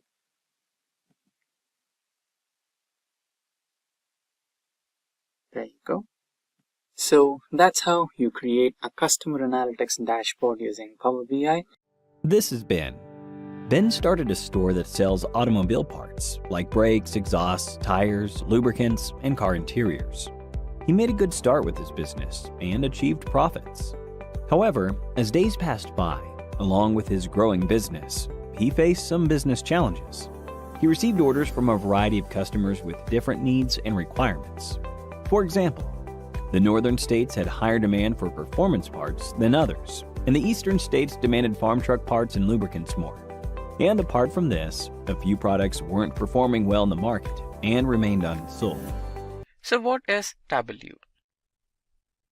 So before we understand what exactly is Tableau, let us imagine a simple situation. Imagine that you're an office worker and you get some loads of data, maybe like millions of rows or billions of rows, and you are supposed to extract the insights of that particular data. So what do? You basically load that data into a database and try to write the SQL commands and then try to extract the insights of that particular data. So this kind of approach is basically time consuming and you get exhausted. Now, what if you had a tool which could write all the SQL commands for you in the background and all you had to do is just to drag and drop the data? Sounds interesting, right? So Tableau is just the same. All you have to do is just drag and drop the data and it will automatically write all the SQL commands you ever wanted to write on that particular data, and it will give you live data interactions and advices for the future. Now with this, let us understand the definition of Tableau. So basically Tableau is a business and analytical software tool developed in America. Tableau helps people to understand, visualize and make data-driven decisions in real time with extreme agility and accuracy. Now with this, let us continue with the next topic, which will be about the various versions of Tableau. So at first, we have the Tableau Desktop. So Tableau Desktop is a data visualization application to facilitate you to examine virtually any kind of structured data and generate highly interactive, beautiful graphs, dashboards, and reports within minutes. Once a quick installation, you can tie to virtually any data source from spreadsheets to data warehouses and display information in several graphic perspectives. Designed to be easy to utilize, you'll be working more rapidly than ever before. Next, we have the Tableau Server. It is a business intelligence application that offers browser-based analytics anyone can utilize. It is a rapid-fire alternative to the slow pace of traditional business intelligence software. It is an online solution meant for sharing, distributing, and collaborating on content created in Tableau. What makes Tableau different? It is proposed to everyone. There is no scripting required, so everyone can grow to be an analytics expert. You can grow your deployment as you require it. Train online for free, find answers in minutes and not in months. That's the speciality of Tableau. Now followed by the Tableau Server, we have Tableau Online. So Tableau Online is a business intelligence application that offers browser-based analytics anyone can utilize. As discussed before, it is a rapid-fire alternative to slow-paced traditional business intelligence software. So Tableau Online is a secure cloud-based solution for sharing and collaborating on Tableau views and dashboards. Next up, we have the Tableau Public. So now I want to give you guys a serious heads up if you're a beginner in Tableau. Tableau Public is like an open source. Whatever the data you choose to work on using Tableau Public, it goes to public. So kind of like Tableau Public is not preferable if you want to work on your company's sensitive and confidential data. Tableau Public is a free software to facilitate anyone to get connected to a spreadsheet or a file and create interactive data visualizations for the web. It is delivered as a service that permits the user to be up to and running overnight. With Tableau Public, users can construct amazing interactive visuals and publish them quickly without the help of programmers or IT. It is designed for organizations to facilitate their websites with interactive data visualizations. There are higher limits on the size of data you can work with, and among other features, you can keep your underlying data hidden. And lastly, we have Tableau Reader. Tableau Reader is a free desktop application that you can use to open and interact with data visualizations built in Tableau Desktop. With Tableau Reader, you can filter, drill down, and discover humongous loads of data. Now moving ahead, we have the features of Tableau. So these are the few important features that you might want to consider. Those are the first one, robust security. Tableau takes special care of data and user security. It has a foolproof security-based authentication and permission systems for data connections and user access. Tableau also gives you the freedom to integrate with other security protocols such as Active Directory, Kerberos, etc. An important point to note here is that the Tableau practices low-level filtering, which helps in keeping the data secure. Followed by that, we have the collaboration and sharing feature. Tableau provides convenient options to collaborate with other users and instantly share data in the form of visualizations, sheets, dashboards, etc. in real time. It allows you to securely share data from various data sources such as on-premise, on-cloud, hybrid, etc. Instant and easy collaboration and data sharing helps in getting quick reviews or feedback on data leading to a better overall analysis of it. Another extremely useful feature of Tableau is the use of time series and forecasting. Easy creation of trend lines and forecasting is possible due to Tableau's powerful backend and dynamic frontend. You can easily get data predictions such as a forecast or a trend line by simply selecting some options and drag and drop operations using your concerned fields. Next up, we have live and in-memory data. Tableau ensures connectivity with both live data sources and data extraction from external sources as in-memory data. This gives the user the flexibility to use the data from more than one type of data source without any restrictions. You can use data directly from data source by establishing live data connections, or keep that data in memory by extracting data from a data source as per their requirement. Tableau provides additional features to support data connectivity such as an automatic extract refreshes, notifying the user upon live connection fail, etc. Next we have informative view and even the mobile view.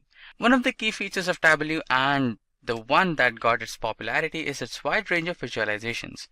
In Tableau, you can make visualizations such as bar chart, pie chart, Gantt chart, bullet chart, motion chart, tree map, box plot, and many more. Like you name it, Tableau got it. You can select and create any kind of visualizations easily by selecting the visualization type from the Show Me tab. Apart from that, it is capable to represent data in mobile view as well. Tableau acknowledges the importance of mobile phones in today's world and provides the mobile versions of Tableau app. The next and the last feature is that being capable of accessing data from various kinds of data sources. Tableau offers a wide range of data source options where you can get connected and fetch data from data sources ranging from on-premise files, spreadsheets, relational databases, non-relational databases, online cloud data warehouses, and many more. So followed by the features, now we'll discuss about the advantages of Tableau. So following are the advantages of using Tableau. First one, it has remarkable visualization capabilities.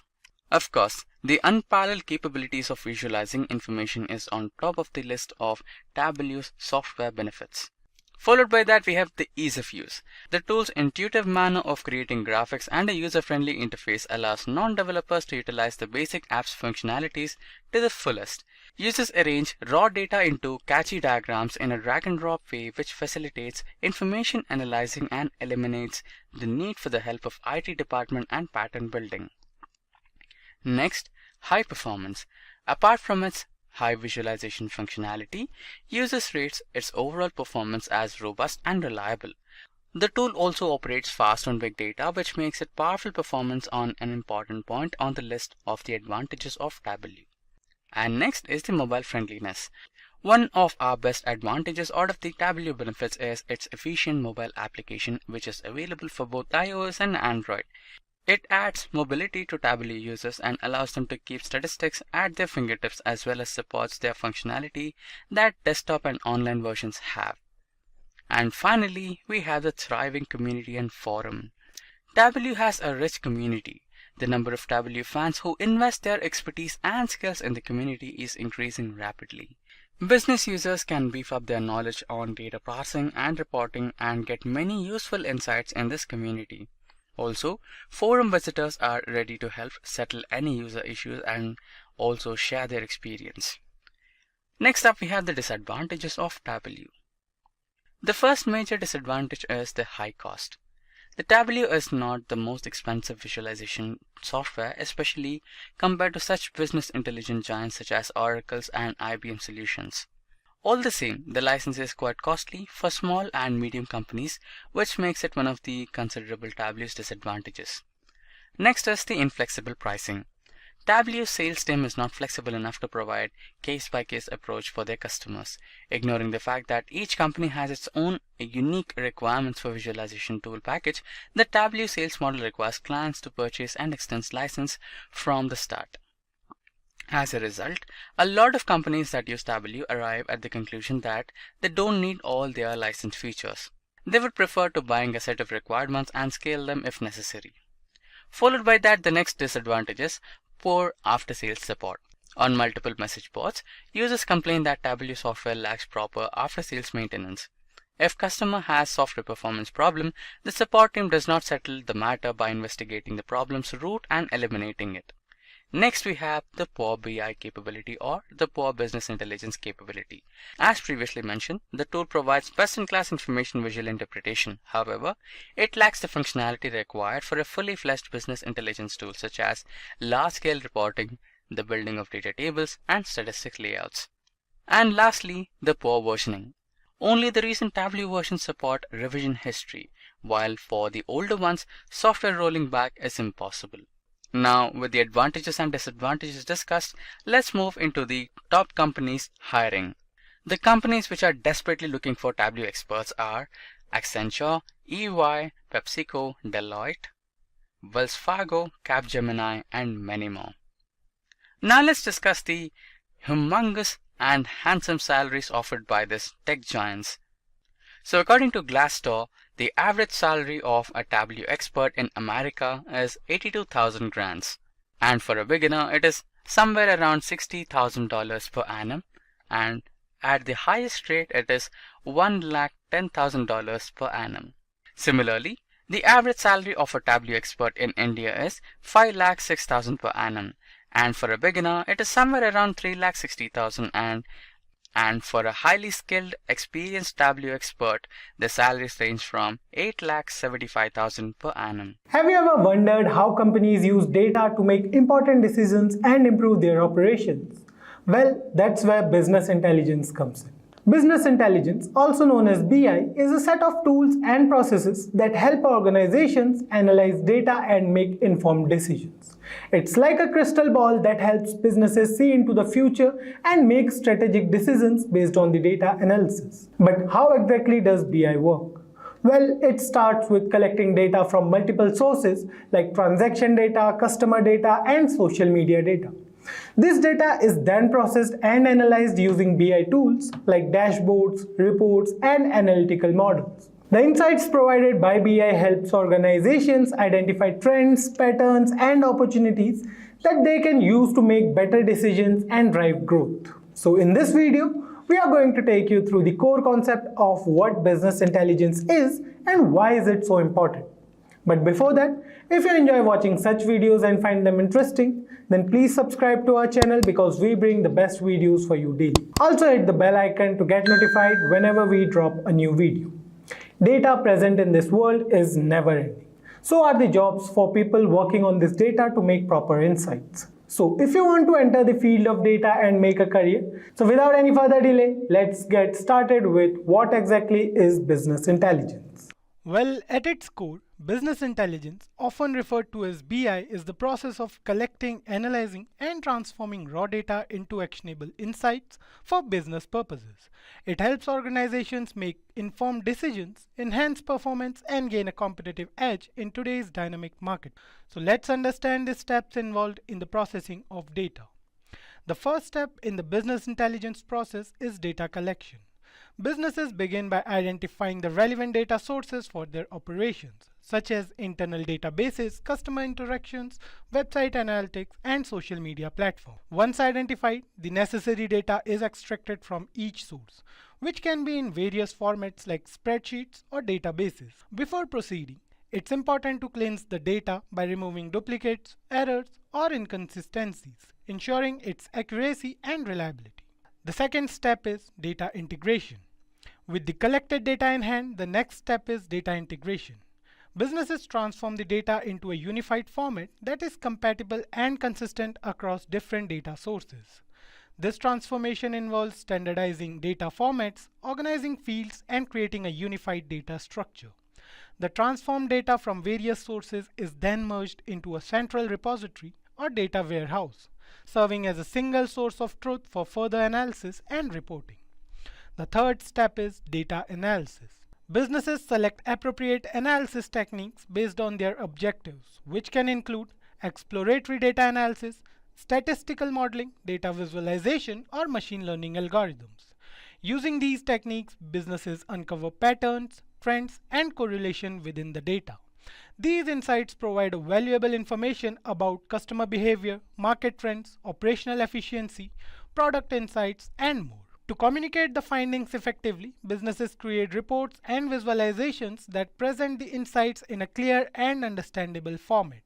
The fourth step is decision making and action. The final step in the business intelligence journey is turning insights into actions. Armed with the insights from data analysis, businesses make informed decisions. These decisions can range from optimizing operational processes and refining market strategies to improving customer experience and identifying new business opportunities. Businesses continuously monitor the impact of their decisions and actions using feedback loops and iterative processes to refine strategies, adapt to changing market conditions, and improve overall performance. Have you ever wondered how successful people can be after opting a postgraduate program in business analytics?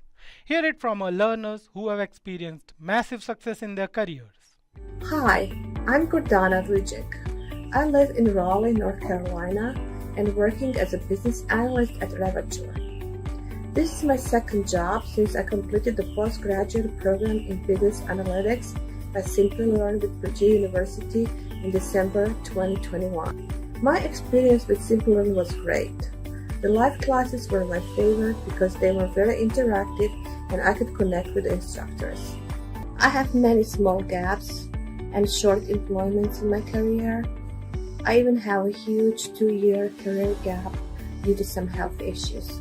However, I think the dark times are now behind me. It doesn't matter how challenging the path may be. Keep upskilling and one day you will achieve success in life. The next question is, why is business intelligence so valuable to businesses? So let's explore its benefits. The first is enhanced decision making. By providing accurate and timely insights, BI enables organizations to make informed decisions based on facts rather than assumptions or intuition. This leads to improved efficiency, reduced risks, and better outcomes. Increased operational efficiency. Business intelligence streamlines operations by identifying bottlenecks, optimizing processes, and highlighting areas of improvement. This leads to enhanced productivity, cost savings, and overall efficiency gains. Competitive advantage. In today's competitive landscape, gaining a competitive edge is crucial. BI equips businesses with actionable insights about market trends, customer preferences, and competitors, enabling them to make strategic moves and stay ahead of the curve. Applications of business intelligence. Retail. BI helps retailers analyze customer buying patterns, optimize inventory levels, and personalize marketing campaigns, ultimately improving sales and customer satisfaction. Healthcare. By leveraging BI, healthcare providers can analyze patient data, optimize resource allocation, and identify patterns to enhance medical treatments and patient outcomes. Finance. BI enables financial institutions to assess risk, detect fraudulent activities, and identify investment opportunities, resulting in improved decision making and financial performance. Let's understand the tools for business intelligence. A number of BI tools are already present in the market, but let's go through the top business intelligence tools. Power BI.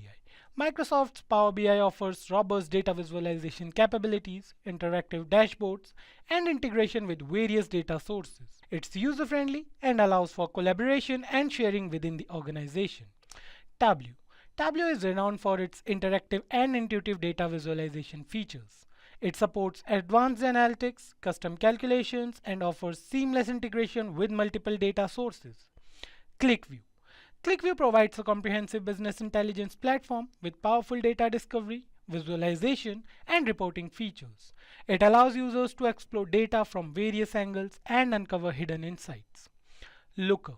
Looker offers a cloud-based platform for data exploration and visualization. It focuses on providing real-time insights and collaborative analytics, enabling teams to work together seamlessly. So there you have it, folks. Business intelligence is an essential tool that can help businesses succeed in today's marketplace. In this session, we will start with certain exercises which we will perform in Tableau in order to understand some basic concepts. Now, in order to learn Tableau, the basic first step is to import a sample data. So in our case, what we have done is we have imported a sample superstore which is in Excel format a sample superstore.excel which has 3 worksheets in it: orders, people and returns. So by importing this data into Tableau, first of all, we will create relationships between these sheets in order to identify who all have placed orders and how many people have returned the orders.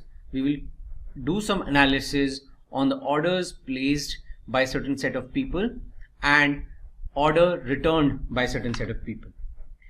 Now, as we have imported the sheet, we will make certain joins. So the first step is to drag the orders table, the order sheet, on the relationship canvas here. Okay, and you can see the data, sample data, the first 100 rows over here. Okay, then now we need to create an inner join with people's table between order and people. Okay, so if you see, it has automatically detected the field names on which the inner join has to be created. So on the order side you have region, and on the right hand side, which is the people data, you have also a region. Okay, so both these columns are common, and that's how we have made a join between orders and people data. So if I close this box and go and check the people's data,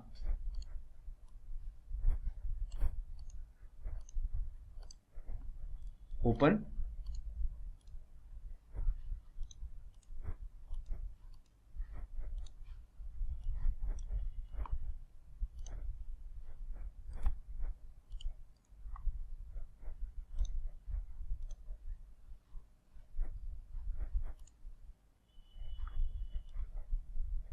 so see, the region and the person, these two columns from the people table have now been joined with the orders table, right? So it means that these are the orders in a particular region which has been placed by in this region.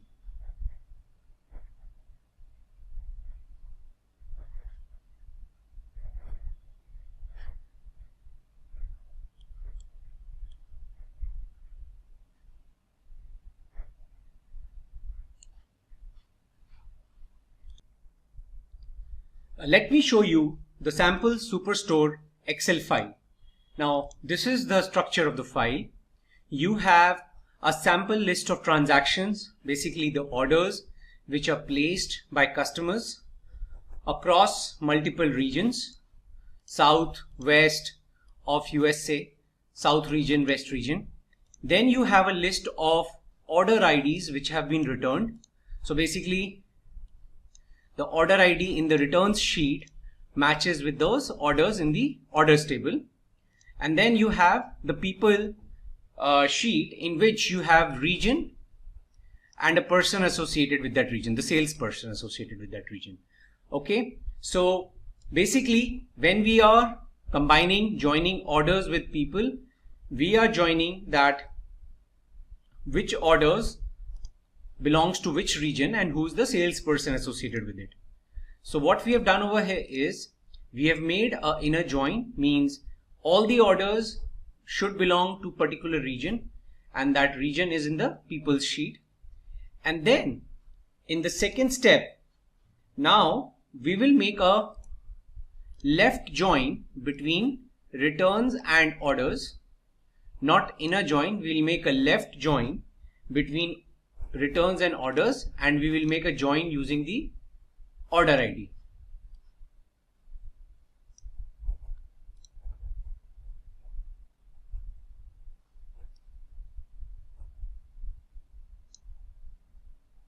Okay, so just edit this, click on left and select order ID as the join column. Now what does left join means? Left join means is that consider all the orders from the orders table and only consider the orders from the returns table which have data, means which are returned.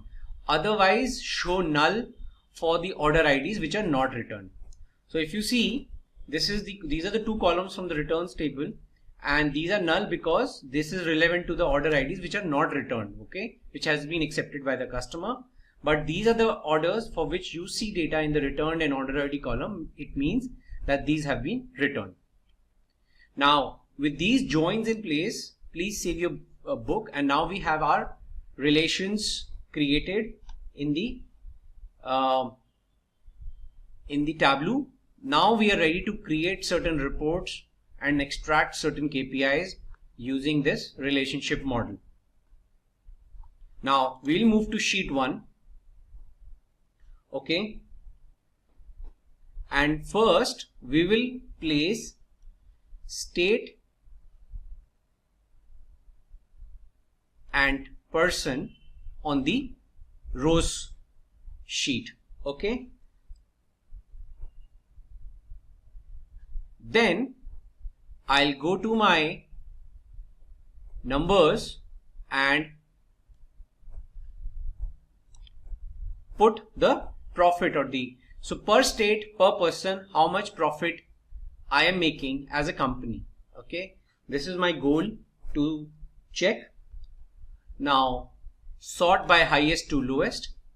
So California is giving me the maximum profit of 76,381, then New York, then Washington. So this is the sorted order in which I have listed my profit in descending order. Now I can also check what are the number of orders placed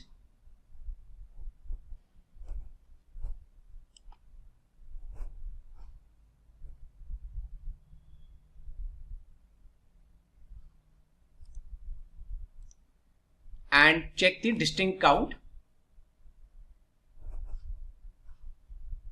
So out of 120, out of the total orders of 127, okay, so this is the total number of orders which have been returned for California is 127.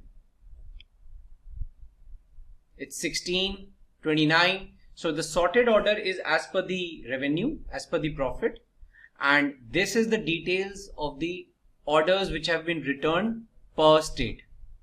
So if you see, for Connecticut, for Kansas, there are 0 returns.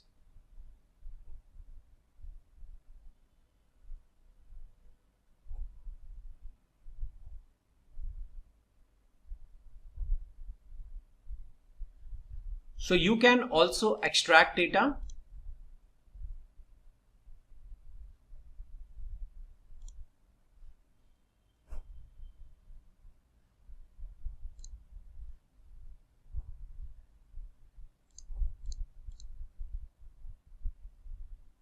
Table to refresh is orders and identify new rows using order date. So as and when new data is being added, you can refresh it. Now say extract, and now you can save this information, profit by state, and click save. So this is the extraction of this particular report which is possible in Tableau. So this is the first exercise which we have completed for reviewing and analyzing the profit per state, highest to lowest, and within that per state, what are the number of orders which have been returned by all the customers, the distinct count of order IDs which have been returned.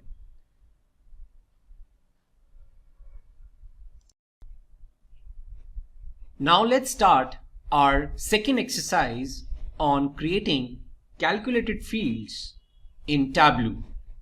Now in this exercise, we will be doing certain activities, like we will be creating a set to show the states which have more than 100 customers. Then we will be creating a calculated field to show an average sales per customer. Okay, then we will create a calculated field to show the sales goals, and then show emerging and developing stage. So these are the 4 KPIs which we have to derive. Now, the first thing, we have our sample superstore data already imported and the relationships created, inner join with people and left join with returns. Now we have our sheet 2 in which we will create the states, a list of states which has more than 100 customers. So what we have to do is we have to right click on the customer name and click create set. Okay. Now we have to give the name as states with 100 plus customers, and then go to the condition tab, select by field, and then apply condition as count of customer name greater than equal to 100 and click OK. Now we have this set created, states with 100 plus customers. Now to determine average sales by customer, we have to now create a calculated field. So go to the analysis and click on create calculate field. Okay. Now name it as average sales per customer, and now we will say average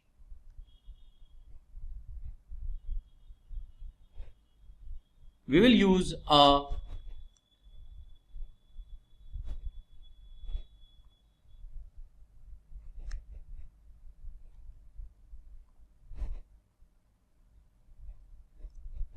okay, so we are saying that per customer we are using a level of definition function include, which means that per customer what is my average sales, right? We've already used a function, aggregated function called average. So we are saying per customer give me the total and then give me the average per customer. So we're going to click OK.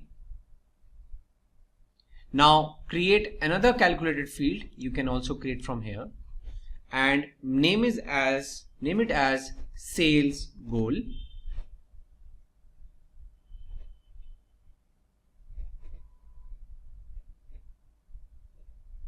Now in this we are going to type the formula if minimum states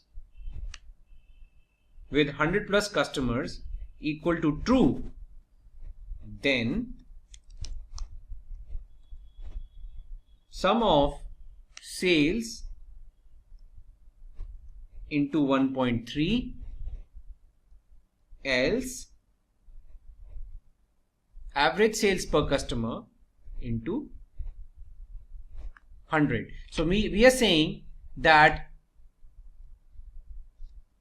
if the customer belongs to the set of states with 100 plus customers, then the sales target should be 1.3 times the actual sales as of today, else it should be 100% of the average sales per customer. Now let's create another calculated field which we call as emerging or developing state. If distinct count of customer name is greater than equal to 100, then the state is tagged as developing state, else it is called as emerging state.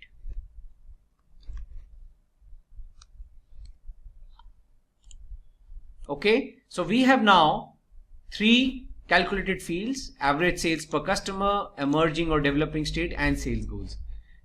Now we will use this in our reporting.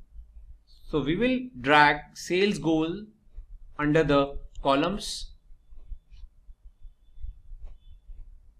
and then I'll drop my state. So now this is the state wise sales goal, depending whether the state has 100 plus customers or not. Then add your customer name.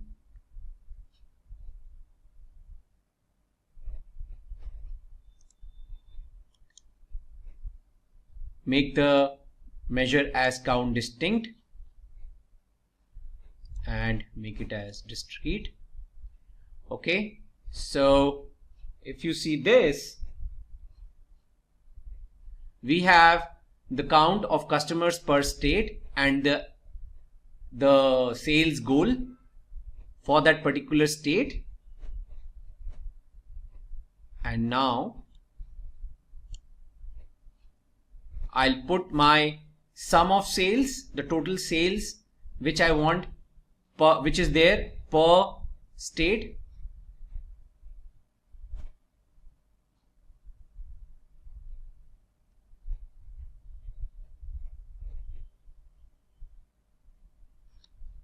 Now go to show me and select this particular chart, bullet graph.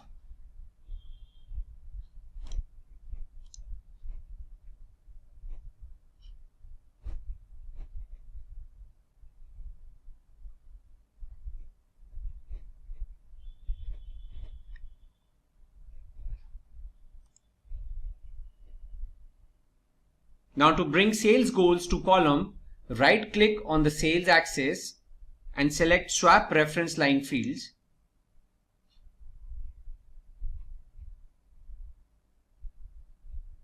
Now from your left hand panel, drag and drop emerging or developing state on the color panel. Okay, so emerging state is the orange one and the developing state is the blue one.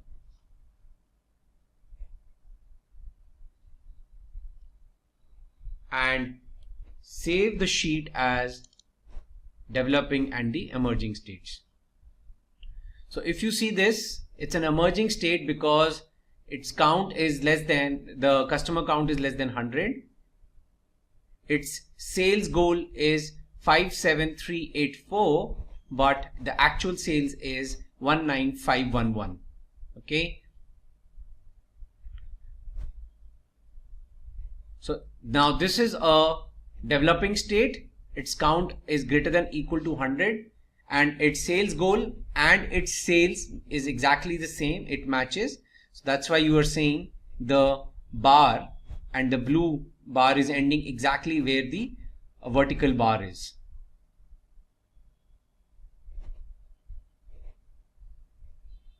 So what we are trying to depict is that whether the state is going beyond its target sales goal or it's behind it, and you can see that using this particular vertical bar. Like for example, Michigan, its sales goal is 71,952, but its actual sales is 76,270 average sales. So that's why it is above its target and it's a developing state, because it has more than 100 customers. So you can even sort by the count of the customers, higher to lower. So all your developing state will group from at the top and the emerging states will group at the bottom. Or you can sort by the sales goal. So the orange bar is the sales goal or the blue bar. So depending what sales goal is being derived for each state.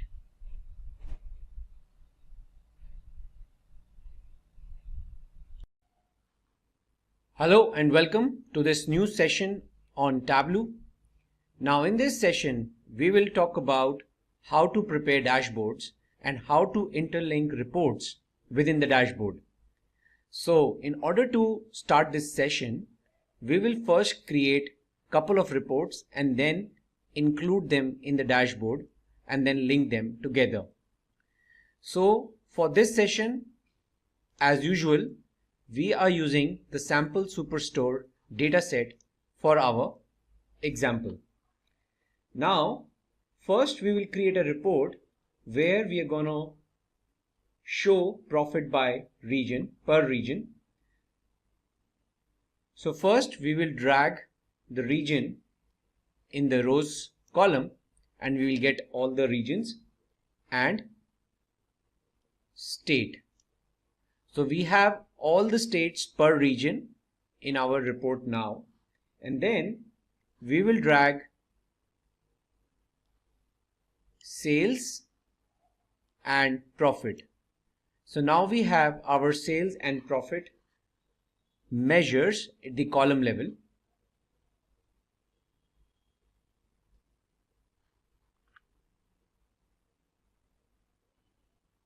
Now just also drag now the region to the color section. So now we have each region colored. The entire sales and profit per region is distinguished by the different colors: central, east, south and west.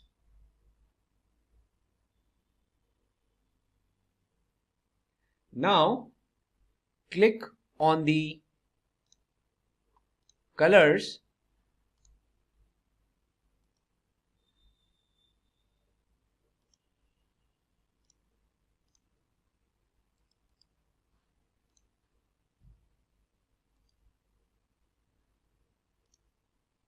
Now we want to show the labels using the marks card. Okay, so we want to show the region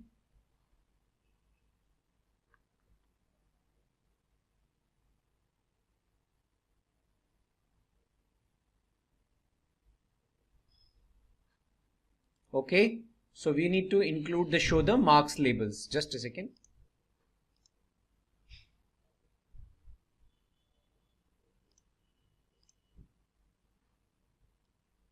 So enable the labels, say show mark labels.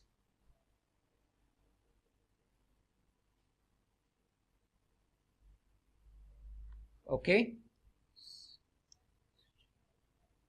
So you have on the left, this is the profit and this is the total sales. Now rename this sheet as region and state analysis report. Okay. Now let's create another worksheet.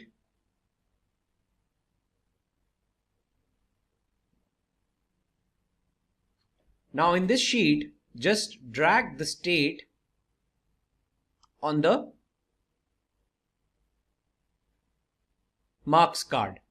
Now automatically Tableau will detect that you have dropped a particular state, and we have the states of United States. So it has identified the state names and showed you the identifiers of the states on the map, and automatically identified the latitude and longitudes which are generated by Tableau and given you the markers on each and every state. Now drag the sales measure to the color panel. Okay, so now this is sales per state in the color scheme with the color scheming. Then now drag the profit to the size. So now each state you have the color, the profit and the sales. Now you can edit the colors and you can select a particular scheme of colors and say apply and OK. So now you are able to distinguish the colors on the state. Now after this, just rename the sheet as profit by state report. Now let's create another report. Now in this report, drag the subcategory to the column section and sales and profit measures in the rows. Okay. Now right click on the sum profit pill and check dual axis.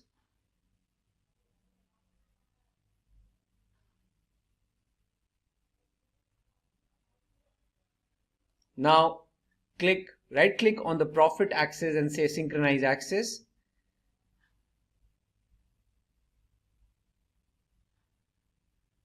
Now select sum sales from the marks card and change the notation as bar, and for profit change the notation as line. So now this is a fair display of subcategory wise sales and profit representation, that these are the sales and what is the profit.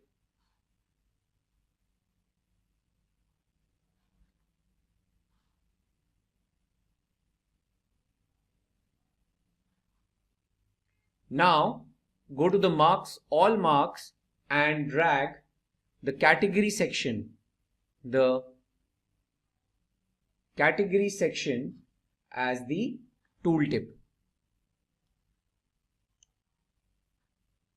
Okay, so for each and every bar or line item, you should now see the category also. Save your report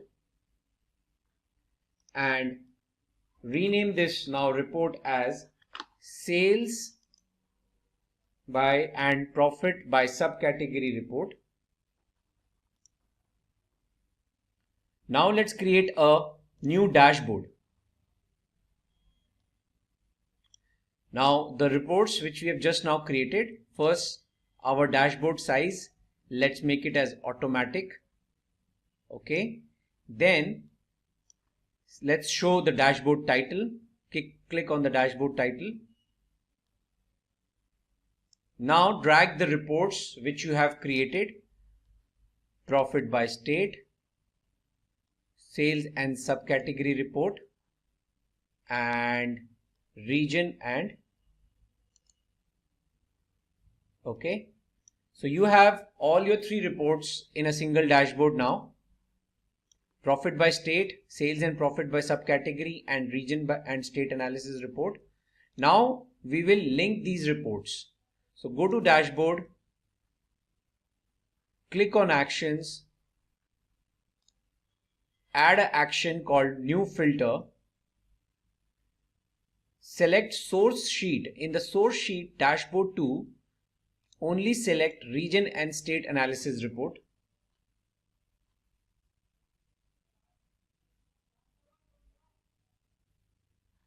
And in the target sheet, just deselect region and state analysis. On the source sheet, keep the run action on select and click OK.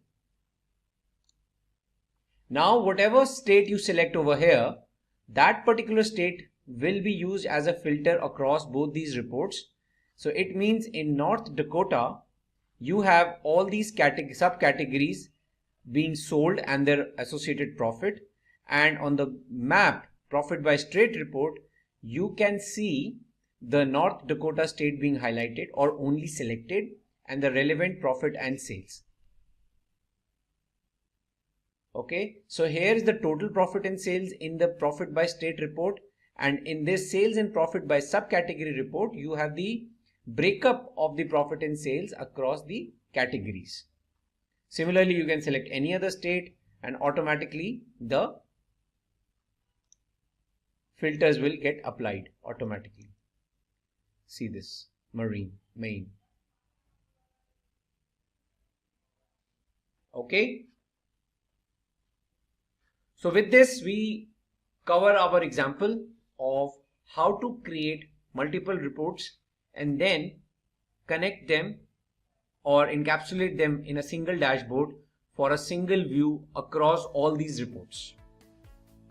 We are going to take example of the Netflix database which we have, and we will prepare certain reports in order to identify what kind of reports we can generate from such a data set. So currently on my screen, what you can see is the Tableau, the Netflix data sheets, the data sources, where you have the Netflix shows, movies, their associated duration, what kind of shows or movies are there, their release year, the associated rating, description, and a key, which is the show ID.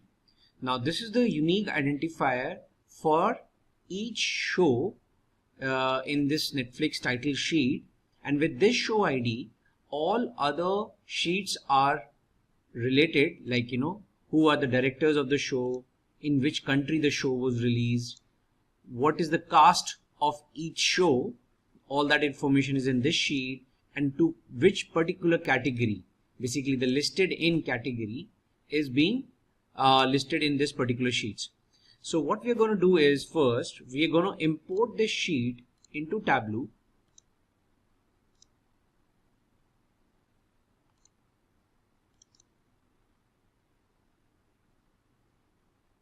Okay, and then create relationship between them using the Tableau relationship canvas.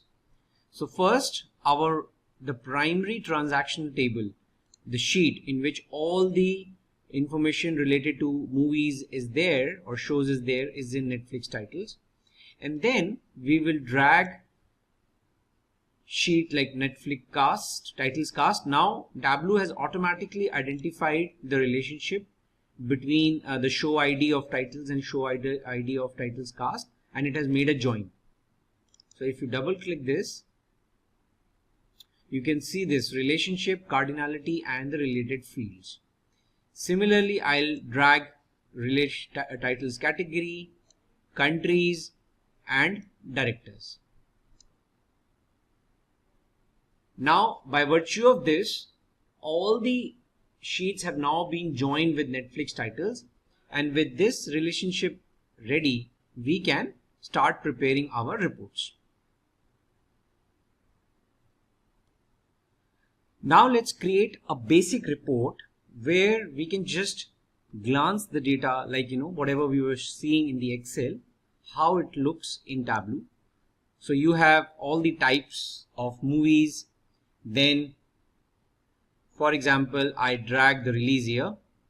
Now first, I do not want to consider it as a dimension, so I'll just release year. Per category, per type, there is a release year, and then I'll drop the listed in.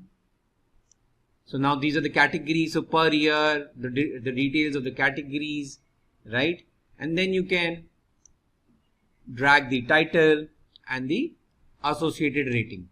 So this is just a view of your data. We can name it as shows listing report. Now let's try to create some report for some measures, some numbers, etc. So now let's check in which country how many movies or titles were released. What is the count? So first let's drag the country.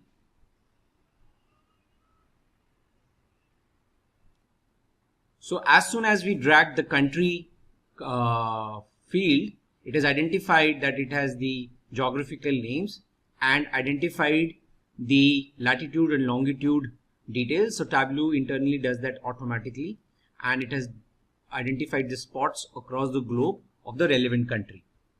Now let's drag the listed in on the color section. Now what it is doing is, it is showing in which country what different kind of category wise movies are or shows are being released. Like in Sri Lanka, documentaries have been released. In India, action and adventure. United States, action and adventure, like this. Now let's put a count of the titles, right? So if you see 247 action and adventure movies or shows have been released in United States. Okay, so this is one inference by this particular report you can identify. So let's save this report as listed in by country.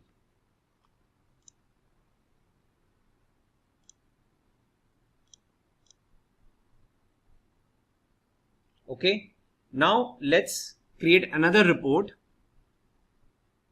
We will call it as the per year statistical report. In this, first I'll put the release years in the column.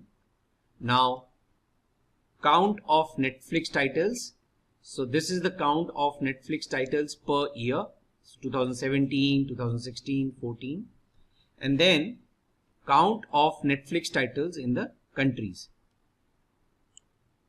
This is the second bar chart. Okay. Now what I'll do is I'll combine it into one.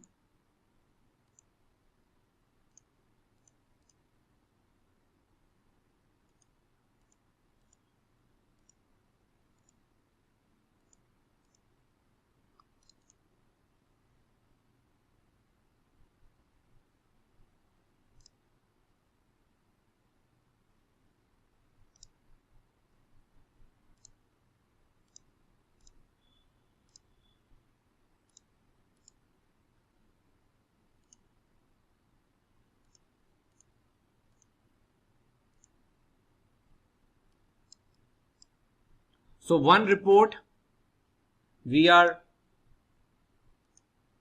moving in the bar, creating the bar, and one in the line. And now I just have to, so we will click on the count of Netflix titles by country, right click, mark it dual axis. So now as soon as you click this, both the charts have been combined, and right click over here and say synchronize axis. Okay.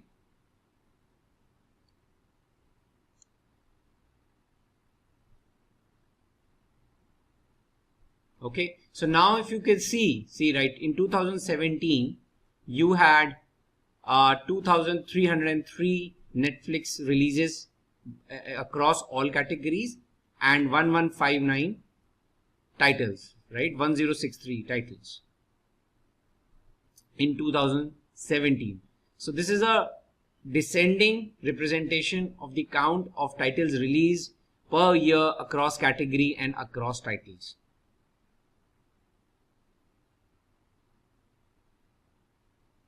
So let's call this as per year stats.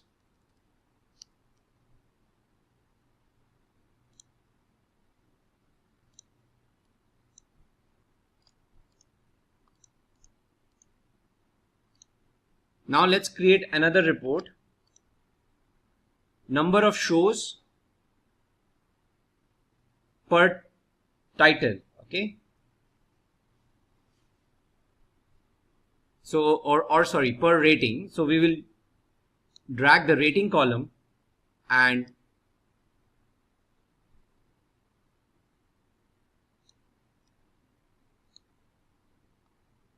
we will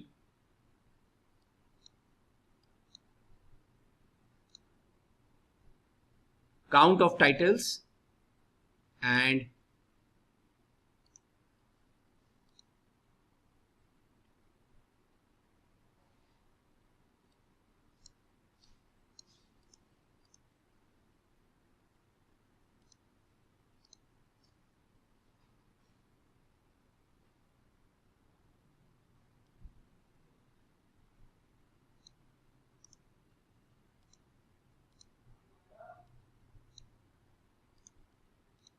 unique count of titles and unique count of show IDs.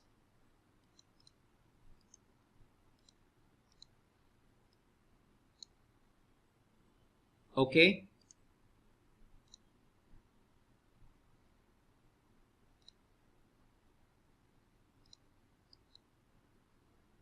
One is bar and one is line.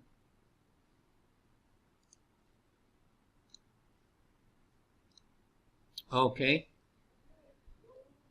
So this is a report which shows rating wise titles and the show IDs.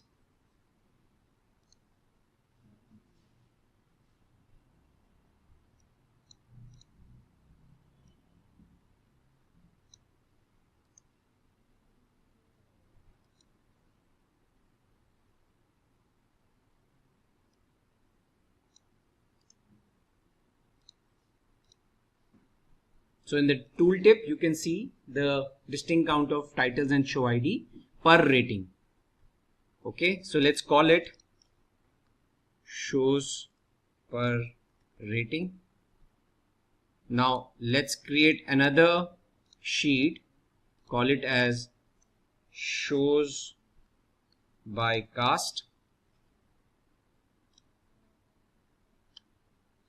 So in this, what we're going to do is first drag the cast column on the rows section. You have name of all the cast, and then we drag the show ID on the column section and put a count D and sort it. Okay. You can remove the null cast, and this is your sorted order. And on the labels section, you can say show mark labels, and you will see the count that Anupam Kher has done the maximum, then Shah Rukh Khan, Om Puri, Nasruddin Shah. So this is the details on the sorted order, that who has done how many shows. Okay. Then next is shows by director, similar to shows by cast.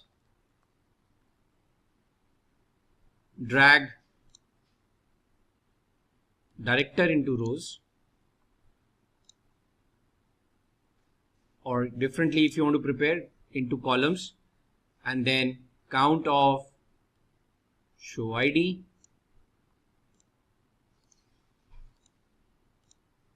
okay, sort it, and you can actually filter out the null director value. And this is your count. Put the label. So you can see Jan's sweater has the maximum shows. Okay. Then create another report, shows by category.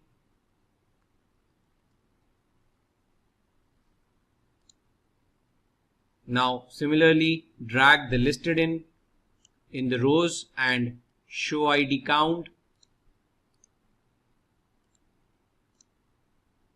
Remove the null category and sort. Labels, show mark labels. So international movies are the highest category, dramas the next, comedy, international TV shows. This way you have your category. Now let's create a dashboard in which we want to combine all these reports and take a common view. So first, let's drag listed in by country, then shows by director. Also please let's set the size as automatic. Then let's drag shows by category and shows by cast. Now these 4 reports are on a single dashboard. We will link them to each other. So go to worksheet, actions, add action, filter, select dashboard 1, only select shows by category here,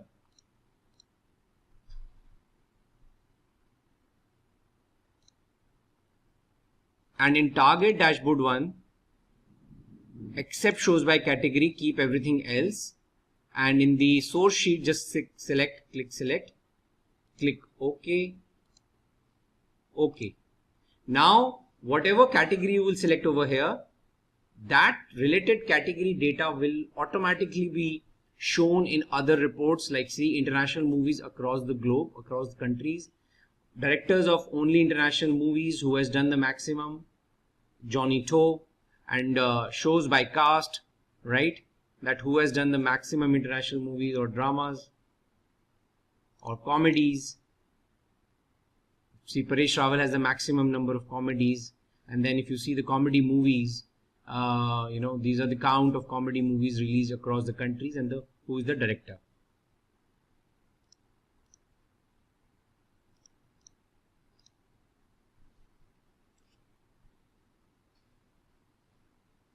Another very interesting report which you can prepare is that, for example, you want to check in which country maximum duration of your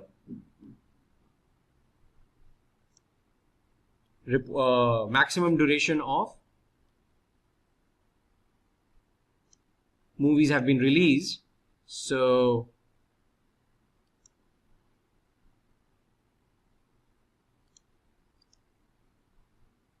first let's create convert to measure, remove this.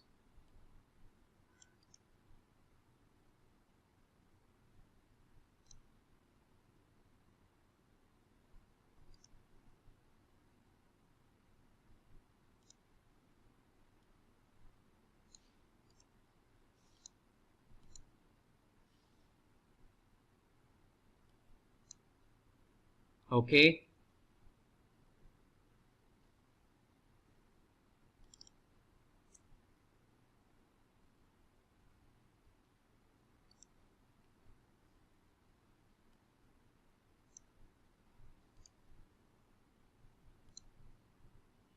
So if you see, maximum duration of the movies or the entire Netflix content is maximum United States, then in India these many minutes, next is United Kingdom, and you can also change the colors. Whatever you feel is as per your standards or as per the convention, you can change the color combination.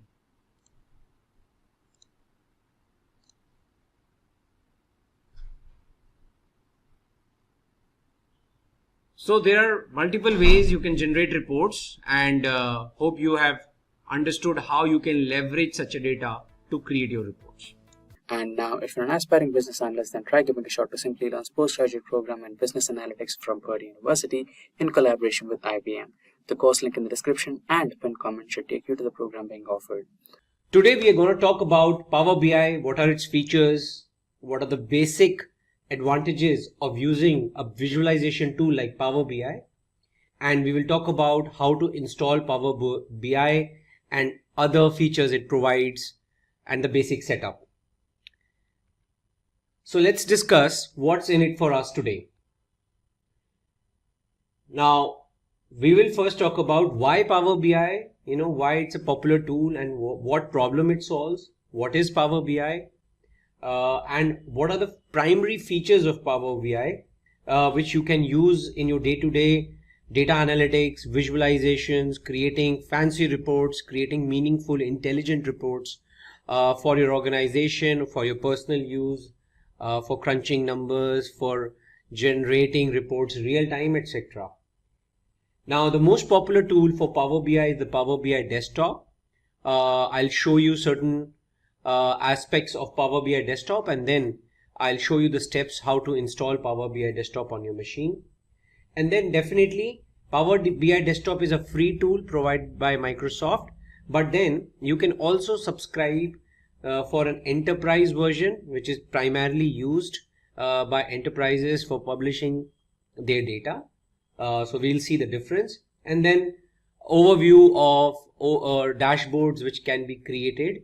What kind of dashboards can be created in Power BI. So this is the agenda for us today. Now, why Power BI? So generally, visualization tools, reporting tools are required in order to create and prepare and analyze meaningful data. It could be a data for an organization. It could be a social media platform data. It could be a data from IoT devices, but something which needs to be analyzed, and some intelligent inferences and data mining has to be done on top of it. Now imagine today we are in a world where terabytes of data and information is getting generated on an instantaneous basis, on minute by minute basis. So it becomes very essential to churn out something meaningful, something intelligent out of it.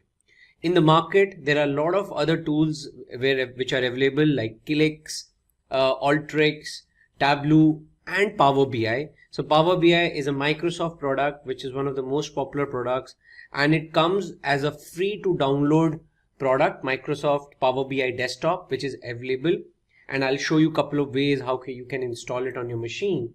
But why Power BI is popular is because it provides a lot of out of the box features, drag and drop features, which we will talk about in our subsequent sessions and classes.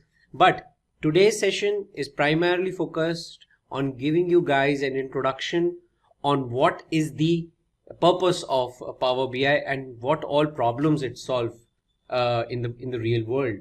So Power BI allows you to view, analyze and visualize huge quantities of data, and the data could be in any format: Excel, CSV, text, or it could be a direct connection to a database like SQL, MySQL, Azure, Oracle, anyone, IBM DB2. So it supports n number of data types or data sets, and it's very powerful in terms of data connectivity. So it uses powerful compression algorithms to import and cache the data within the .pbix file.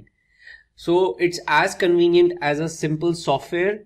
If suppose you import a data and then you prepare a report, and then you can easily share the reports with your peers or someone who's co-developing with you, either through Power BI cloud services, or even you can share the PBIX file in an email or through any other means, and you can share the data set with the concerned, and they can then work on the report independently.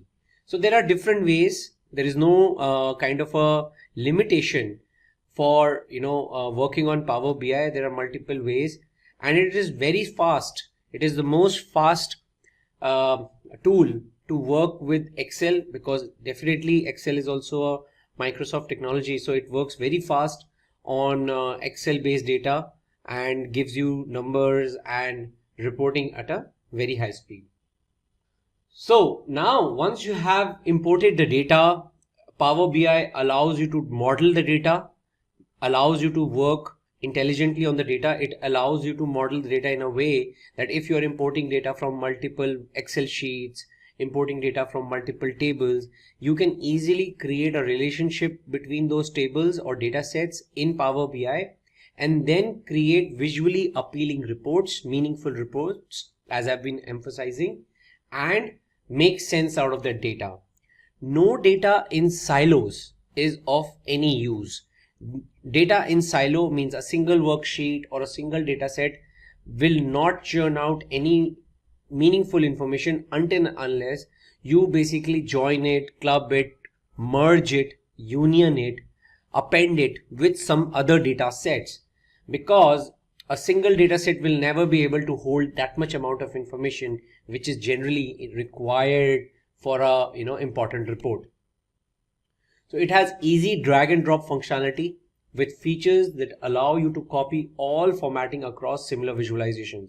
So just like in Microsoft Excel we use Format Painter to copy the format of one cell to another, similar features, very similar to Excel products or Microsoft products, they have provided that if you have applied a particular theme on a report, you can easily replicate that on any other report. The font, the header size, the background color, you don't need to do it again and again. So there's lot of reusable features which are also available. Okay, now as I said, Excel is a Microsoft product, Power BI is a Microsoft product, so they have intercompatibility. You can publish data from Excel to Power BI.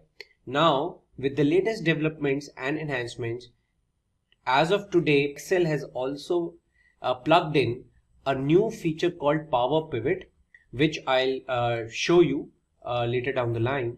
But that also allows you to do a quick analysis. You can't create, of course, complex reports or fancy reports like Power BI, but Power Pivot allows you to create, quick measures, quick functions, quick calculations on your data quickly only in Excel. So it's an Excel plugin. But whereas, Power BI is also compatible with Excel. So when you create a report in Power BI, it gives you inbuilt feature to export your Power BI report into Excel format directly. You don't need to do any programming for it. Also, you can easily publish, when you publish your Power BI reports, it allows you to give some inbuilt intelligence of analyzing your reports in Excel, and it gives you all those features of exporting your Power BI reports into Excel, which is not available in any other tool, or otherwise those tools have to create plugins, create add-ins, and probably they might charge for it. But Power BI comes with a lot of out-of-the-box features which are very, very helpful for analyzing data in Excel, and vice versa. Azure Cloud. Now Azure itself again is a Microsoft Cloud tech stack. So using Power BI with Azure allows you to analyze and share large volumes of data. So Azure, basically Azure database or Azure cloud servers are meant to hold huge amount of data, and Power BI allows you to have seamless connection. You can easily connect to Azure Data Lake. You can reduce the time it takes to get insights and increase collaboration between business analysts, data engineers, and data scientists. So Azure Data Lake becomes the central focal point where all your analysts, engineers can keep working on the centralized piece of data and churn out their reports. Data scientists' primarily job is to keep the data in a structured way, optimized way, optimize the input-output operations, disk operations, and memory utilization, so that the reports also get churned out in a faster manner. So every person has their own role in order to give a quick refreshable report, a quick rendered report. Any report which is taking huge amount of time to get rendered will not eventually be used by the business users, because then it does not solve the purpose. The report should be fast. Report should have appropriate filters, slices, and dices.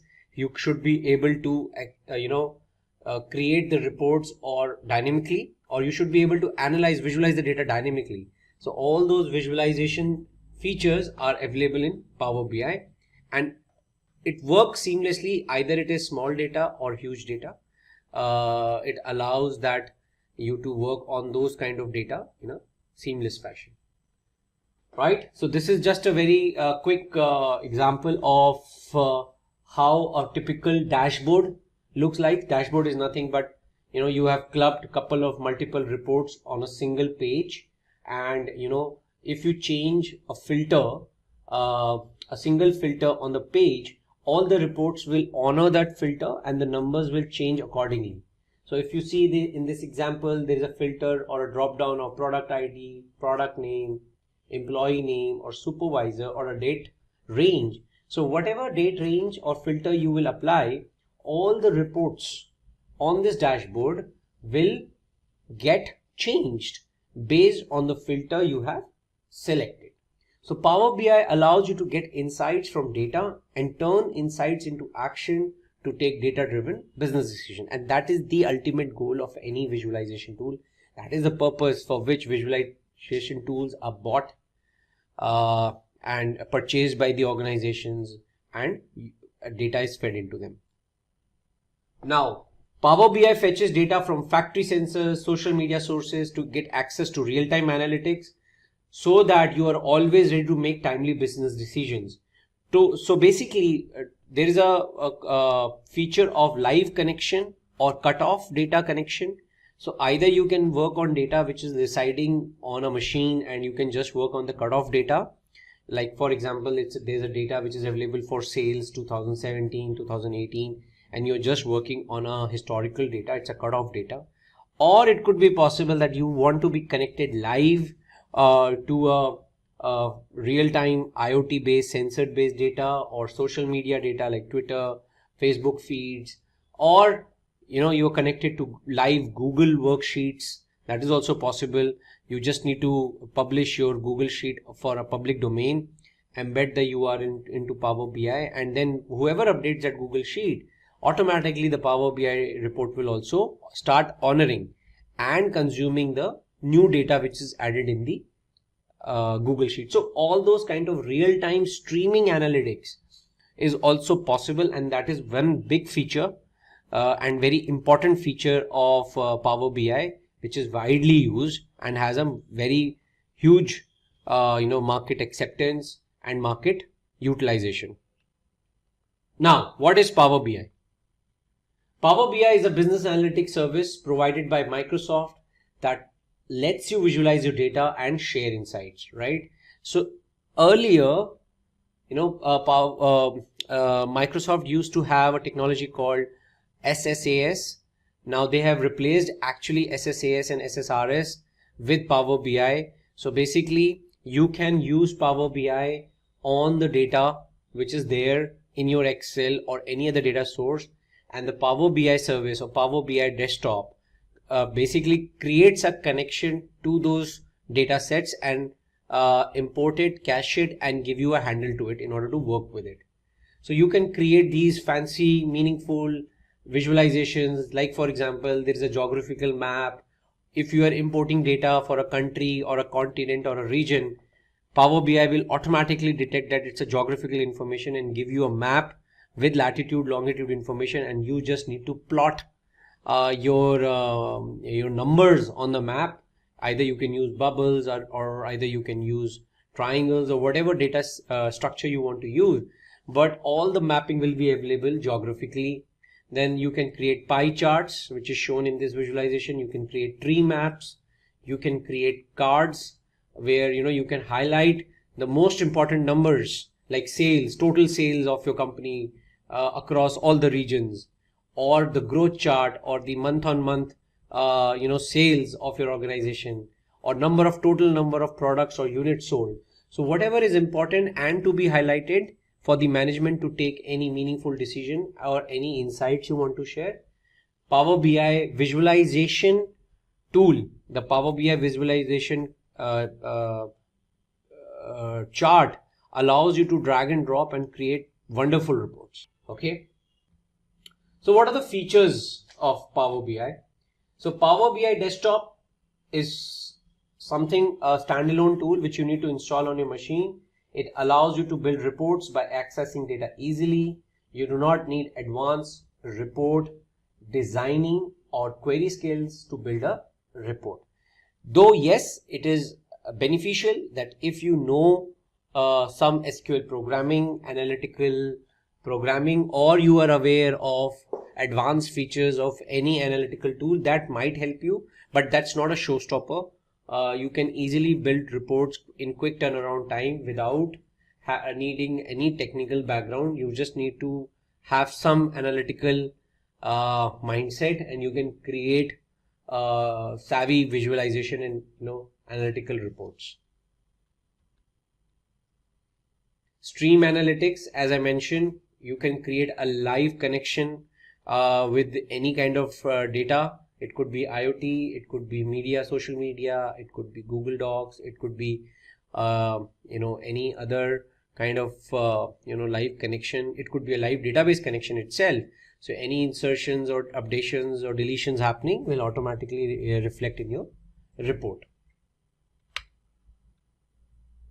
Yes, multiple data sources, and that has to be the primary criteria for any tool to be popular. If any visualization tool is limited to certain data sets, then it will not be highly acceptable in the market.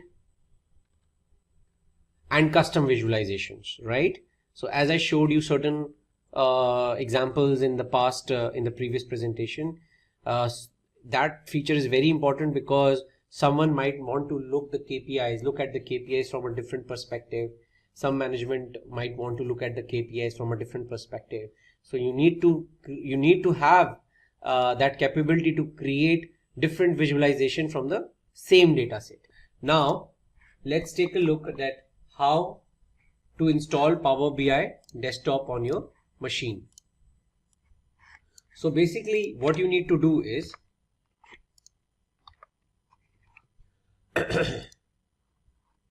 you need to go to this URL,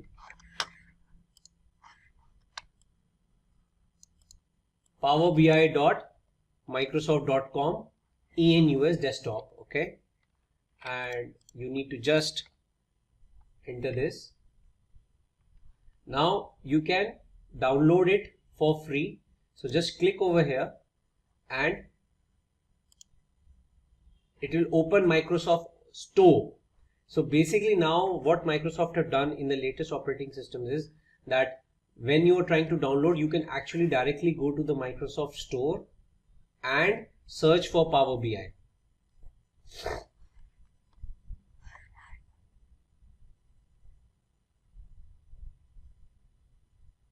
So let's wait for a couple of seconds.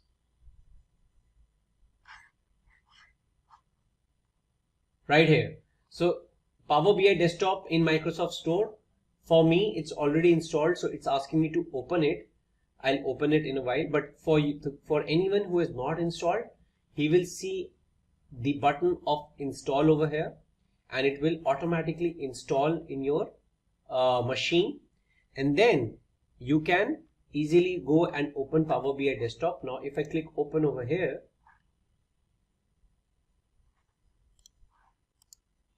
now this is the UI of the Power BI desktop.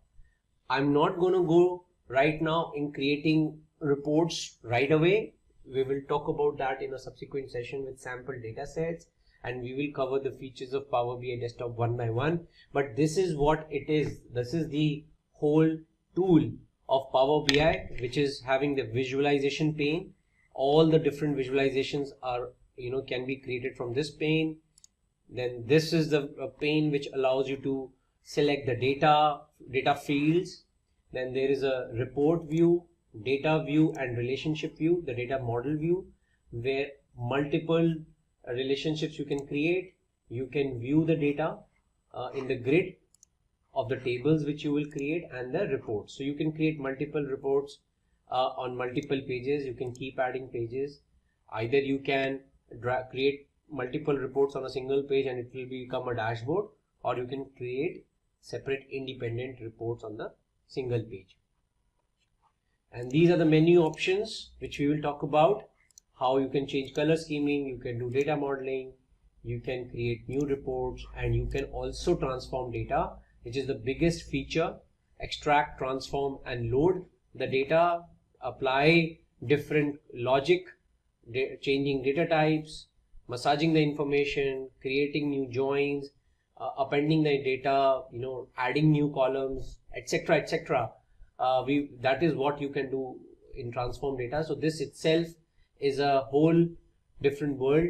It's a dedicated topic. So we will talk about that in our subsequent sessions. So what's in it for us today? We will be learning how to connect to data, different data types, data files like Excel, PDF, then what are the different data importing modes, and then I will also show you practically different sets, how to import them in Power BI and use it for your visualization purpose. Now what are the steps to connect to data? So now we will go directly into Power BI and try to import one by one few most commonly and popularly used data sets which are most commonly used in a day-to-day activity. Rest, of course, there are Power BI supports n number of data sources, but we will do something practical on the most popular ones. So let's open our Power BI. Now this is my Power BI, and first I want to show you that how can I import data directly from a web page and import the data. Now it is asking for a URL in order to import data. So what I have done is I have created a Google Excel sheet with simple data with rows and columns, and what I have done is I have shared this sheet as published to web. Okay, so you just need to say publish to the web, the link as web page, and say done. It's automatically published, and say link. So copy the link which you have published on the web, copy this link, and then go back to your Tableau, paste that link over here and click OK. Now Power BI will try to establish a connection with this Google Doc sheet because it's published on the web.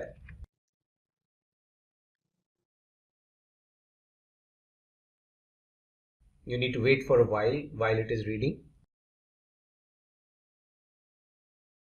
Okay, now it has read one of the HTML tables, so I'll select this one. Now you can see it is showing me a preview of the table which is there on my Google Sheet, right? It has 11 rows, so it has showed all the 11 rows.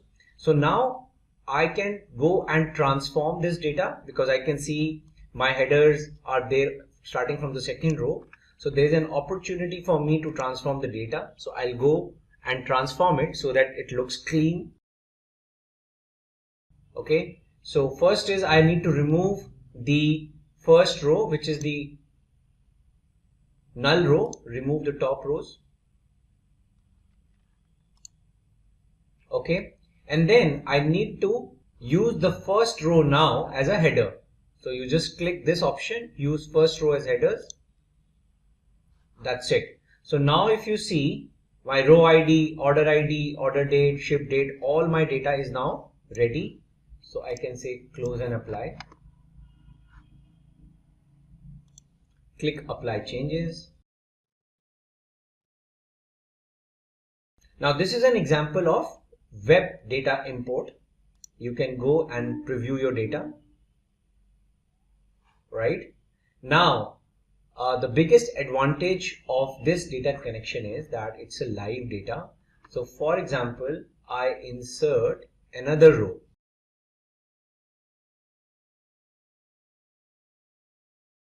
Let me change the order ID. I've changed some basic stuff, and it's auto saved. Control S. Now I'll go to my Tableau and I'll refresh.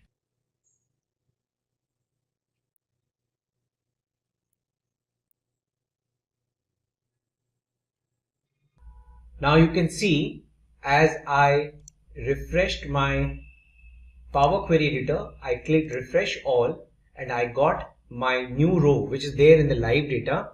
I got that fetched from my, okay, I got that row, the row ID number 12. So I have to say close and apply.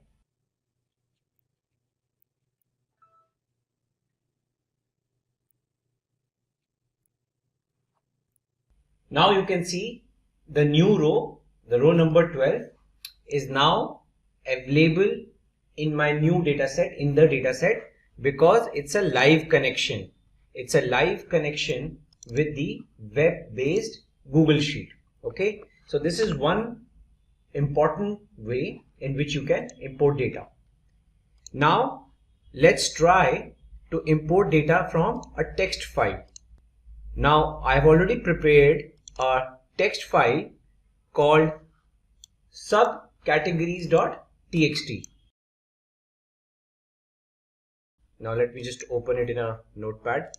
Now it's a very plain simple file, tab separated file in which you have product subcategory ID, subcategory name and product category key. So basically to which product category this particular subproduct belongs to, right? So what I'm going to do is I'm going to go back to my get data option and I'm going to select text/CSV option and I'm going to select option mod product subcategories.txt. Okay, so now Power BI has identified that it's a tab delimited file, it has recognized the headers, etc. right, and I can now directly load this file. Okay, so now once the data is imported in Power BI, it is like irrelevant to me. It's a composite data import I am doing, right? So in my presentation, when I am talking about importing data, there are different importing modes, right? Data import can happen through different ways. Okay, one is direct query mode, in which I create a live connection to the database, which I'll also show you using MySQL and MS SQL Server. And also you can do a composite mode in which you can have data imported from Excel, plus you can have direct query modes. So you can have multiple modes to connect and create a composite data model, and that's what we are doing right now in our practical. So what we are doing over here is, one, we have imported data from the web. Second, we have imported data from a text table. Now, after doing text, now our next task is to import from CSV. Let's try another one. So now I have imported product subcategory. Now I'll import a CSV file. So again, I'll choose the option text/CSV. And now in this CSV file, let me open this CSV file and show you what is it. So this is a list of all my products, product key, product subcategory key, products, stock keeping unit, etc. A simple CSV file, and I'm going to import that. Okay, so now it has identified the delimiter is comma rather than a tab, and it has already recognized the headers correctly, so I'll load it. Okay, so now my products are there, product subcategories are there. For product categories, now what I have done is I have created a Excel mode now. So now Excel I'm using to import my product category. So now I have to click on the option of import data from Excel, and I'll say product categories. Select the sheet, load, and now, so my products, product categories, product subcategories, though with different data storage types, but still now the data is imported into Power BI. It is a composite data model. Now another very important data type which you can import is the PDF also, right? So what I have done is I have created a PDF called customers. My customers data is lying in a PDF. So what I've done is I've created a PDF which has data for some columns are there, like, you know, customer key, prefix, first name, last name, birth date, marital status, gender, email address, annual income, total children, etc., etc. So this is the data set which I have created in PDF. So what I'm going to do is I'm going to select PDF now and import customers.pdf, and see it has recognized my table on page 1 which I'm going to load. Okay, you can rename this as PDF table.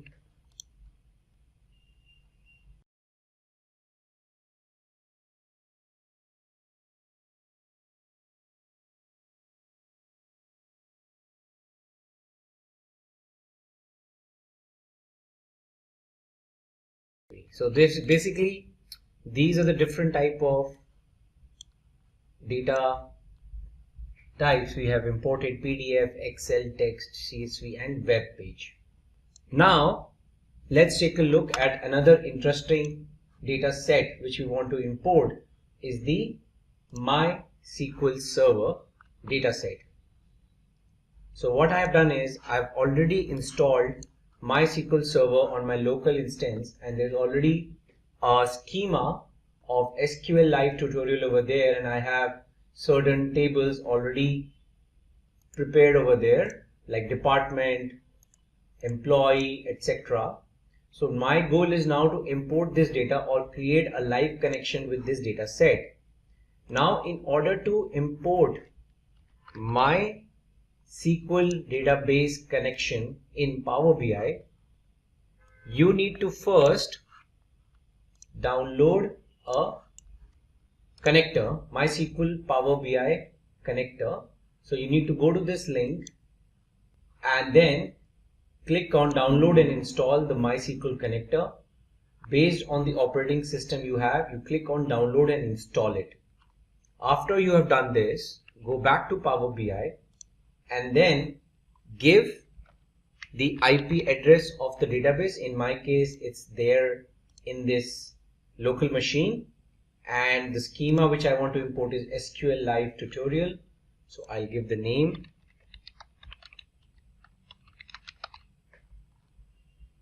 click connect.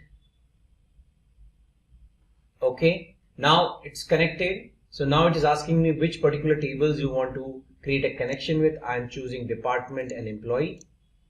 and I'm just loading them.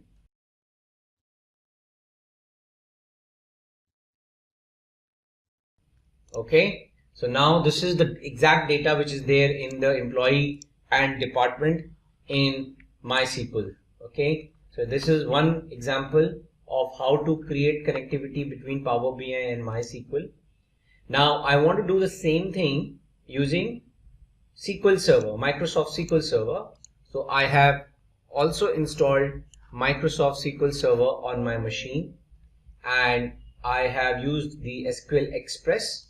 So this is the name of my server, so which I'll copy the server name and go to get data, select SQL Server, and for now database is optional. I can say direct query, click OK. Okay, now it is showing me what all tables I can import. So in my SQL Server tutorial, in my SQL Server, I have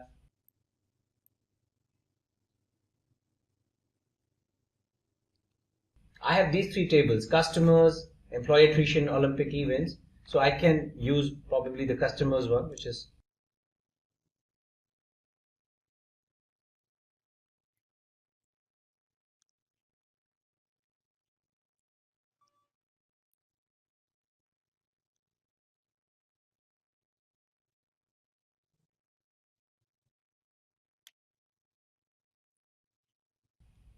now you can see this is the data, the customers data, which is lying in my SQL Server. Okay, so I can preview it and load it.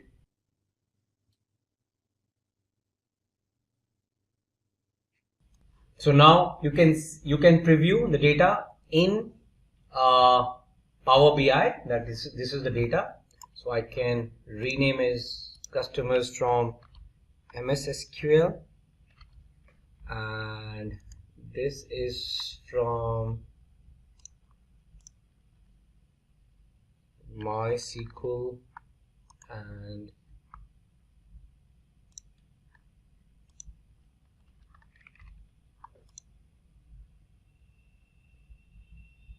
okay. So now this is not the only data sets you can import. Now if you take a look at the options which Power BI gave, of what different type and variations of data it can it has compatibility to import from.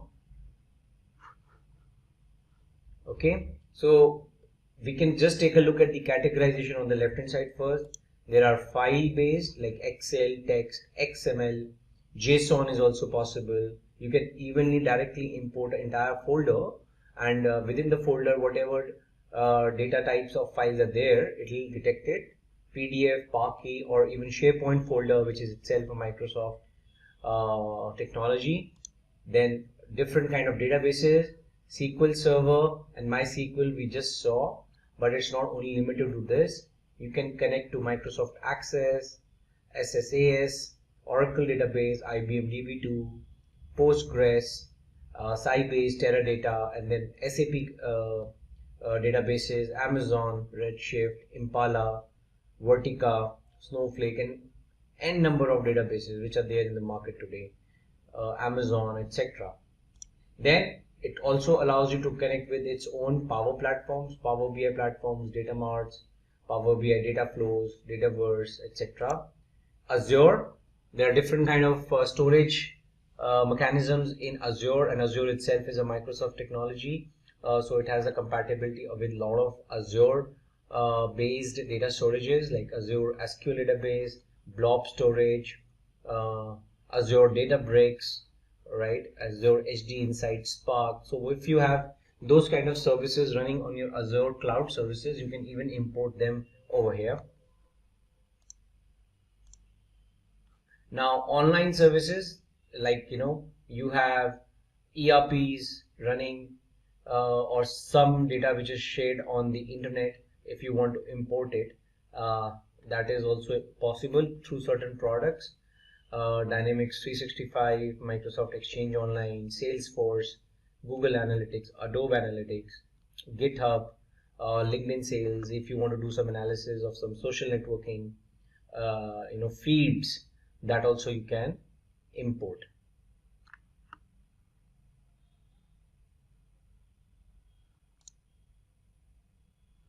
Then other miscellaneous are also there, web-based, Hive, R script, Python script, if there's something to import, get data from. Google Sheets, like we saw one example in our video right now. So there are multiple options available. Now, once you have imported the data which is relevant to you, in our subsequent sessions we will see how to create relationships, but just giving you a glimpse that whatever data you are importing, Power BI auto detects certain relationships and it will create for you, but then you can go and manually also change. So this is the composite data model which is getting created in the backend while you are importing the data. You can easily go and manage these relationships, either keep them as is, you can delete and create new ones manually. So there is no limitation in that.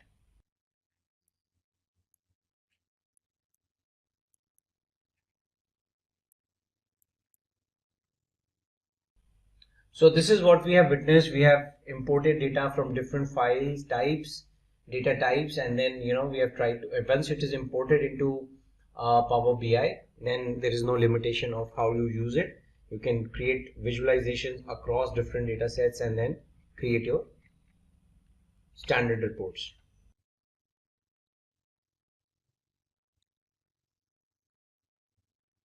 So this is the example of importing data from web, importing data from a database, from a PDF, and then once you have data, you can shape and combine data. You can basically do whatever transformation you want to do. You want to make joins, merge the data. So for example, if we go back to our Power BI and if I go back to my transform data section, now as I have now different data sets available with me, I can do any kind of operation, transformation on the data, right? So like I showed you, I upgraded the header row because one of the imported data was not showing the header correctly, or this columns, like this exact one column is extra, I can remove the column, right? All those transformations, whatever I do in the backend gets captured in the applied steps section, right? This is the customer data. You can create, you can merge it, you can append it, with other data sets, right? Let's, for example, I want to create a merge data set of my categories and subcategories. So I can say merge, select these two data sets and say merge queries as new, and I can select product categories and product subcategories, select product category key on both the sides, and then they do a left auto join. So whatever product categories are there, I'll get the subcategories associated with it, and I'll create a new table which will have, now I have the table which has the category and the subcategory and subcategory in one table itself. So I can rename it now to as category subcategory table.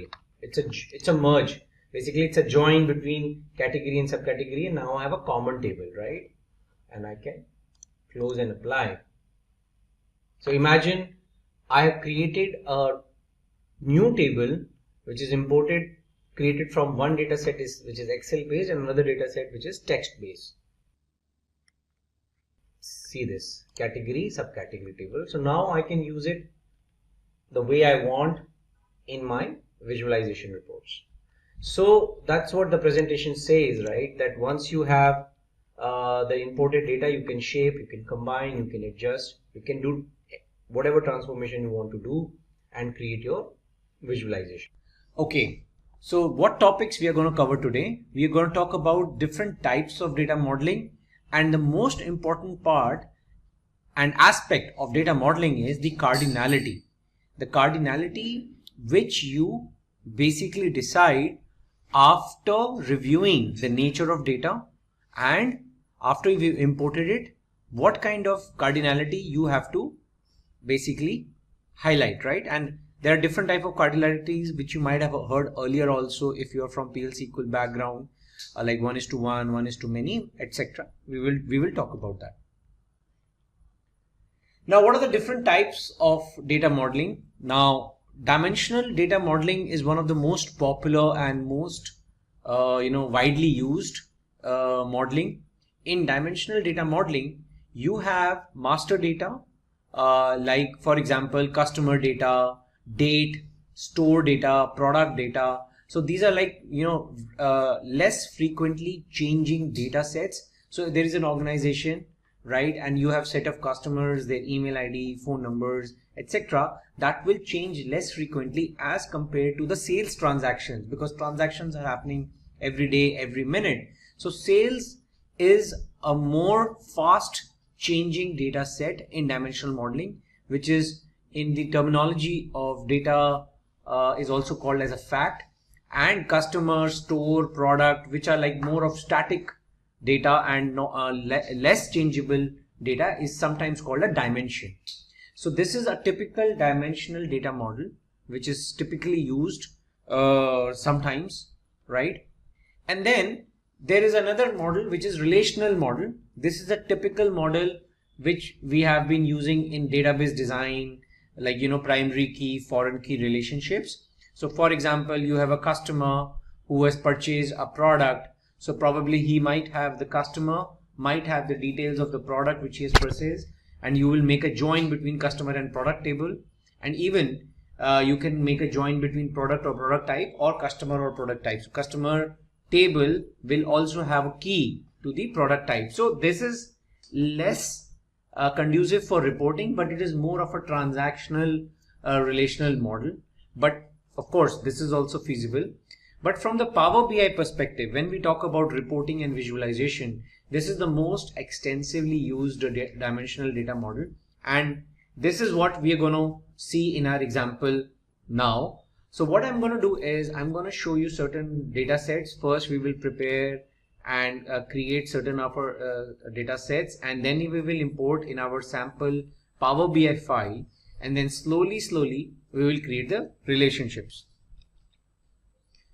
Now, one important thing which you need to understand, that in Power BI, if you go to Power BI, there is an option that Power BI auto detect new relationships after data is loaded and import relations from the data source on first load.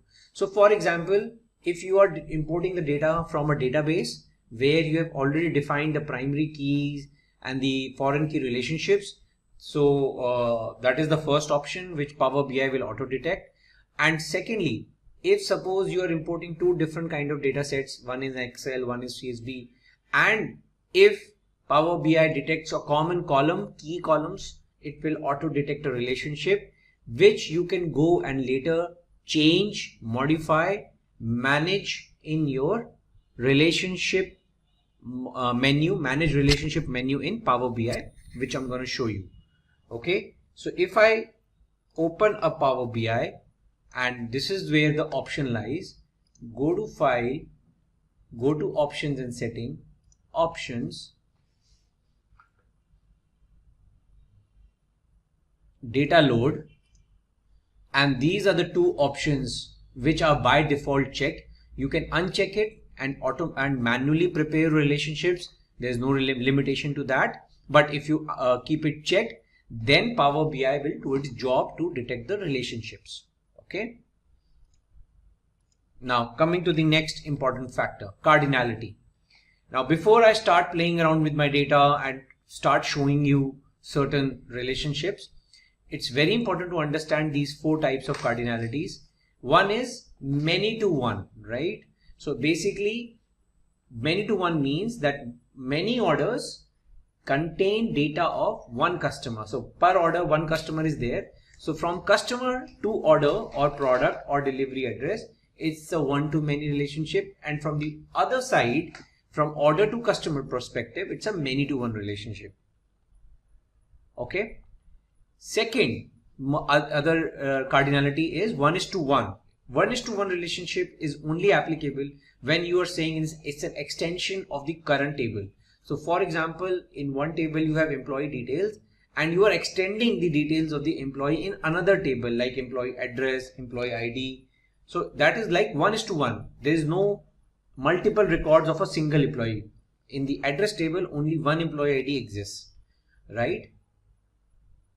Now 1:many, as I said, is the reverse side of many:1. So in customer table, only one customer record exists per customer, and one customer can place many orders for multiple products and can also have multiple delivery addresses. So that way, this is a typical 1:many relationship. We will be seeing this example also in our sample data set. And last is the many-to-many relationship. Now, many-to-many is a very typical example, so which I'm going to show you practically. And in our case, we will see that, like for example, you have placed an order for a particular product, but there are multiple fulfillments which has happened. So suppose you made order for 10 products, but at the back end, when the company is fulfilling, it is first fulfilling the first 2 products, then the rest 3. So basically the fulfillment is happening in batches. So one order ID might have multiple fulfillments for the same order ID. So there will be a many-to-many relationship, which I'll show you practically. So now with this background, let's start importing our data. Now the first important thing which we need to import is the master data. So first I'll import all my master dimensions which I'm going to use in my example. So first is the customers table, customers data.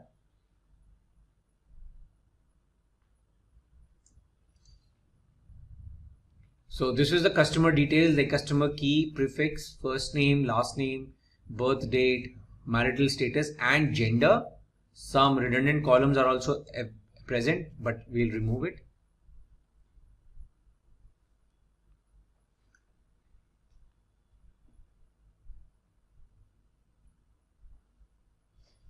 So my customer data is loaded. Now today's session is all about this section of modeling. So we will keep our focus over here. Okay. Now some columns, probably some blank columns are there. I can select them and say delete from model. Yes. Okay. So now this is my customers data with the relevant columns and the key per customer, customer key. Now there's no relationship in this model right now, right? Because only single table is there and the associate data is only imported. Now let me also import my another important master table is the products.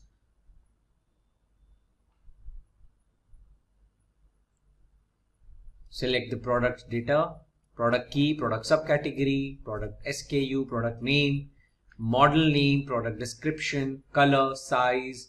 So just see all the relevant information only specific to the product is available. So I'll import it. Okay. Now see, there's no relationship between product and customers directly because unless a customer makes an order, places an order for a particular product, there is no join, right? So now between these two tables, the most important now another table which will now make sense is the sales order table, sales table.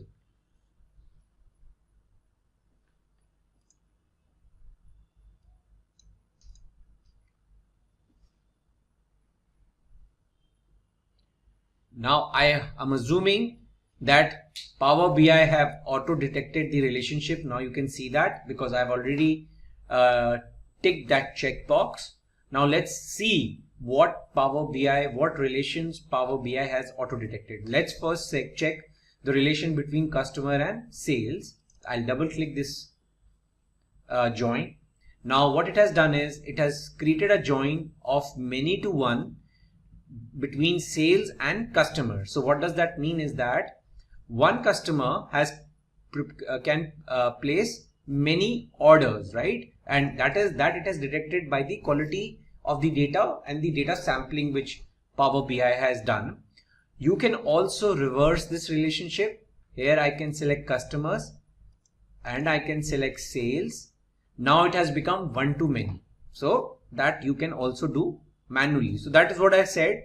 Whatever Power BI is detected, it is up to the discretion of Power BI internal configuration and algorithm, but you can go and change it. So this is, now you can make, this is by default active, so we want to keep it active. One customer, many sales orders. Cross filter direction means that only from customers to sales is the filter applicable, not reverse. I'll come to this with my another example, but first let's change the relationship. So 1:many means from one customer and many sales orders. Similarly, let's see what has happened at the product side of the relationship. Similarly, Power BI, many sales orders for one product. You can, for simplicity's sake, you can say products, sales, product key is the join. Now just focus one more thing. Please also see the column on which the join is the grade column, grade out column. Product key is also here and product key is also there, and it is what we wanted. So 1:many relationship from product to sales table and active. Now looks fine. This is something which is looking logical, and probably now we can proceed further to create a report. Now let me explain the cross filtering with an example. Now, for example, I want to check in a report that what is the count of products which a particular customer has ordered. Okay, so what I'll do is I'll select the product count of product name.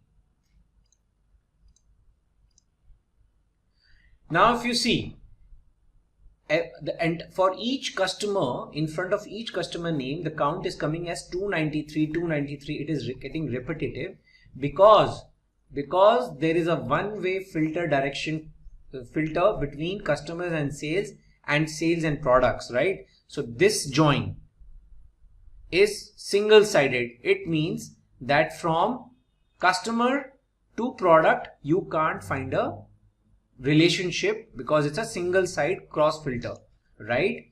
What does this, if I change it to both, it means that it is equal to a join between product and sales, and every product detail now is appended to the sales table. So if I want to make you visualize this, you need to go here. I'll first open my sales table. We can also open it here. Let's make click this OK. Now if I click OK, you can see the single arrow is changed to double arrow. It means it's a both side filter. So when you say a both side filter, it means that implicitly within Power BI you can imagine that all the product columns now will get appended because of both ways filter you have applied. And if you go to your report now, see the change of the numbers now 40, 20. So the total count of products across all my customers come out to be 293. Now the report looks correct. If I change the relationship from back to single between product and sales, then you can't make a join between customers and product. Basically you can't derive the product count from the product table. See this. If you have to live with it, then you would have to go to the sales table, get the product key and get the value of count of product key, but that is not correct. Okay. So if you want a report in which you want the count of product name, and even if you want a count of distinct product name, so this will not come correctly. You would have to go and change the direction of the filter, which is from single to both. So this is a typical example there where you want to use a two-directional filter.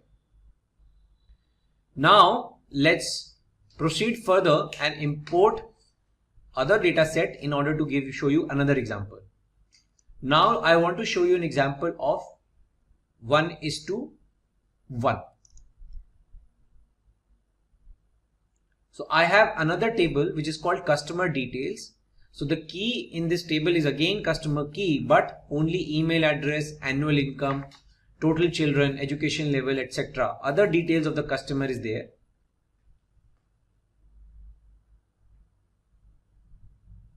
So I'm loading the customer details. Now you see it has auto detected a 1:1 relationship. Now what is the meaning of 1:1? Means one customer key only has one entry in customer details. There is no multiple entry. So if you click this button, it's a 1:1, and the cross filter can be both or single, doesn't matter, because one customer will have only one value. You can make this as active. Okay. And if you go to the customer report table, you can now easily associate a email address with the first name. You will get 1:1 record.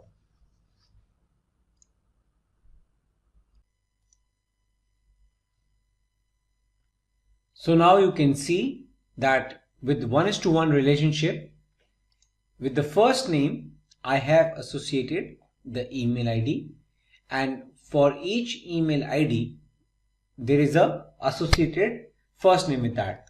So this is an example of 1:1 relationship. So in this example, what we have explained is that for each customer, there is an associated customer detail, right?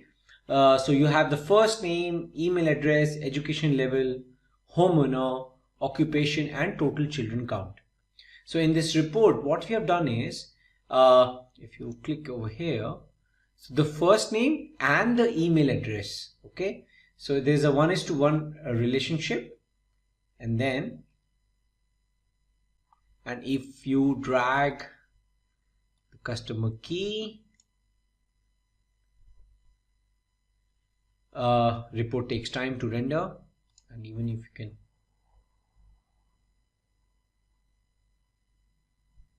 so this is the reporting output. You have the customer key, first name, associated email address, and the count of product names which the customer has ordered. Now this is an example of 1:1. Now I want to show you an example of many to many. Now for that, I'll import my fulfillment data set.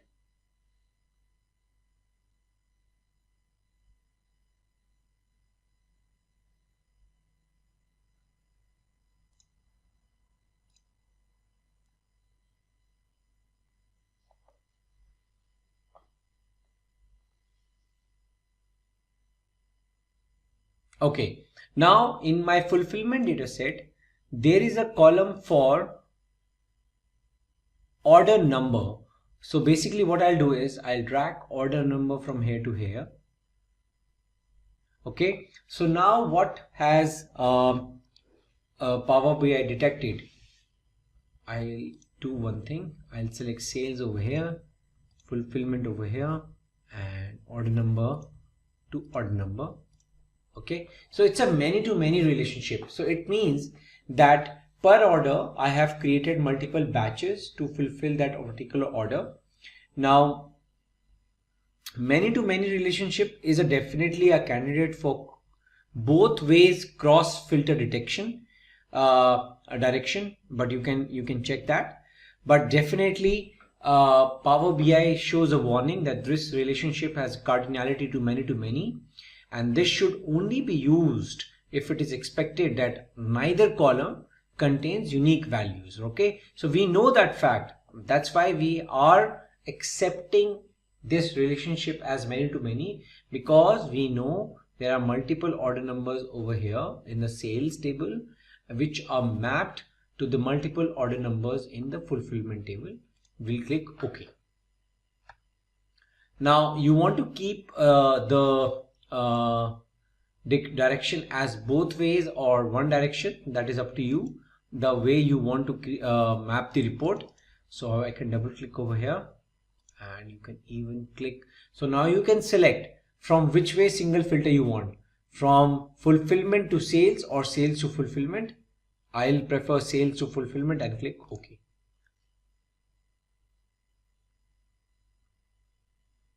Okay, Now we have all our different kind of relationships over here, which we have tried to shortlist: one to many, many to one, one to one, which is this example, and many to many. Now, if I show you further relationships which you can keep on adding, like for example, I have the example of territories. Now, in which particular territory the sales was done. So I can map it over here.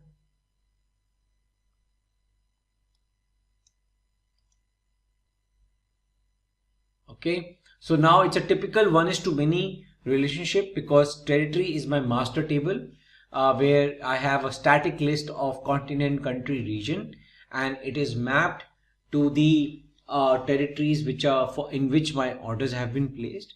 So it's a typical one-is-to-many. So that way, you can keep on adding data. Then you have details of returns.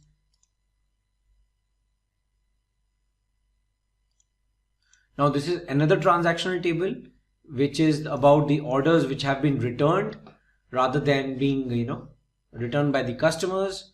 So you have a product key, so automatically Power BI has detected a relationship between the product key and the product table, right? And even if you can join the territory key, in which territory the return has happened, right? So mostly the most common relationship which you will observe is the one-is-to-many, because as I told earlier, the most common relational model is the dimensional model.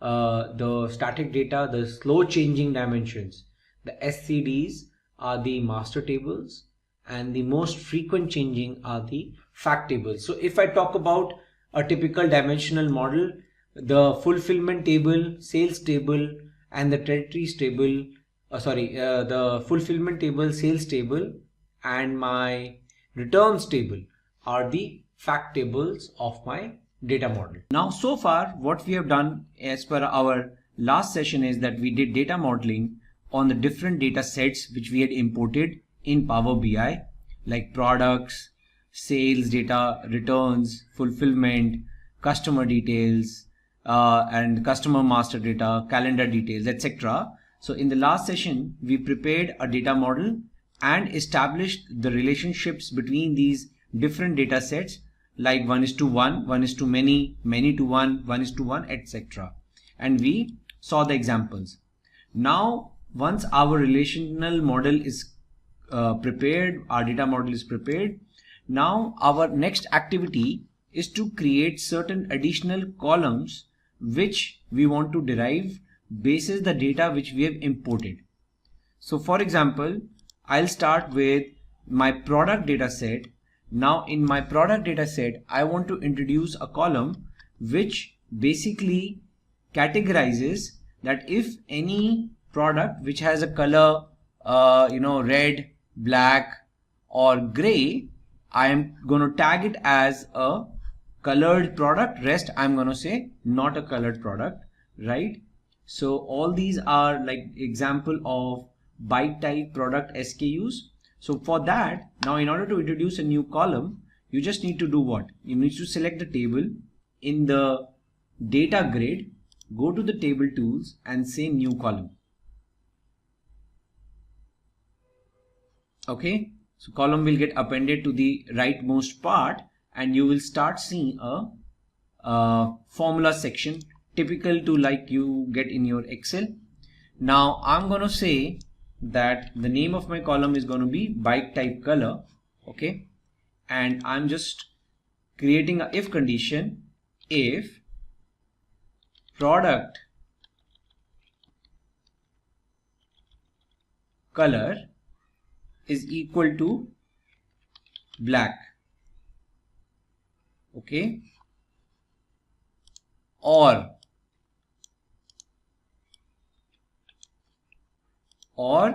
if it is equal to red, or if it is equal to gray, then say yes, it's a colored product, else say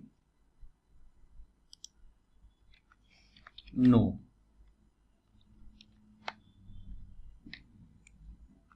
Okay, so now you can see basis the product color red and black, they are saying bike type color yes, blue is no, multi is no, etc, etc. So this is a classic example of an if and else condition based conditional column. Okay, so you can create such columns. Now second column, custom column, which I want to create is I'm going to call as discount. Now basis the pricing of my products, I want to associate certain discounts which I am ready to give to my customers basis the product category, like what is the pricing of the category. Again, I'm going to make use of if else, but in a nested way. So if I'm saying if my product price is less than 100, then I will give 0% of 0% of discount, so 0 into product price, just to keep it consistent. Now I'm saying else, if less than 100 then 0, else I'll check again that if the price is less than 500, then I'm ready to give 1% discount on the product price,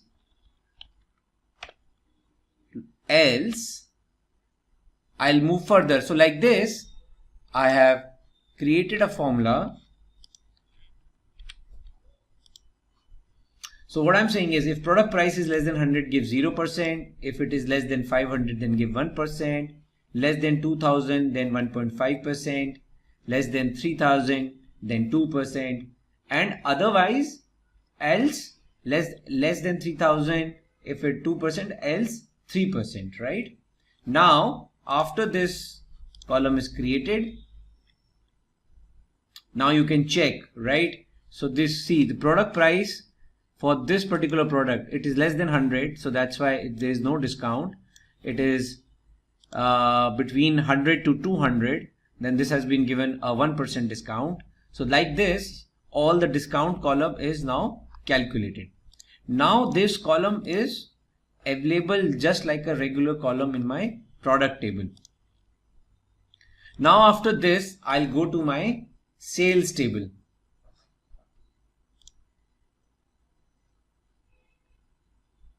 Now in sales table, I want to identify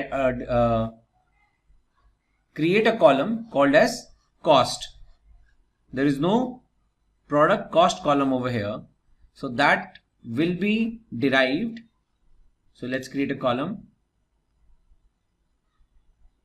called as cost, and it is derived by order quantity into, now the cost of the product is in the product table, and I know I've already created a relationship between product and sales table. So I just need to select the product cost column. Now only keyword which I have to use in Power BI is the related keyword. So this will pick up the relation,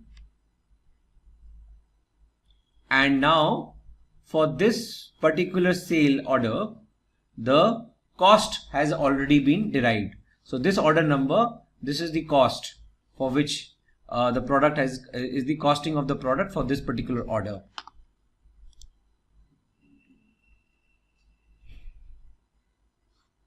Okay.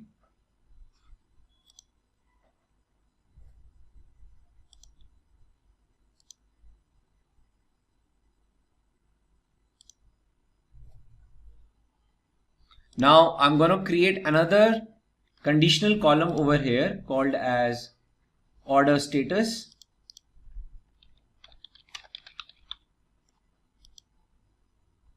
I'm saying if any order whose order quantity is greater than 2, then for my organization it's an urgent order, else it is a normal order.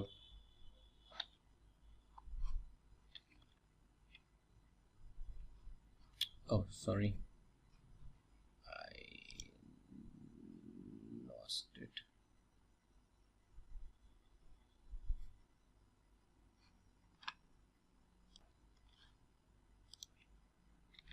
So this is my order status column, and I have my order quantity, urgent or normal. So any order which has order quantity 1 is normal. Any order which is having order quantity as greater than 2 is urgent. You can see this. So this whole Power BI tabs and sheets allow you to also review the data, what you're doing. So it's very convenient.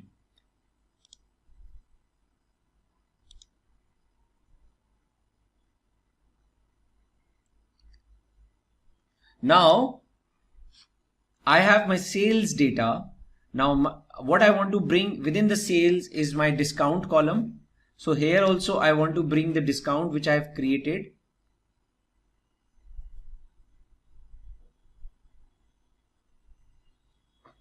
So I'll say discount. Discount will be order quantity into related product discount, right? So the discount calculated column which I had created under products, I'll bring over here. Now I am creating the order level discount. So if you see, for this particular order, there's a 25 for 25 rupee discount at the cost is 100,000 rupees. Okay.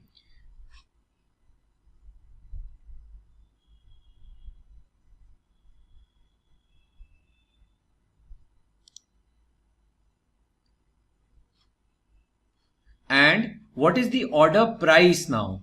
So I have taken the order cost, the discount. Now I have to create a column called as price, order price. So that will be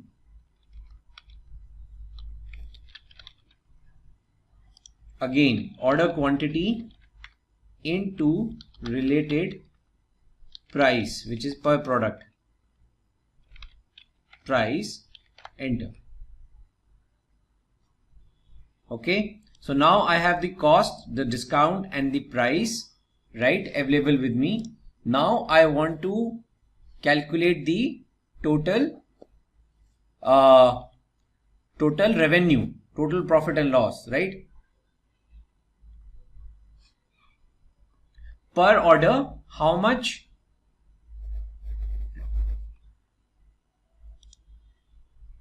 So first I'll calculate per order how much revenue I am generating. So now I have to generate a column called as revenue.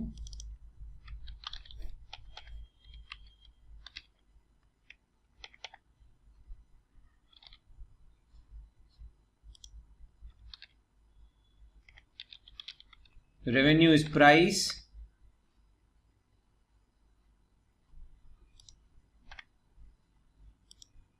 minus discount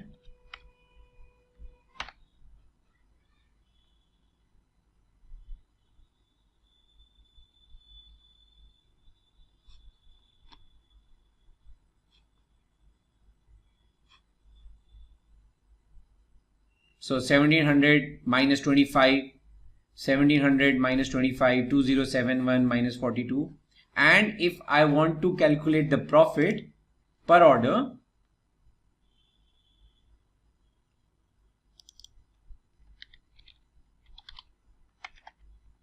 then it is revenue minus cost.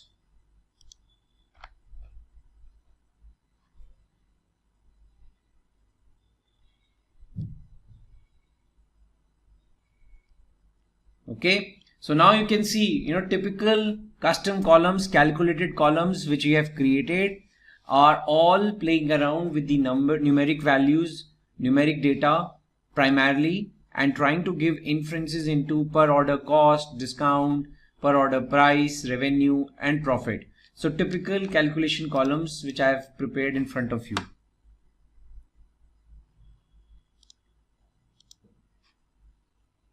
Now let's take a look at other different variations of custom columns.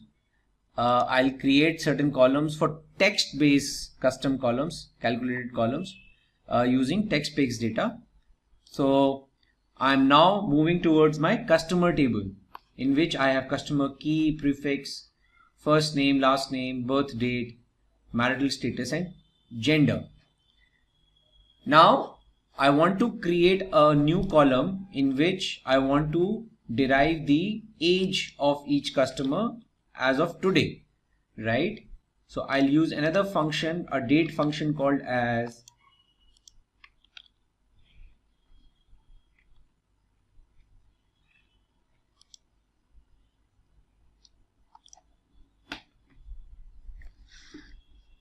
date diff. Now date diff, so I want the difference between the birth date of the customer and as of today in years.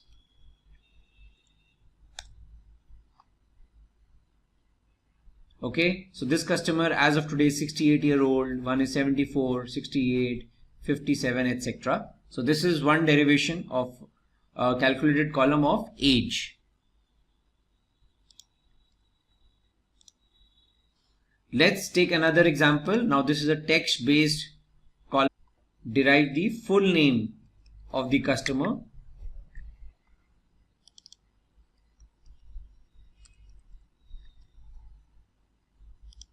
Now here I'll say first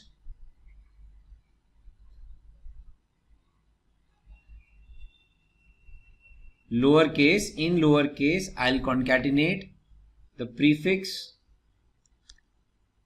then ampersand, space, ampersand, first name, ampersand, space, ampersand, last name and closing brackets, etc. Full name. Okay, so this is an example of full name in lower cases. Now another calculated column, conditional column at the customer level. I want to identify a flag which says who is my target customer basis the demographics shared over here. Target customer. So I'll say if the marital status is equal to M and total children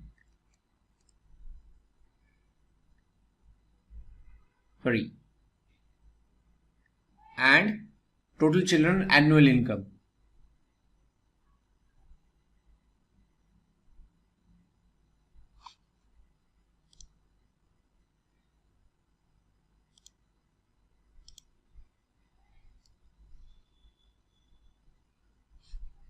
So okay, so let me change the logic a bit. So marital status is M and age is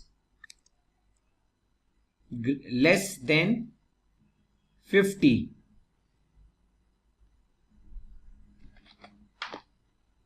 These customers are my target customers. Okay, so I would say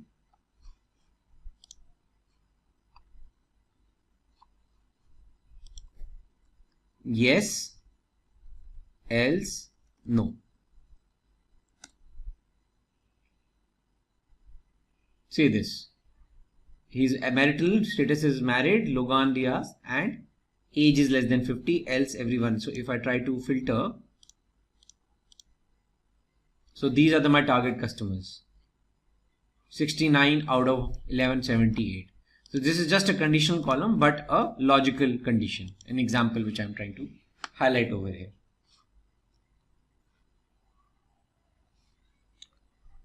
Okay, now let's look at certain calendar date oriented columns, calculated columns.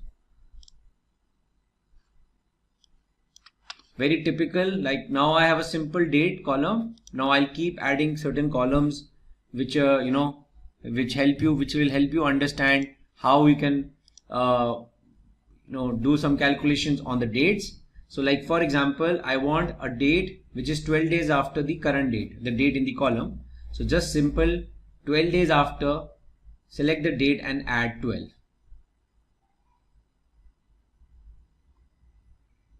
Now if you see the date format, you can go and change the format at the top, and if whatever you feel like this. Now see, 12 days after 1st Jan 2015 is 13 Jan 2005. You can go and change the format and other details.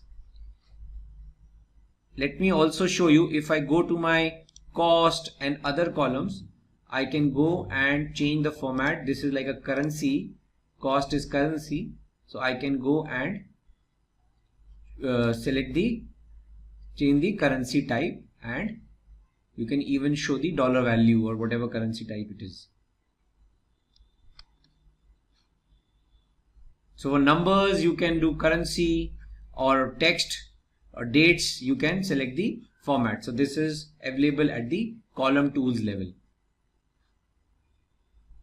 Now in customers, like we had our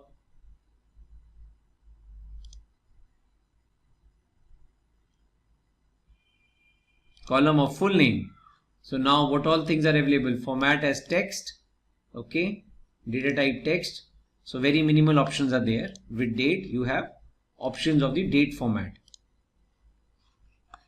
Now next, I want a column which defines the expiry date. Okay, so 8 months prior to the expiry date which is coming up in 8 months. So I'll create a column called as 8 months expiry, and then there is a eDate function. I'll use that. I'll use my date in the data set,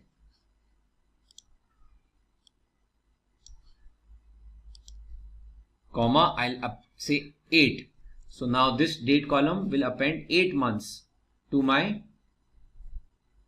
actual date, and again I can go and change the format.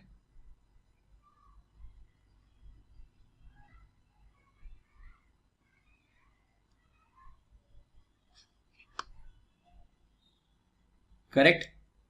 Now another important column, like I want to know the date name. So I'll use a function called as format, and I'll select my calendar date column, and I'll say give me the DDDD format of it. So it will give me the day name, the day name of on that particular date. Next, years in between. So I want the years in between the today's date and the date of my calendar. So equal to date diff, the calendar date, comma today, comma year, end. 7 years, 2015 to 2022. Then last date of the month. So if I want what is the last date of this particular calendar month, I will use a function EO month, which is there available in the Power BI. So I'll say last date of the month equal to EO month. Then just select the calendar CSV date, comma 0 in months, and enter. Change the format.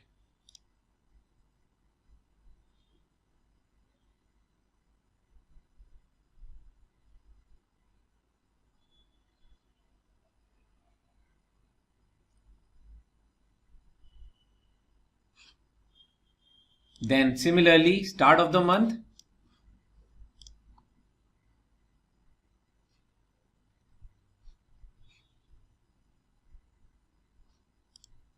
So I'll use a function called start of month. So for all January dates, end of the month is 31st Jan and start of the month will remain 1st of Jan.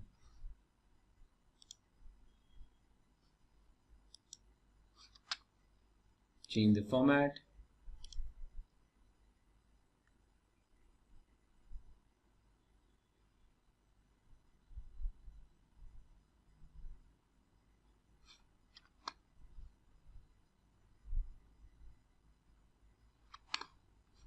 Next, I want to know what is the week number of that particular date. So now there is an inbuilt function called week number, week num, and just pass the date and you will get the week number. First week of the year, second week of the year, etc.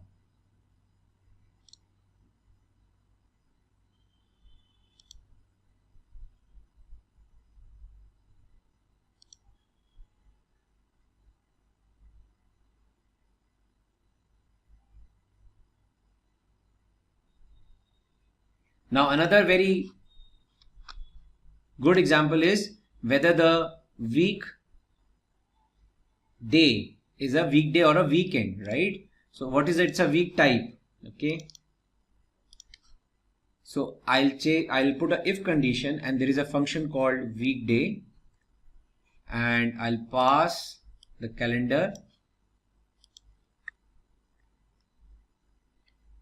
If it is less than 6, it means it's a weekday, else it's a weekend. So all Saturday and Sunday day names will come as weekends, or else everything else will come as weekday.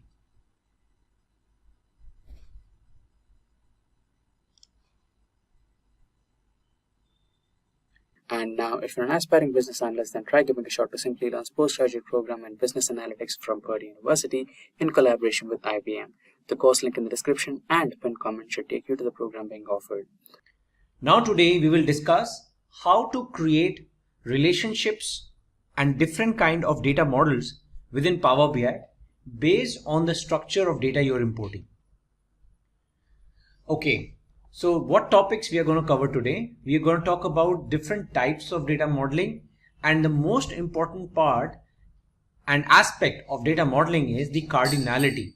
The cardinality which you basically decide after reviewing the nature of data and after you've imported it, what kind of cardinality you have to basically highlight, right? And there are different type of cardinalities which you might have heard earlier also if you are from PL SQL background, like 1:1, 1:many, etc. We will talk about that. Now, what are the different types of data modeling? Now, dimensional data modeling is one of the most popular and most widely used modeling.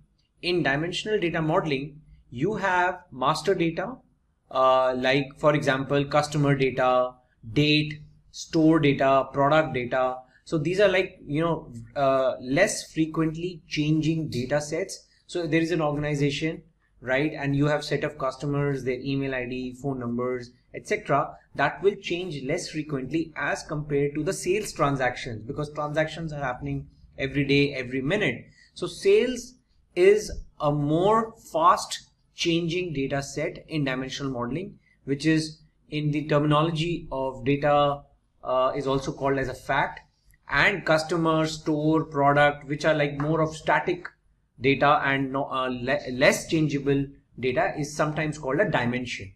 So this is a typical dimensional data model which is typically used sometimes, right? And then there is another model which is relational model. This is a typical model which we have been using in database design, like primary key, foreign key relationships. So for example, you have a customer who has purchased a product. So probably the customer might have the details of the product which he has purchased, and you will make a join between customer and product table. And even you can make a join between product or product type or customer or product type. So customer table will also have a key to the product type. So this is less conducive for reporting, but it is more of a transactional relational model. But of course, this is also feasible. But from the Power BI perspective, when we talk about reporting and visualization, this is the most extensively used dimensional data model. And this is what we are going to see in our example now.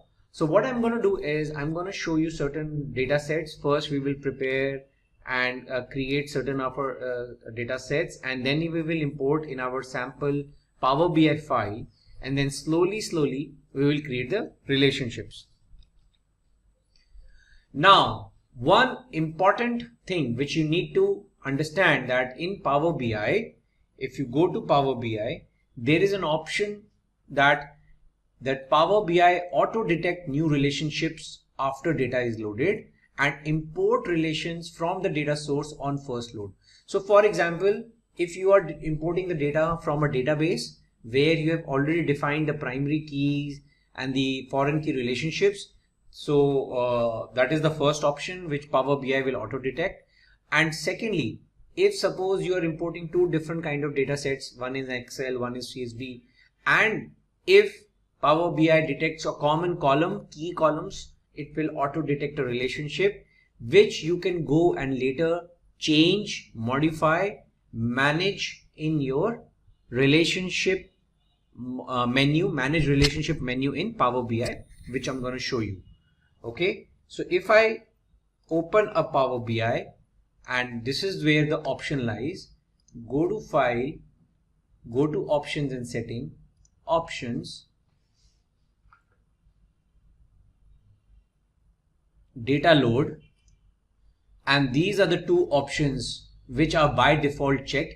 You can uncheck it and manually prepare relationships. There's no limitation to that, but if you keep it checked, then Power BI will do its job to detect the relationships. Okay. Now coming to the next important factor, cardinality. Now before I start playing around with my data and start showing you certain relationships, it's very important to understand these four types of cardinalities.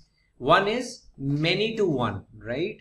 So basically, many to one means that many orders contain data of one customer. So per order, one customer is there. So from customer to order or product or delivery address, it's a one-to-many relationship. And from the other side, from order to customer perspective, it's a many-to-one relationship. Okay. Second, other cardinality is 1:1. 1:1 relationship is only applicable when you are saying it's an extension of the current table. So for example, in one table you have employee details and you are extending the details of the employee in another table like employee address, employee ID. So that is like 1:1. There is no multiple records of a single employee. In the address table, only one employee ID exists, right? Now 1:many, as I said, is the reverse side of many:1. So in customer table, only one customer record exists per customer, and one customer can place many orders for multiple products and can also have multiple delivery addresses. So that way, this is a typical 1:many relationship. We will be seeing this example also in our sample data set. And last is the many-to-many relationship. Now, many-to-many is a very typical example, so which I'm going to show you practically. And in our case, we will see that, like for example, you have placed an order for a particular product, but there are multiple fulfillments which has happened. So suppose you made order for 10 products, but at the back end, when the company is fulfilling, it is first fulfilling the first 2 products, then the rest 3. So basically the fulfillment is happening in batches. So one order ID might have multiple fulfillments for the same order ID. So there will be a many-to-many relationship, which I'll show you practically. So now with this background, let's start importing our data. Now the first important thing which we need to import is the master data So first I'll import all my master dimensions which I'm going to use in my example. So first is the customers table, customers data.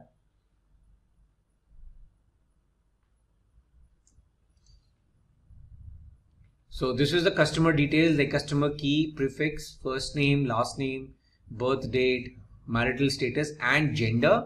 Some redundant columns are also present, but we'll remove it.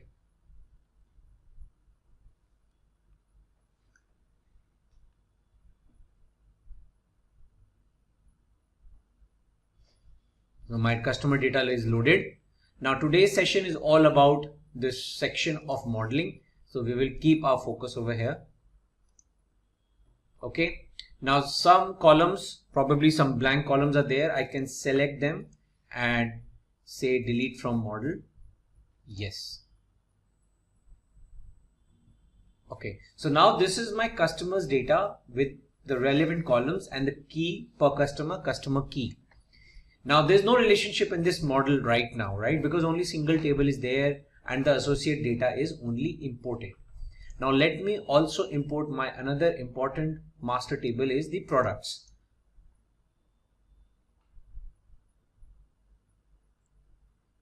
Select the product data, product key, product subcategory, product SKU, product name, model name, product description, color, size. So just see all the relevant information only specific to the product is available. So I'll import it. Okay. Now see, there's no relationship between product and customers directly because until and unless a customer makes an order, places an order for a particular product, there is no join, right? So now between these two tables, the most important now another table which will now make sense is the sales order table, sales table.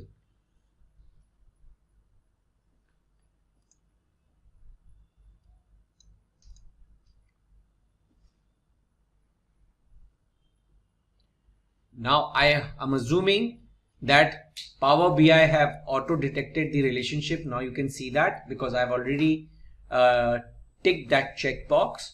Now let's see what Power BI, what relations Power BI has auto detected. Let's first check the relation between customer and sales. I'll double click this join. Now what it has done is it has created a join of many to one between sales and customer. So what does that mean is that one customer can place many orders, right? And that it has detected by the quality of the data and the data sampling which Power BI has done. You can also reverse this relationship. Here I can select customers and I can select sales. Now it has become one to many. So that you can also do manually. So that is what I said. Whatever Power BI is detected, it is up to the discretion of Power BI internal configuration and algorithm, but you can go and change it. So this is now you can make this is by default active. So we want to keep it active. One customer, many sales orders. Cross filter direction means that only from customers to sales is the filter applicable, not reverse. I'll come to this with my another example, but first let's change the relationship. So 1:many means from one customer and many sales orders. Similarly, let's see what has happened at the product side of the relationship.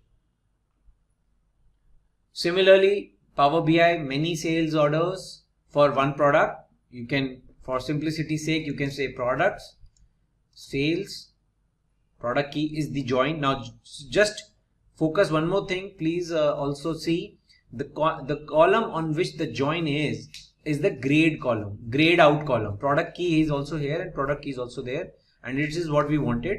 So 1:many relationship from product to sales table and active. Now looks fine. This is something which is looking logical, and probably now we can proceed further to create a report. Now let me explain the cross filtering with an example. Now, for example, I want to check in a report that what is the count of products which a particular customer has ordered Okay, so what I'll do is I'll select the product count of product name. Now if you see, and for each customer, in front of each customer name, the count is coming as 293, 293. It is getting repetitive because there is a one-way filter filter between customers and sales and products, right? So this join is single-sided. It means that from customer to product, you can't find a relationship because it's a single side cross filter, right? What does this, if I change it to both, it means that it is equal to a join between product and sales, and every product detail now is appended to the sales table. So if I want to make you visualize this, you need to go here. I'll first open my sales table. We can also open it here. Let's make click this OK. Now if I click OK, you can see the single arrow is changed to double arrow. It means it's a both side filter. So when you say a both side filter, it means that implicitly within Power BI, you can imagine that all the product columns now will get appended because of both ways filter you have applied. And if you go to your report now, see the change of the numbers now, 40, 20. So the total count of products across all my customers come out to be 293. Now the report looks correct. If I change the relationship from back to single between product and sales, then you can't make a join between customers and product. Basically, you can't derive the product count from the product table. See this. If you have to live with it, then you would have to go to the sales table, get the product key and get the value of count of product key, but that is not correct. Okay. So if you want a report in which you want the count of product name, and even if you want a count of distinct product name, so this will not come correctly. You would have to go and change the direction of the filter, which is from single to both. So this is a typical example there where you want to use a two-directional filter. Now let's proceed further and import other data set in order to show you another example. Now I want to show you an example of 1:1. So I have another table which is called customer details. So the key in this table is again customer key, but only email address, annual income, total children, education level, etc. Other details of the customer is there.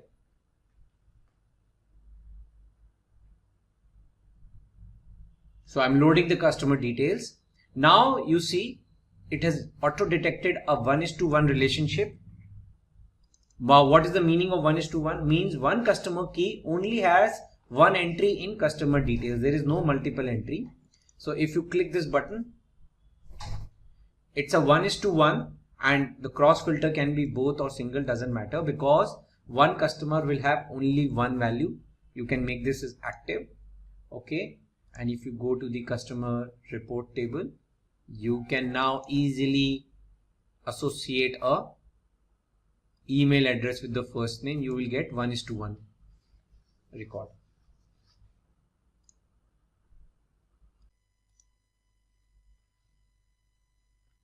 So now you can see that with 1:1 relationship, with the first name, I have associated the email ID, and for each email ID, there is a associated first name with that.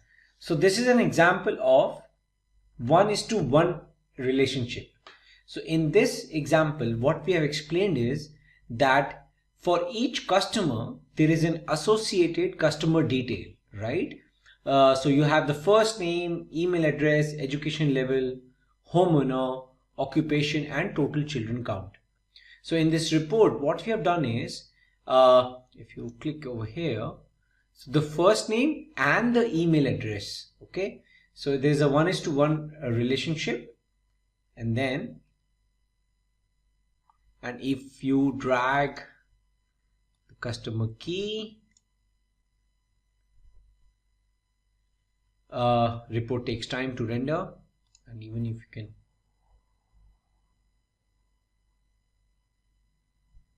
so this is the reporting output. You have the customer key, first name, associated email address, and the count of product names which the customer has ordered.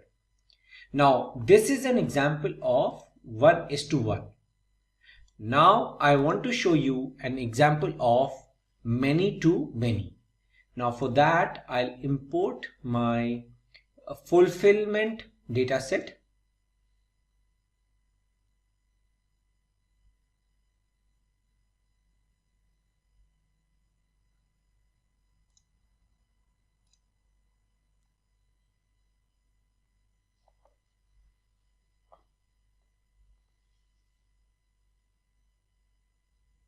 Okay, now in my fulfillment data set, there is a column for order number. So basically what I'll do is I'll drag order number from here to here. Okay, so now what has Power BI detected? I'll do one thing. I'll select sales over here, fulfillment over here, and order number to order number. Okay, so it's a many to many relationship. So it means that per order I have created multiple batches to fulfill that particular order. Now many to many relationship is definitely a candidate for both ways cross filter detection direction, but you can check that. But definitely Power BI shows a warning that this relationship has cardinality to many, and this should only be used if it is expected that neither column contains unique values. Okay, so we know that fact. That's why we are accepting this relationship as many to many, because we know there are multiple order numbers over here in the sales table which are mapped to the multiple order numbers in the fulfillment table. We'll click OK. Now you want to keep the direction as both ways or one direction. That is up to you, the way you want to map the report. So I can double click over here, and you can even click. So now you can select from which way single filter you want, from fulfillment to sales or sales to fulfillment.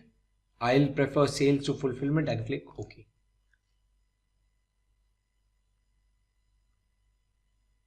Okay, now we have all our different kind of relationships over here, which we have tried to shortlist. One to many, many to one, one to one, which is this example, and many to many. Now if I show you further relationships which you can keep on adding, like for example I have the example of territories. Now in which particular territory the sales was done, so I can map it over here.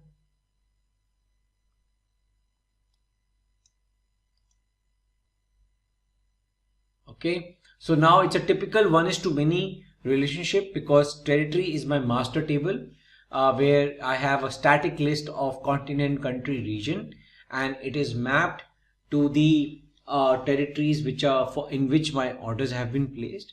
So it's a typical 1:many. So that way, you can keep on adding data. Then you have details of returns.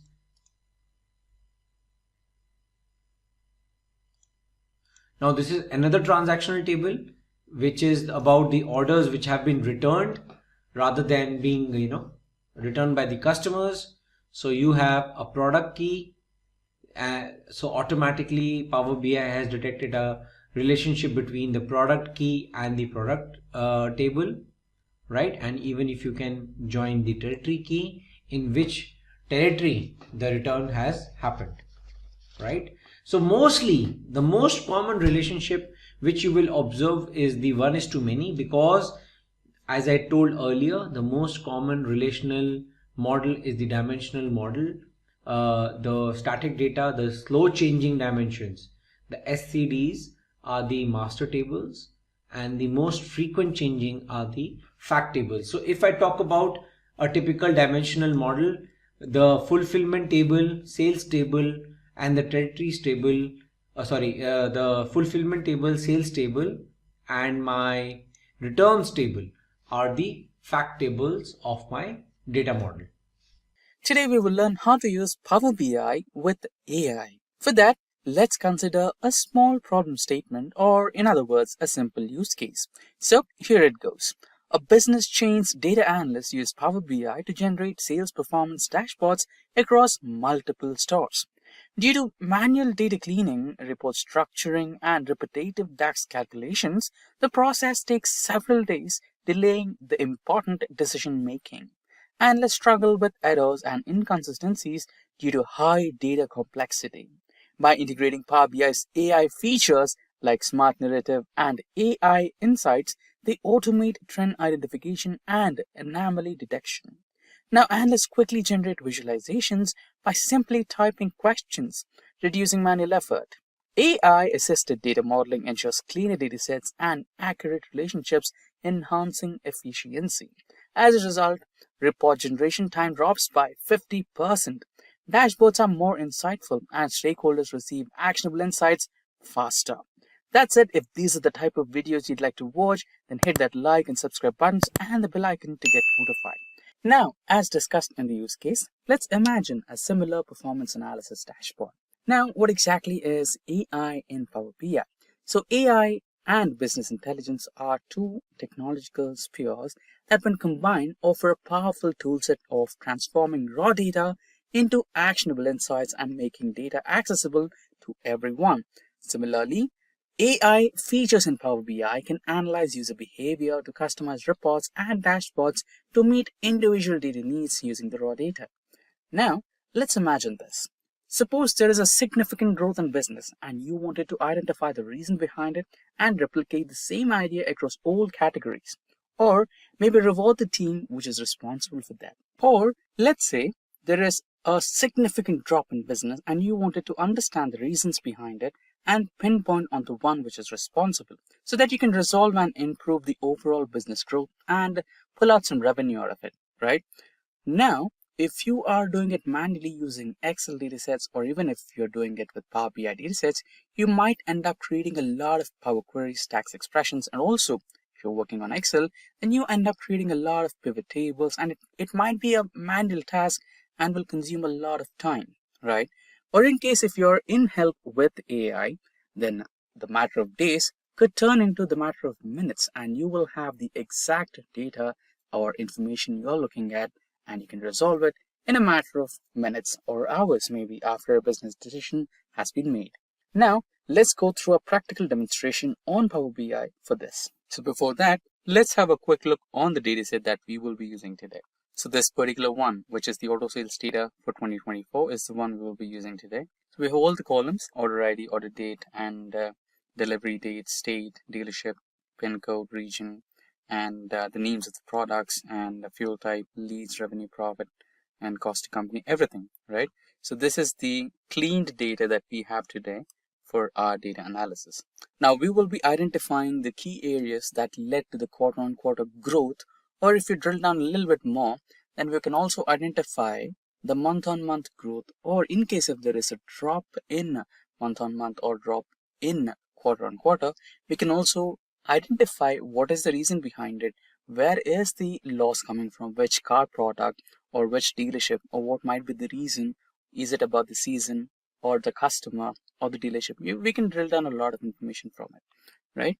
So this is the overall idea of how to utilize AI in Power BI. Now let's quickly switch to Power BI. Now we are on Microsoft Power BI and we have already loaded the data, which is here. This is the preview of the data that we are going to work on. Now let's go back to the report view and pull out a visualization. Now I'll be trying to proceed with the bar graph. Now let's pull some data. So I'll go with the order date and drag and drop it to the x-axis.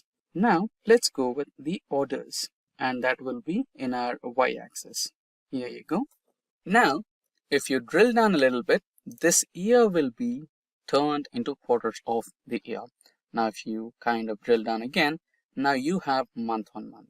Now, let's try to do some modifications to this data, set all the data visualization and add some improvements. Go to the View tab here, go to the Customize Current Theme and go to Text. And now here you can increase the font size, maybe 18, to have a better visual. And after that, if you go to the format icon here, you can also add data labels if you want. What is the total number of sales that we made? Now we have a perfectly functional chart here. Let's eliminate this. Now let's begin with the AI for identifying the drop trends or the growth trends. Now here you can see the month of August in 2024 has gave us the highest sales, which is 2,618 orders. And you can see there is quite a good growth here. Now, if you wanted to find out what is the reason behind this growth, then just click that bar and right click or double click and go to the option called Analyze. So this is similar to the Excel's what if analysis, but with a little change.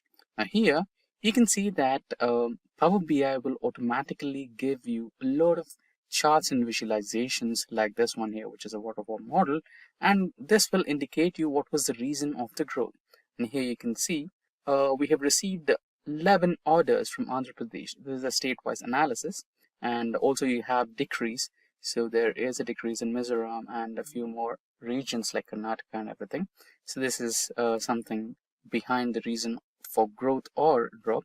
And here you can see the product wise analysis where we have some growth from cars like 8 Series, Wellfire and others. And after that you have some dealership data as well. So there is a good orders that is received by Prime Auto, Elite Auto and a few others. And there's a drop in Asian dealerships, etc. And here you have the status on delivery. So this is also good. And now let's say now you wanted to identify what's the reason for drop. Now what you can do is you can just click on the month which showed you the maximum loss or the least orders received. And you can go to that. So the least orders is practically from March. And here you can see there is a sudden drop from August. Let's say you wanted to compare with these 2 months. And then what you can do is you can just same procedure. You can just analyze and now explain the decrease. Now you have the reasons behind the decrease here. So we have a couple of cars which are not receiving good amount of sales. And after that, you can also see state-wise a drop in orders. And after that, you can also see the type of car which has stopped receiving orders. You can see sedan class has drastically stopped receiving orders. That's the reason behind it. And after that, most of the orders are in transit. So you can filter out the in transit ones because this will be delivered to the customer. So the overall, sales will be or the overall orders number will be increased once this transit becomes to deliver, right? And here you have delivered as well, right? So it might be a drop in delivery numbers as well. And compared to the previous month, the number of orders delivered will be low. Or if you had to talk about the in-transit, I think this is about the in-transit one as well. So previous month had a lot of cars in transit, and this month compared to that number, it is a bit low. So that can be the reason. And after you drill down a little bit more, you have region-wise analysis. Now, this is also another way to find out the drop analysis. And let's say you wanted to compare 2 different months of a quarter, right? So here you have quarter 1. The highest performing month of quarter 1 happens to be the February one. No, the January one. And you wanted to compare that with the highest performing month of quarter 3, which is August. In that case, you can just hold control and select the first month from first quarter, which is the highest performing one. And you can compare month on month going to the Analyze button, explain the reason between the increase here. Now you have the entire report. Now, let's say you have a brilliant looking chart over here and you wanted to present that to your stakeholders. Now, all you can do is you can just select this particular chart and select the option which says plus, which will automatically get added to your dashboard, which is somewhere here.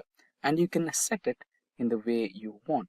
Now you almost have a semi-functional or mini dashboard for you, which explains you the decrease or the gain in orders and also the month-on-month performance. So you have a fully functional report in front of you, which is explaining the comparison between the highest two performing ones. So this is how you can make use of AI in Power BI for data analytics. Today we will learn about data transformation in Power BI. That said, if these are the type of videos you'd like to watch, then hit that like and subscribe buttons and the bell icon to get notified. So what exactly you mean by data transformation in Power BI? So data transformation can be a little similar to data cleaning. So before any kind of data analytics, you might be receiving raw data from a website source, a SQL database, or an Excel file, or multiple sources, right? Once after you receive the data, whether it is batch mode data or streaming data, you are supposed to clean it, right? You might have to clean up the discrepancies like the blank rows or the blank cells or any irregularities in data, such as wrong data type, right? Such discrepancies from the data should be eliminated in the first stage of data analytics. So that's exactly where data cleaning and data transformation comes into the picture. So you have various tools for data cleaning and data transformation like Excel, SQL, but if you are a Power BI user, then good news for you. Power Query in Power BI can assist you in terms of data transformations. So in this tutorial, we will be discussing the most important day-to-day data transformations which a data analyst takes care of in the process of data analysis is what we are going to discuss today. So let's quickly switch to Power BI. But before that, let's have an overview of what kind of data we are exactly dealing with today. So we are dealing with Superstore dataset and that's in Excel format. So this is our Superstore dataset and we have 4 tabs here. The first one is Orders tab where we have Customer ID, Order ID, Date, Ship Mode and Customer Name. And in the second tab we have Stores dataset which has the details about the customer, from where he or she is, the state, city, postal code and which category or subcategory did they purchase, and order, sales, discount, profit, everything, right? And here we have some information about any of the orders which were returned and some people over here. So these are the 4 tabs that we are dealing with today. Now that we have an overview on the data that we're dealing with, let's quickly now switch to Power BI. So now we're on the Power BI window. You can just discuss changes.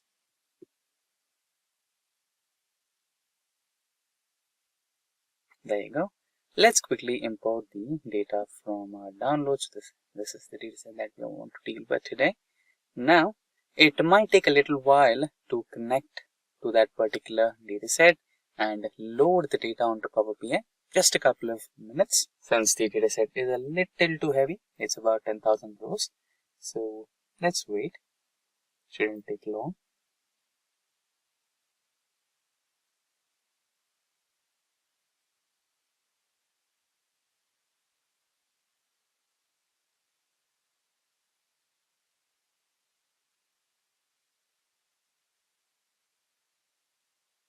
There you go. The data got successfully loaded. So you have the option of loading what kind of data you want. You have 4 tabs as we just discussed. You can load the orders tab and you can load the stores tab. And in case if you want the returns tab, you can also load that. And if you want all of those, just load all of those, right? Now, I just want the 2 tabs, orders and stores. Now here I can just directly load to get started working on this. But in case I don't want any kind of discrepancies, in case if I have a doubt that this data might not be cleaned, I shall go with data transformation. So ideally you should go with data transformation. Check your data first before any kind of analytical processes. So let's go with that. Transform data. And shortly we should be having the Power Query window open on our desktop screens.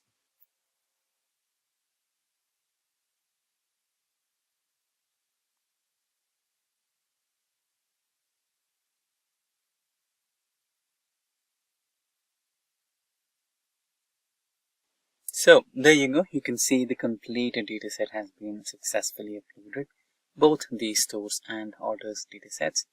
Now let's quickly check the data from our dataset. So here you can see we have orders date, right? But I can see 4 42682 and 42533. This is not in the form of date, correct? So this is the simple step that we discussed, changing the wrong data type. So you can just click on the lower arrow button over here, and or you can right click, and here you have an option to change the type, correct? So it is considering it as a whole number, which is wrong. So you can change it to date. Replace current. So now we are trying to change the order date from a data type a whole number to date data type. So there is some error. If you click on error, or if you just navigate onto it, Power BI should be able to show you what error was it. And just in case if it's not working, okay, we are unable to parse the value provided. So you can just remove that and try it in a different way. Change type to date and time zone. Date. I think this should be helpful.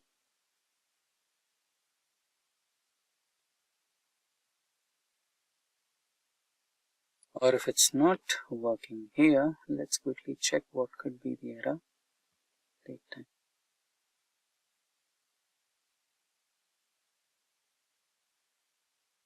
And now let's try to refresh the data.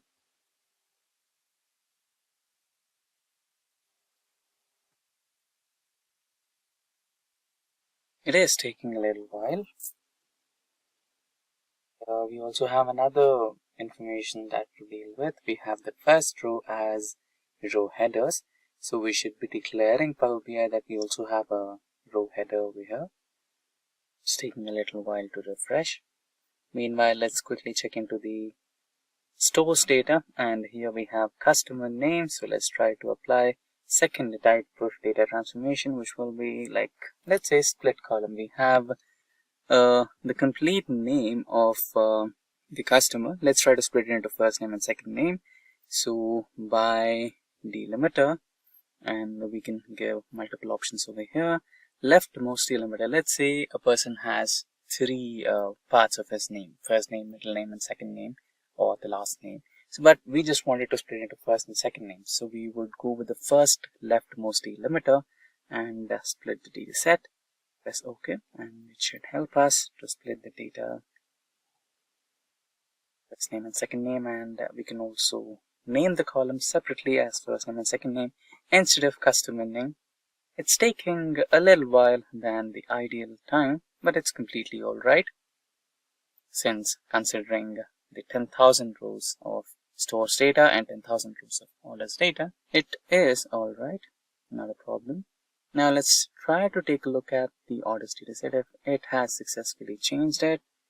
No, it is still showing us an error. I don't know what's wrong here. It's maybe incomplete.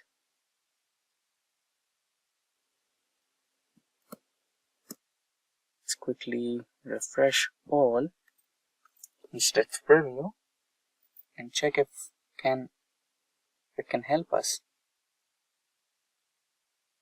So there you go. After refreshing, the first order date is changed to date data type.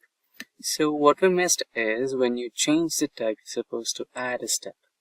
So what exactly I mean by that? Now we are trying to change the second one as well. So just wait for a while and it will give us a choice if we want to add a new step or not. That's when we select the option yes, please add a new step. So what do I mean by steps? So applied steps. You can see something over here, right? So every alteration, every change, or every modification that you're doing, every transformation you're including onto your data will be recorded as a macro.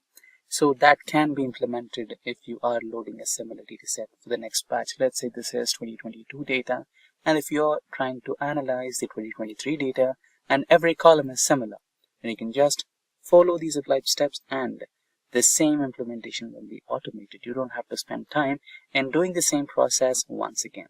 There you go. So This time it has recorded this step and it automatically has taken a new step over here. Change type step 1, change type step 2. If you don't want the step to be added, you can just select the red X mark over here. It will remove it.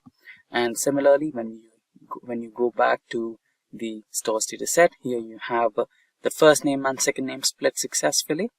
And now let's say you want to have unique customer data, right?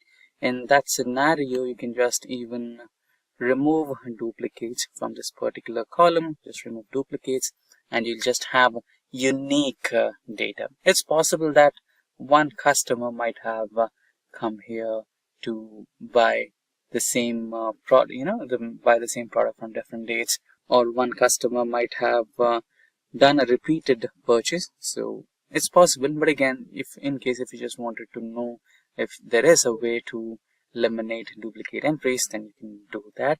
So for now, let's not delete the customer IDs here, because one customer might have visited the same store for multiple times and might have purchased a different product, or might have made the same order with multiple products, right? So there is a possibility for that. Let's not disturb the dataset. So I just wanted you to know if there is a way to eliminate the duplicates from the dataset. Yes, it is.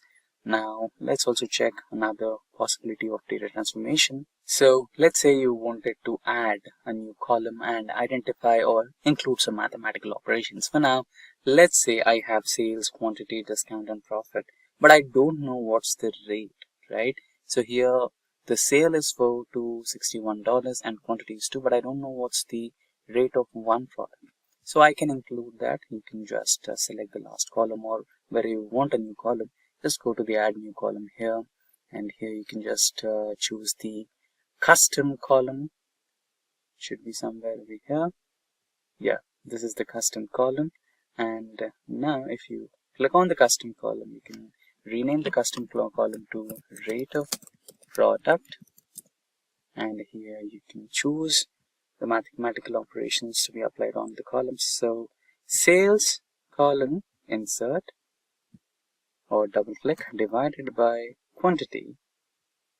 Okay, now it should give you the rate of each product, individual product.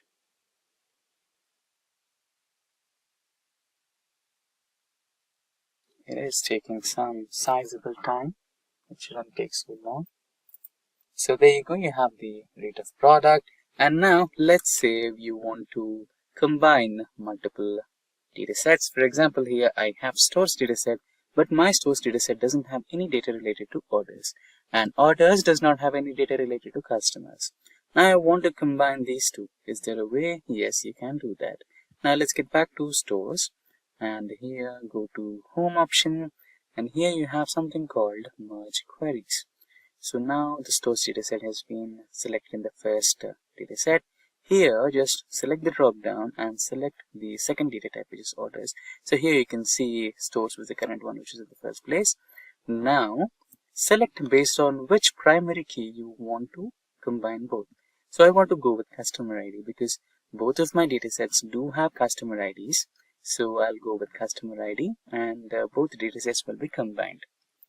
At the end, at the last column, Power BI will show me a new table, not a new column. It will give me a table combined with all the columns in one column. You just have to expand the column and select which columns from the second dataset you want to include in your overall dataset. So let's do that practically. So here you can see I just have tables.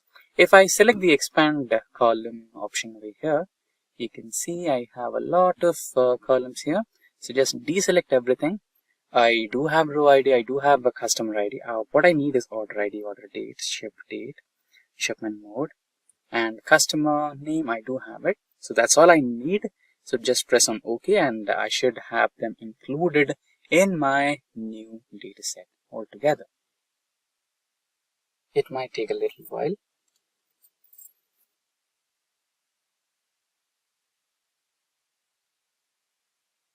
So there you go, we have the new orders ID, order date, ship date, and ship mode added to our dataset. Now just click on close and apply. and your data set is all ready for data analysis. Apply changes, so it is taking a little time. So at the end, you just have to click on the apply changes and your data will be ready for analysis. So that's exactly how you can perform data transformation in Power BI desktop version. So there you go. The data set got successfully loaded all over here.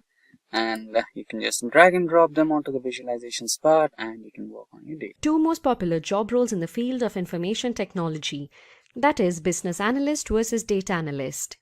Business analyst is a professional who bridges the gap between the IT and the business teams in an organization. They use data analytics and modern technologies to assess processes and deliver data-driven solutions. They understand and solve a business problem and validate business requirements. A business analyst generates reports for executives and stakeholders. They are part of the business operation and work closely with the technology team to improve the quality of the services being delivered.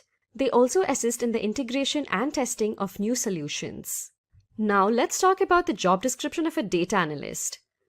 With the rapid increase in data generation today, the term data analyst has found its prominence. A data analyst collects, processes, and performs analysis of large data sets. Every business generates data in several formats.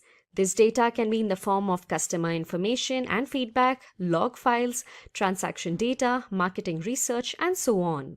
It is the duty of a data analyst to transform these business data into valuable insights. Some of the problems that can be addressed are how to improve a business, how to provide good customer experience, what would be the ideal price for a new product, how to reduce transportation costs, and so on. Data analysts deal with data handling, data modeling, and reporting. With this brief understanding of the job description for a business analyst and a data analyst, let's now shift our focus towards the various responsibilities of a business analyst. A business analyst identifies the business goals, understands the problems faced by an organization, and comes up with a cost-effective solution to tackle the issues. They thoroughly understand the requirements from the clients and assign the right resources. BAs communicate and work closely with the development team to design the solution for a problem. They ensure that the development team doesn't spend their time understanding the stakeholders' requirements and often give iterative feedback on the solution being developed. They check and validate if the project is running fine with the help of user acceptance testing. They also verify if the solution being worked on is in line with the requirements and ensure that the final product satisfies the user expectations. BAs assess the functional and non-functional requirements. A business analyst documents the project findings and results. They present the project conclusions to the stakeholders and clients along with delivering maintenance reports and building visualizations to make decisions. Now, let's take a look at the responsibilities of a data analyst. First and foremost, a data analyst must identify and understand the organization's goal and requirements. This helps to plan and streamline the analysis process. Data analysts collect data from various heterogeneous sources. They assess the available resources, comprehend the business problem, and gather the right data for analysis. They work closely with different team members like programmers, business analysts, and data scientists. Data filtering and data wrangling are vital jobs of a data analyst. The data collected is often noisy and it contains missing values. Hence, it is crucial to clean the collected data and remove invalid values to make it ready for analysis. They use a variety of analytical, statistical, and business intelligence tools to spot trends and patterns in complex data sets, discover hidden insights, and prepare summary reports for the leadership team. They also use programming languages for data mining and data manipulation. Now it's time for us to understand the difference between a business analyst and a data analyst based on the skill set they possess. First, let's look at the skills that can help you become a BA. A business analyst should have a graduation degree in any relevant field such as business, accounting, information systems, human resources, or engineering. You can apply for entry-level business analyst positions or with professional experience. Excel is a powerful analytics and reporting tool for working with data. BAs use Excel to perform various calculations, data analysis, plan an editorial calendar, and calculate customer discounts to derive meaningful insights and take decisions. BAs use SQL to retrieve, manipulate, and analyze data stored in relational databases. Critical thinking skills are important to understand customers' business needs. It allows them to distinguish between requirements that add value to the business and those that should be given a lower priority. BAs should find different ways to address each challenge. Data visualization is a key skill for BAs to build interactive dashboards and reports to convey the outcomes of a project. Knowledge of Tableau, Power BI, and ClickView is required to make different types of reports depending on the business requirements. Business analysts should have a good hands-on programming experience to solve complex tasks and perform faster analysis of data. Hence, knowledge of programming languages such as R and Python is a prerequisite. Finally, they should have good presentation skills. They should also be confident about their findings and conclusions and communicate it in front of the stakeholders and clients. Let's now understand the skills that a data analyst should possess. You must have a bachelor's degree in any relevant field or be a graduate in statistics, economics, or science. You're eligible to become a data analyst being a fresher or as an experienced professional. You should have domain knowledge in the field you are working in. Once again, knowledge of Excel is another basic requirement for a data analyst. Data analysts often work with structured data, so they should be proficient in writing SQL queries using data manipulation and data definition commands. They should know how to create stored procedures. Another crucial skill for a data analyst is to have hands-on experience with programming languages such as Python, R, SAS, and JavaScript. You can analyze and visualize large data sets and create predictive models for making business decisions. Data analysts create data visualizations using libraries such as Matplotlib, Seaborn, ggplot, and Plotly. This helps them to perform exploratory data analysis. Knowledge of Tableau and Power BI is required to create different business reports with the help of graphs and charts. Data analysts should have knowledge of machine learning algorithms to build sophisticated models and make future predictions. So they should know about linear regression, logistic regression, support vector machines, k-mean clustering, and other supervised and unsupervised learning algorithms. Finally, data analysts should also possess good communication and presentation skills. Now, let's discuss the salary structure for both of these job roles. According to PayScale, a business analyst in the United States earns an average salary of $69,000, while in India, you can earn nearly 6 lakh rupees per annum. Now, talking about the salary of a data analyst, according to PayScale, in the US, a data analyst earns an average salary of $60,710 per annum. And in India, you can earn around 4,24,000 rupees per annum. Let's now move on and look at the different companies hiring for business analyst roles. Here we have Oracle, the search engine giant Google, the American MNC Cognizant, and e-commerce company Amazon. In addition to that, we have Ernst & Young, technology giant IBM, Dell, and Cisco hiring business analysts. Talking about the companies hiring for data analysts, we have Twitter, Google, the social media leader Facebook, and Amazon. We also have the American oil company Shell, the electric vehicle company Tesla, Apple, and the American credit reporting agency Equifax. Now, choosing the right field, that is, to become a business analyst or a data analyst, could be a challenging task. The key points that you have to keep in mind before making a decision is: first, review your background and see what qualifications you have. Check what skills you possess and the domain knowledge you have.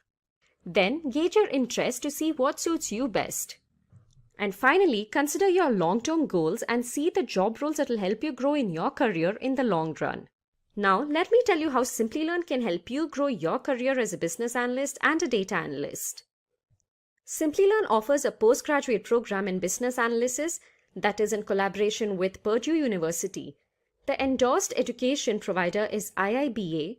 Some of the skills that will be covered in this course are strategy analysis, wireframing, solution evaluation, dashboarding, data visualization, agile Scrum methodology, Scrum artifacts, statistical analysis using Excel and SQL database.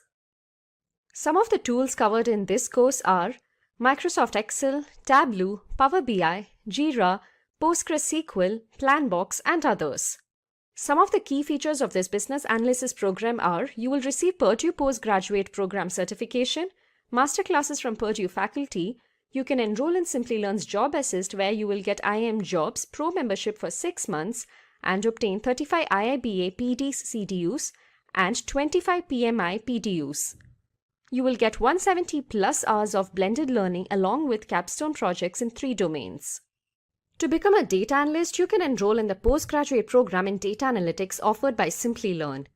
This program is in collaboration with Purdue University and IBM. The skills that will be covered as a part of the course are statistical analysis using Excel, data analysis in Python and R, data visualization using Tableau and Power BI, linear and logistic regression modules, clustering using K-means, supervised learning, and others. The tools that you will learn are NumPy, Pandas, SciPy, Scikit-learn, Excel, and others. Some of the key features of this course are: you will get Purdue Postgraduate Program certification, industry-recognized IBM certificates, enrollment in Simplilearn's Job Assist and masterclasses from Purdue faculty. You have 180 plus hours of blended learning, 14 plus hands-on projects on integrated labs, and capstone projects in 3 domains. So please go ahead and enroll for these programs if you want to grow your career as a business analyst or a data analyst. Business Analyst Interview Questions. My name is Richard Kirshner with the Simplilearn team. We'll go over some beginner, intermediate, and advanced level questions to expect in interviews when you're looking at business analytics.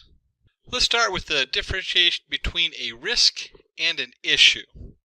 And this should be a very fundamental question dealing with business, because in business they want to make money, and we really want to understand where the split is on a lot of these things. So always ask yourself, where is the bottom dollar on this, and what does this mean?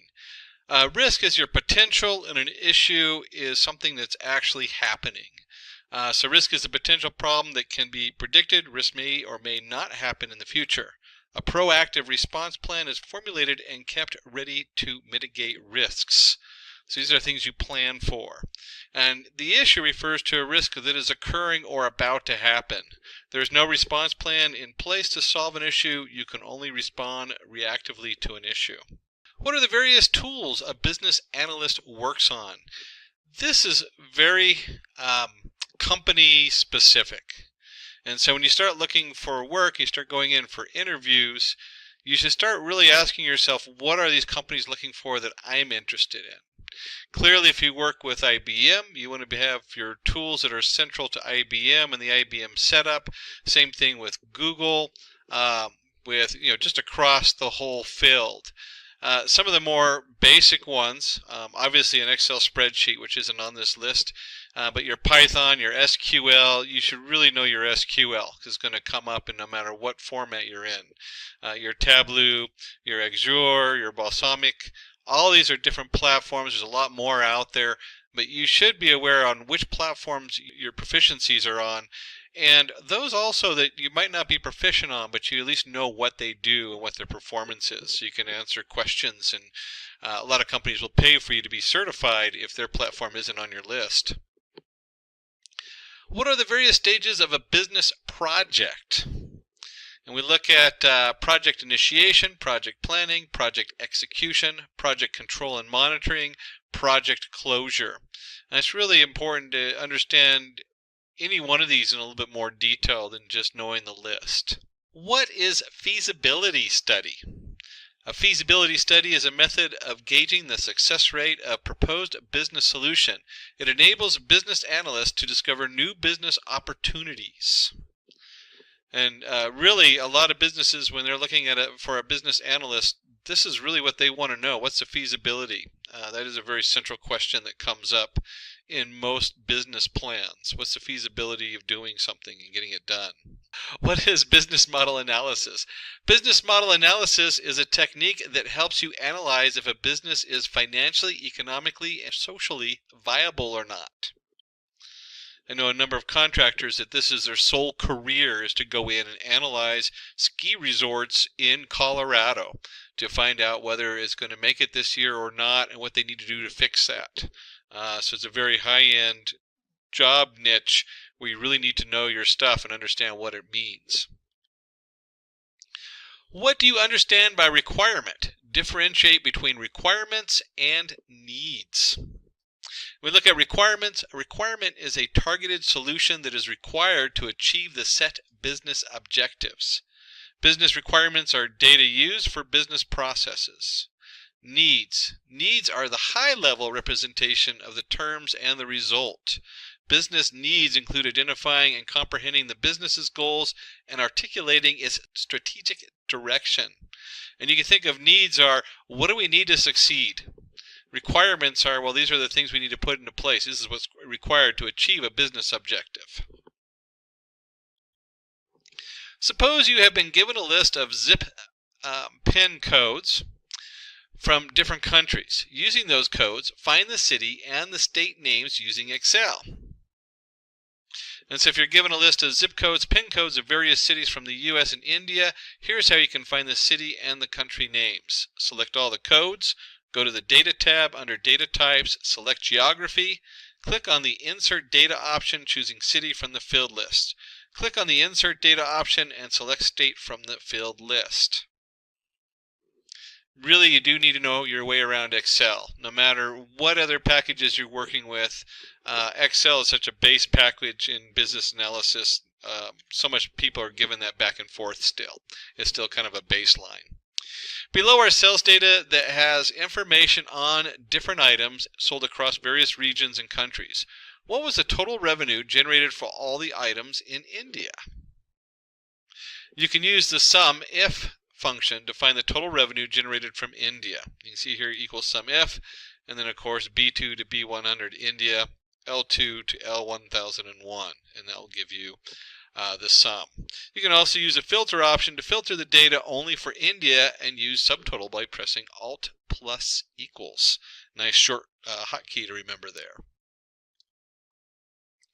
Create a highlight table to visualize the revenue generated from offline and online sales for different items across the region using Tableau.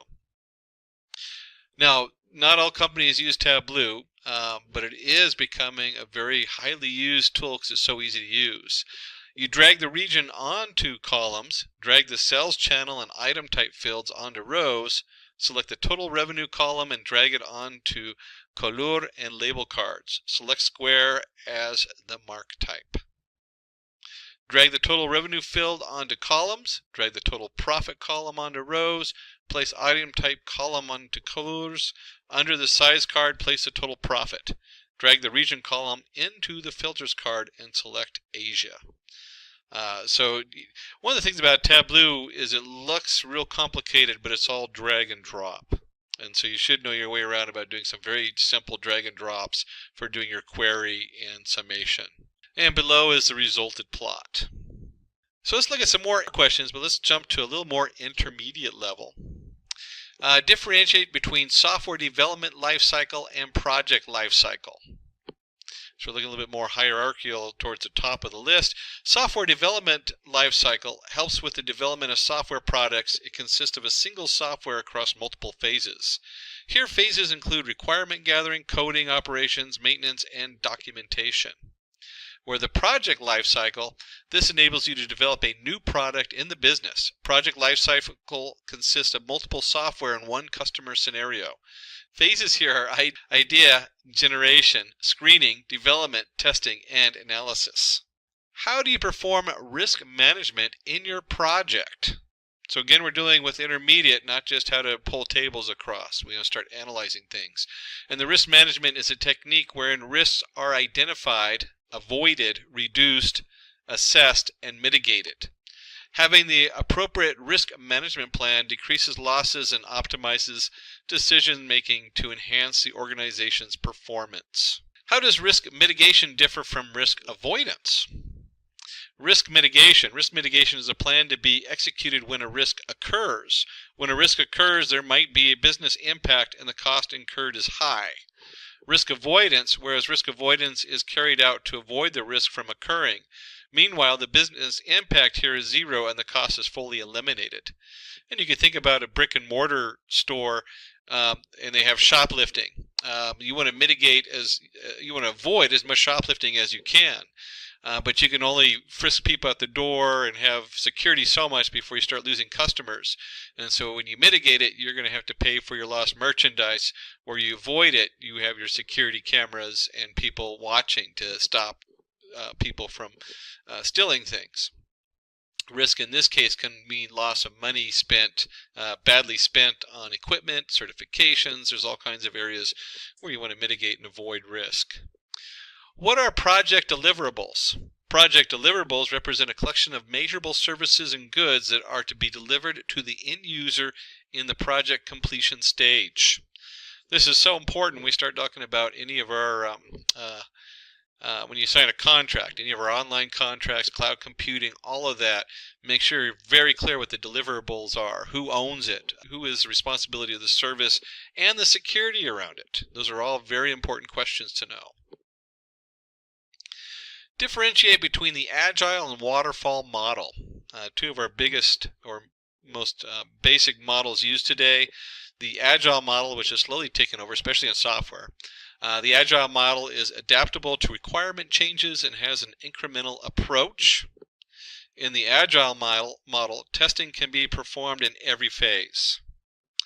With the waterfall model is referred as a structured software development methodology. Changes in requirements are difficult to implement. Meanwhile, in the waterfall model, testing is performed only in the final phase. And you can look at this as a lot of the software today has to be ready to change quickly, where in the waterfall setup, you're not looking for fast changes, you're looking for a very solid, it's going to work no matter what kind of view. This is something that we can build. It isn't going to have to make major changes, but it better work correctly. Describe the different analytical techniques like Moscow and SWOT. Moscow analysis, it is a prioritization technique that highlights a requirement's significance. Questions like, is it a must-have or a should-have? Could the demand be made better? Would a specific idea be useful in the future? Are asked here. In the SWOT analysis, it discovers the strengths and weaknesses of a firm and evaluates them as opportunities and threats. SWOT analysis consists of strengths, weaknesses, opportunities, and threats. And you can kind of think of it as like the SWAT team coming in you're worried about threats here, so we're talking about policing. Or in Moscow, really what can we get out of this? Is this, do we have to have it to succeed? Is it going to be useful in the future? So you're looking more for a general value attached to it. List various components of strategy analysis. For developing a strategic plan for an organization, the vital components are vision, objectives, mission, strategies, action plan. What is benchmarking? Benchmarking is a process of evaluating an organization's measures, like the quality of policies, programs, etc., against the standard criteria. It's so important to have that baseline of what are you measuring against. The baseline might not even be a very good one, but you can't measure something unless you have something to measure it against. It helps with the measuring the performance of the company. You can recognize the areas of improvement in a company and analyze how other companies achieve other objectives. What is the best approach to work with difficult stakeholders? A business analyst interacts with many professionals during his work. Few of the best approaches to take into consideration while working with difficult stakeholders are. Before I even jump into this, I have a friend who is working with some very high-end individuals who took their private plane, and he was supposed to meet them at the in location. When he arrived, they had been in a fist fight while on their private plane. The stakeholders had so much difficulty with some particular aspect going on. So difficulties are going to arise, hopefully not at that level, but things happen. And of course you want to just assume that work with anybody, but you want to listen patiently to the stakeholders' point of view, respond to them politely and diplomatically, have a one-on-one discussion to make things more precise, comprehend their worries and be transparent. Make sure to continuously engage such difficult stakeholders. And I'm going to highlight the last one, because if you're working with somebody who's difficult and you just try to ignore them, one of the things is that whatever problems are arising, they're just going to explode. So that is so important not to ignore somebody who's being difficult. But the rest of it is stay focused. Stay focused on what you're trying to accomplish. Be goal-driven. This is a great time to be goal-driven, not driven by emotion or the problems that arise or how the person communicates. Name the different types of agile methodologies. Scrum. You can go get Scrum certified. Important thing to look into if you haven't.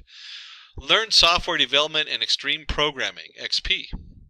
Feature-driven development, FDD. Crystal, Kanban, Dynamic Systems Development Method, DSDM. There is in Agile just a ton of different methodologies. So knowing at least a few of them inside and out and having a kind of a general idea that the other ones are out there is important, so you at least know what we're talking about when someone comes up and talks about Agile. Describe the gap analysis. Gap analysis refers to the analysis of differences between the existing system's functionalities and the targeted system.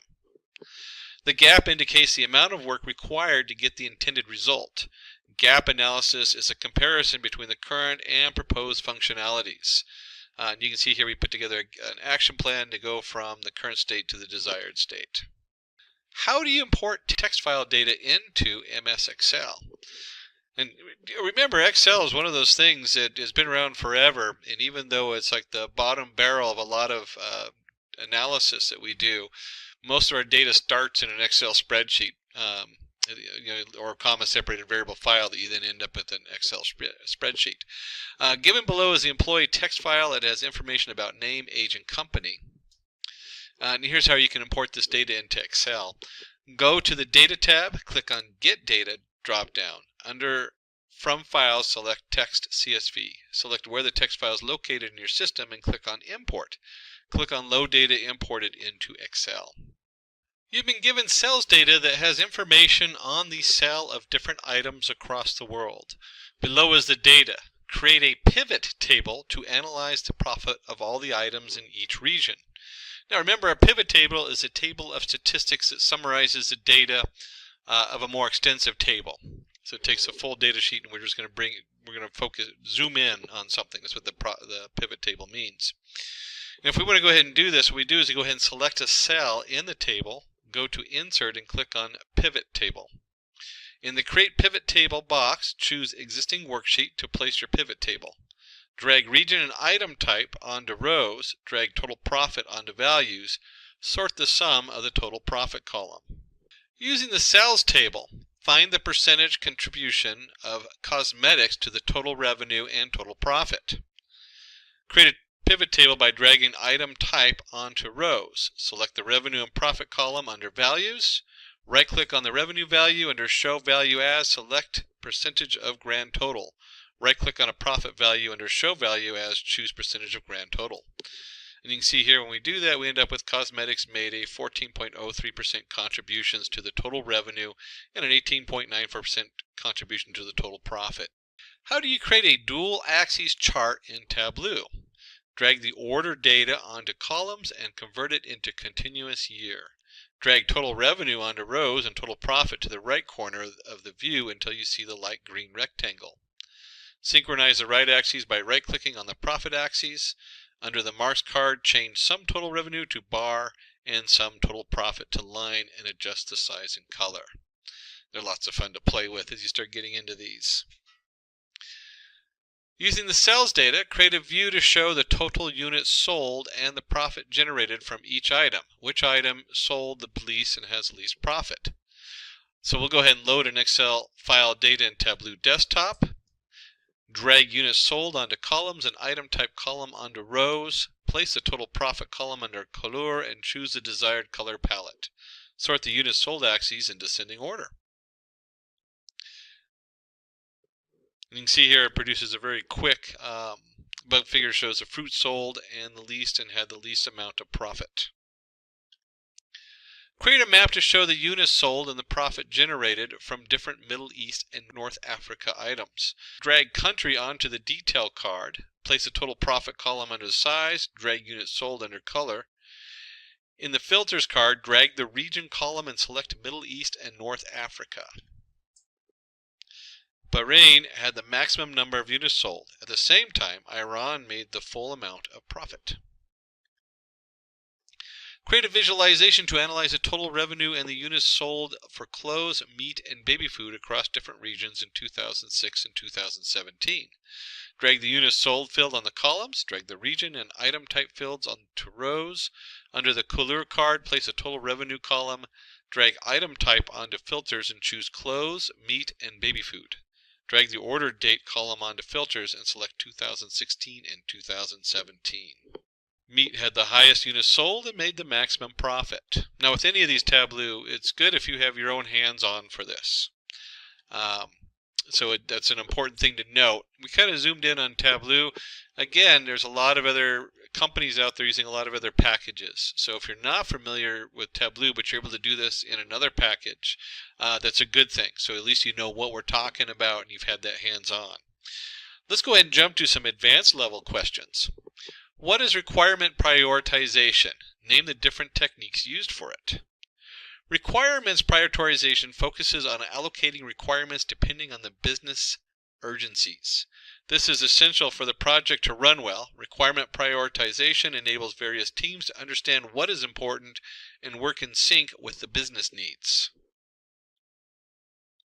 There are several techniques used for requirement prioritization. We had Moscow technique, we mentioned that earlier. The requirements are grouped based on must, mandatory, should, high priority, could, not necessary but preferred, and would, suggested for the future.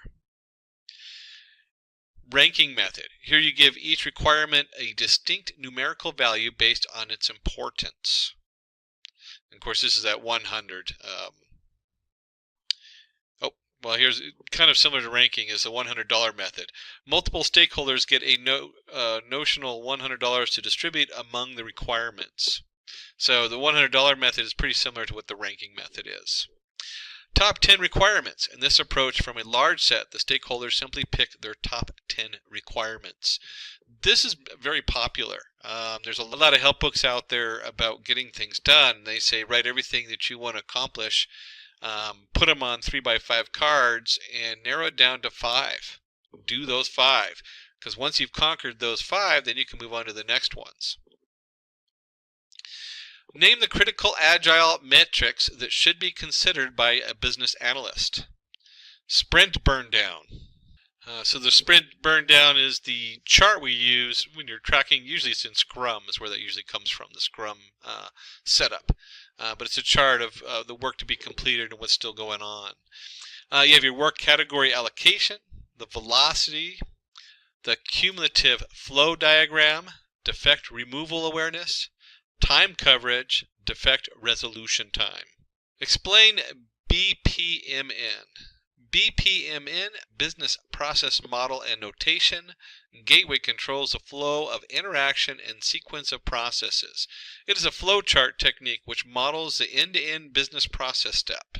The 4 essential elements of BPMN are flow objects, events, activities, gateways; connecting objects, sequence, messages, associations; swim lanes, pool or lane; artifacts, data object, group annotation. List the elicitation techniques. The elicitation process is about gathering requirements from users and stakeholders. Listed below are a few techniques that are used to collaborate with users or clients. Interviews. I don't know how many times I've been on the phone calling competition, potential clients to ask questions. So one of the elicitation techniques is to ask questions. If you're going to call clients to ask questions, it can a lot of times also turn into additional sales. Document analysis, focus group, prototyping, brainstorming. My favorite, brainstorming. All these are important. I just kind of highlight a few of them that I tend to get stuck in. Observations and workshops. Again, workshops are a great sales technique also. So as you're doing your business analysis, and you're bringing people into a workshop and do observations in the workshop and working specifically with these people, they turn into potential business growth. I tell you what, if you're a shareholder and someone's doing a business analysis and they turn around and generate a $30,000 sale for your company, they're in. You know, you've already earned your pay, and you're doing what you like, which is business analysis. Interface analysis, questionnaire and survey. Questionnaire and survey is my least favorite, but they are the most popular because they're the easiest to pump out. List the documents needed by a business analyst. Initiation document, project vision document, use cases, system requirements, specifications document, business requirement document, requirements traceability matrix, functional requirement document, use case specifications document, gap analyst document. Describe how you would approach a project. Here's a basic project approach outline which you can use with respect to different situations. Identifying the project goal, formulating the work plan, defining the requirements, collaborating with other teams, tracking the project, documenting the progress. And really, when you start designing your project approach, encompassing all the things listed in here is so important with the shareholders. It's great if you can identify your project goal, and that's probably the most important thing, because if you don't have a goal, you might as well walk away. But if you don't have the rest, how are you formulating the work plan, defining the requirements, collaborating with other teams? That is such a big step because we're going from everything being on paper and trying to figure out what you're going to do to actually doing it. And then tracking and finally documenting. Very important for the shareholders and what goes back to the top. Differentiate an alternate flow and exception flow in a use case diagram from a basic flow. Basic flow represents the operation of activities as required by the company. In a use case, alternate flow, as the name suggests, is an alternate solution used in a system failure case. Different steps are used to complete the goals of a use cases. Exception flow refers to the various steps executed in case of errors. This does not lead to achieving the required goal of a use case. Critical aspects of creating analytical reporting. Analytical reporting is a type of business reporting which provides data analysis, information, and recommendations. It enables people to use data to make decisions. To create analytical reporting, the following points should be kept in mind. Comprehend business analysis. Display your analysis skills. Think critically. And I'm going to throw in here the term from big data, map and reduce. Really, when we're doing a business analysis, you don't want to give them a massive amount of information. You want to reduce it down to something that they can see in a single graph, a very simple set of notes, and you need to think critically. You need to really make it, what is it that the shareholders want that's going to make them understand why this is important to the business, and what does the business get out of it? What is Kanban? Kanban helps agile teams in visually managing work through processes. It works as a scheduling system in agile just-in-time production. The Kanban methodology is all about real-time communication of capacity and full transparency of work. The Kanban board describes the current development status. And of course, when you're working with Kanban, you got to be very careful about inspiring versus coaching versus micromanaging. It really can end up in a micromanaging setup where you want to watch out for that, but you also need to track everything. A basic Kanban board has 3-step workflow. It has the to-do, in progress, and done. However, depending on a team size, structure, and objectives, the workflow can be mapped to meet any particular team's unique process. State the key differences between BRD and SRS. BRD, Business Requirements Documents, is a high-level functional specification of software. BRD is a formal document to describe the requirement provided by the client. Business analysts create this post their interaction with the clients. SRS, System Requirement Specification, is a high-level functional and technical specification of software. SRS describes the software's functions and non-functional requirements that are needed to be developed, whereas SRS is created by the systems architects. What is Pareto analysis? The Pareto analysis helps in crucial decision making. It helps in prioritizing decisions, identifying the most relevant and the least decision concerning the overall goal. It is also known as the 80-20 rule. As per this rule, 80% of the project's benefit arises from 20% of the work.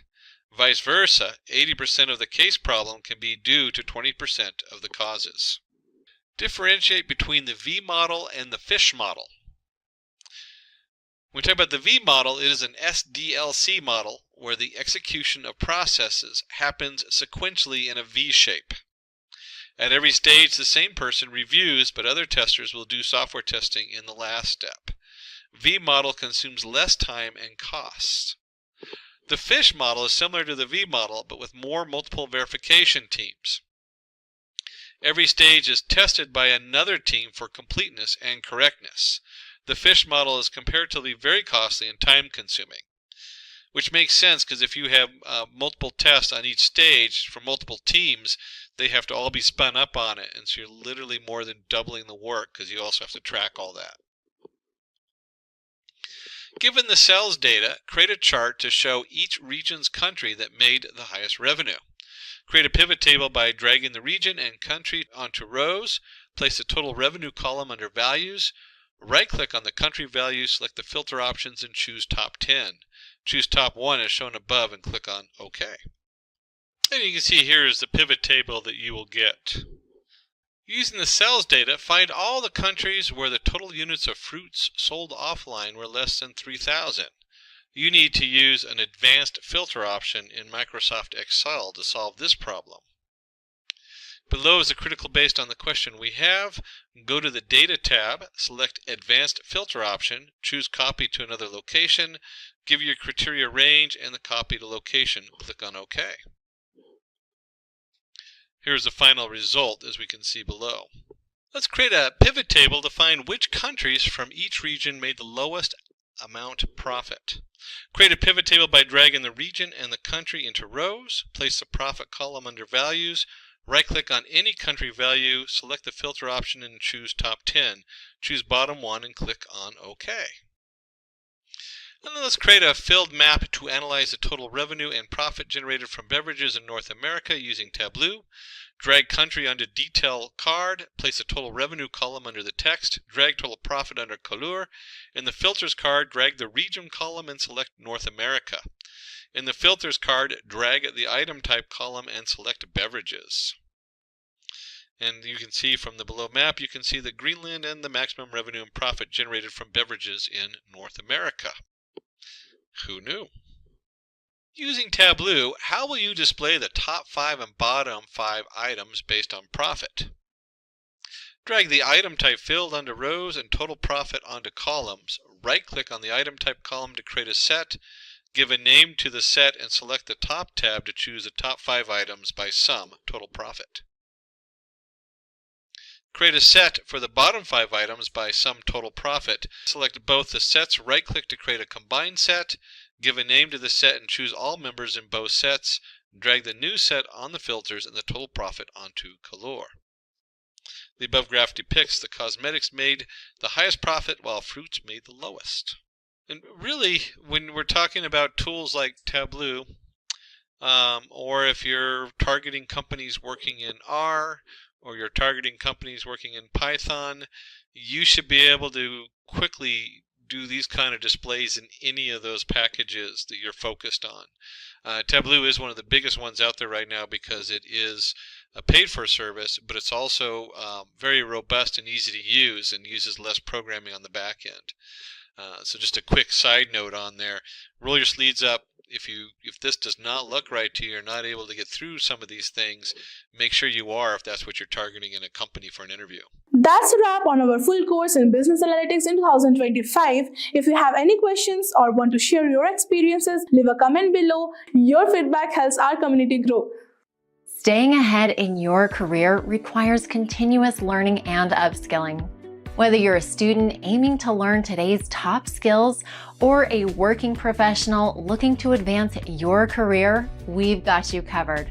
Explore our impressive catalog of certification programs in cutting-edge domains, including data science, cloud computing, cybersecurity, AI, machine learning, or digital marketing. Designed in collaboration with leading universities and top corporations, and delivered by industry experts, choose any of our programs and set yourself on the path to career success.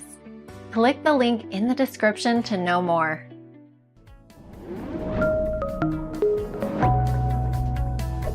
Hi there, if you like this video, subscribe to the Simplilearn YouTube channel and click here to watch similar videos. To nerd up and get certified, click here.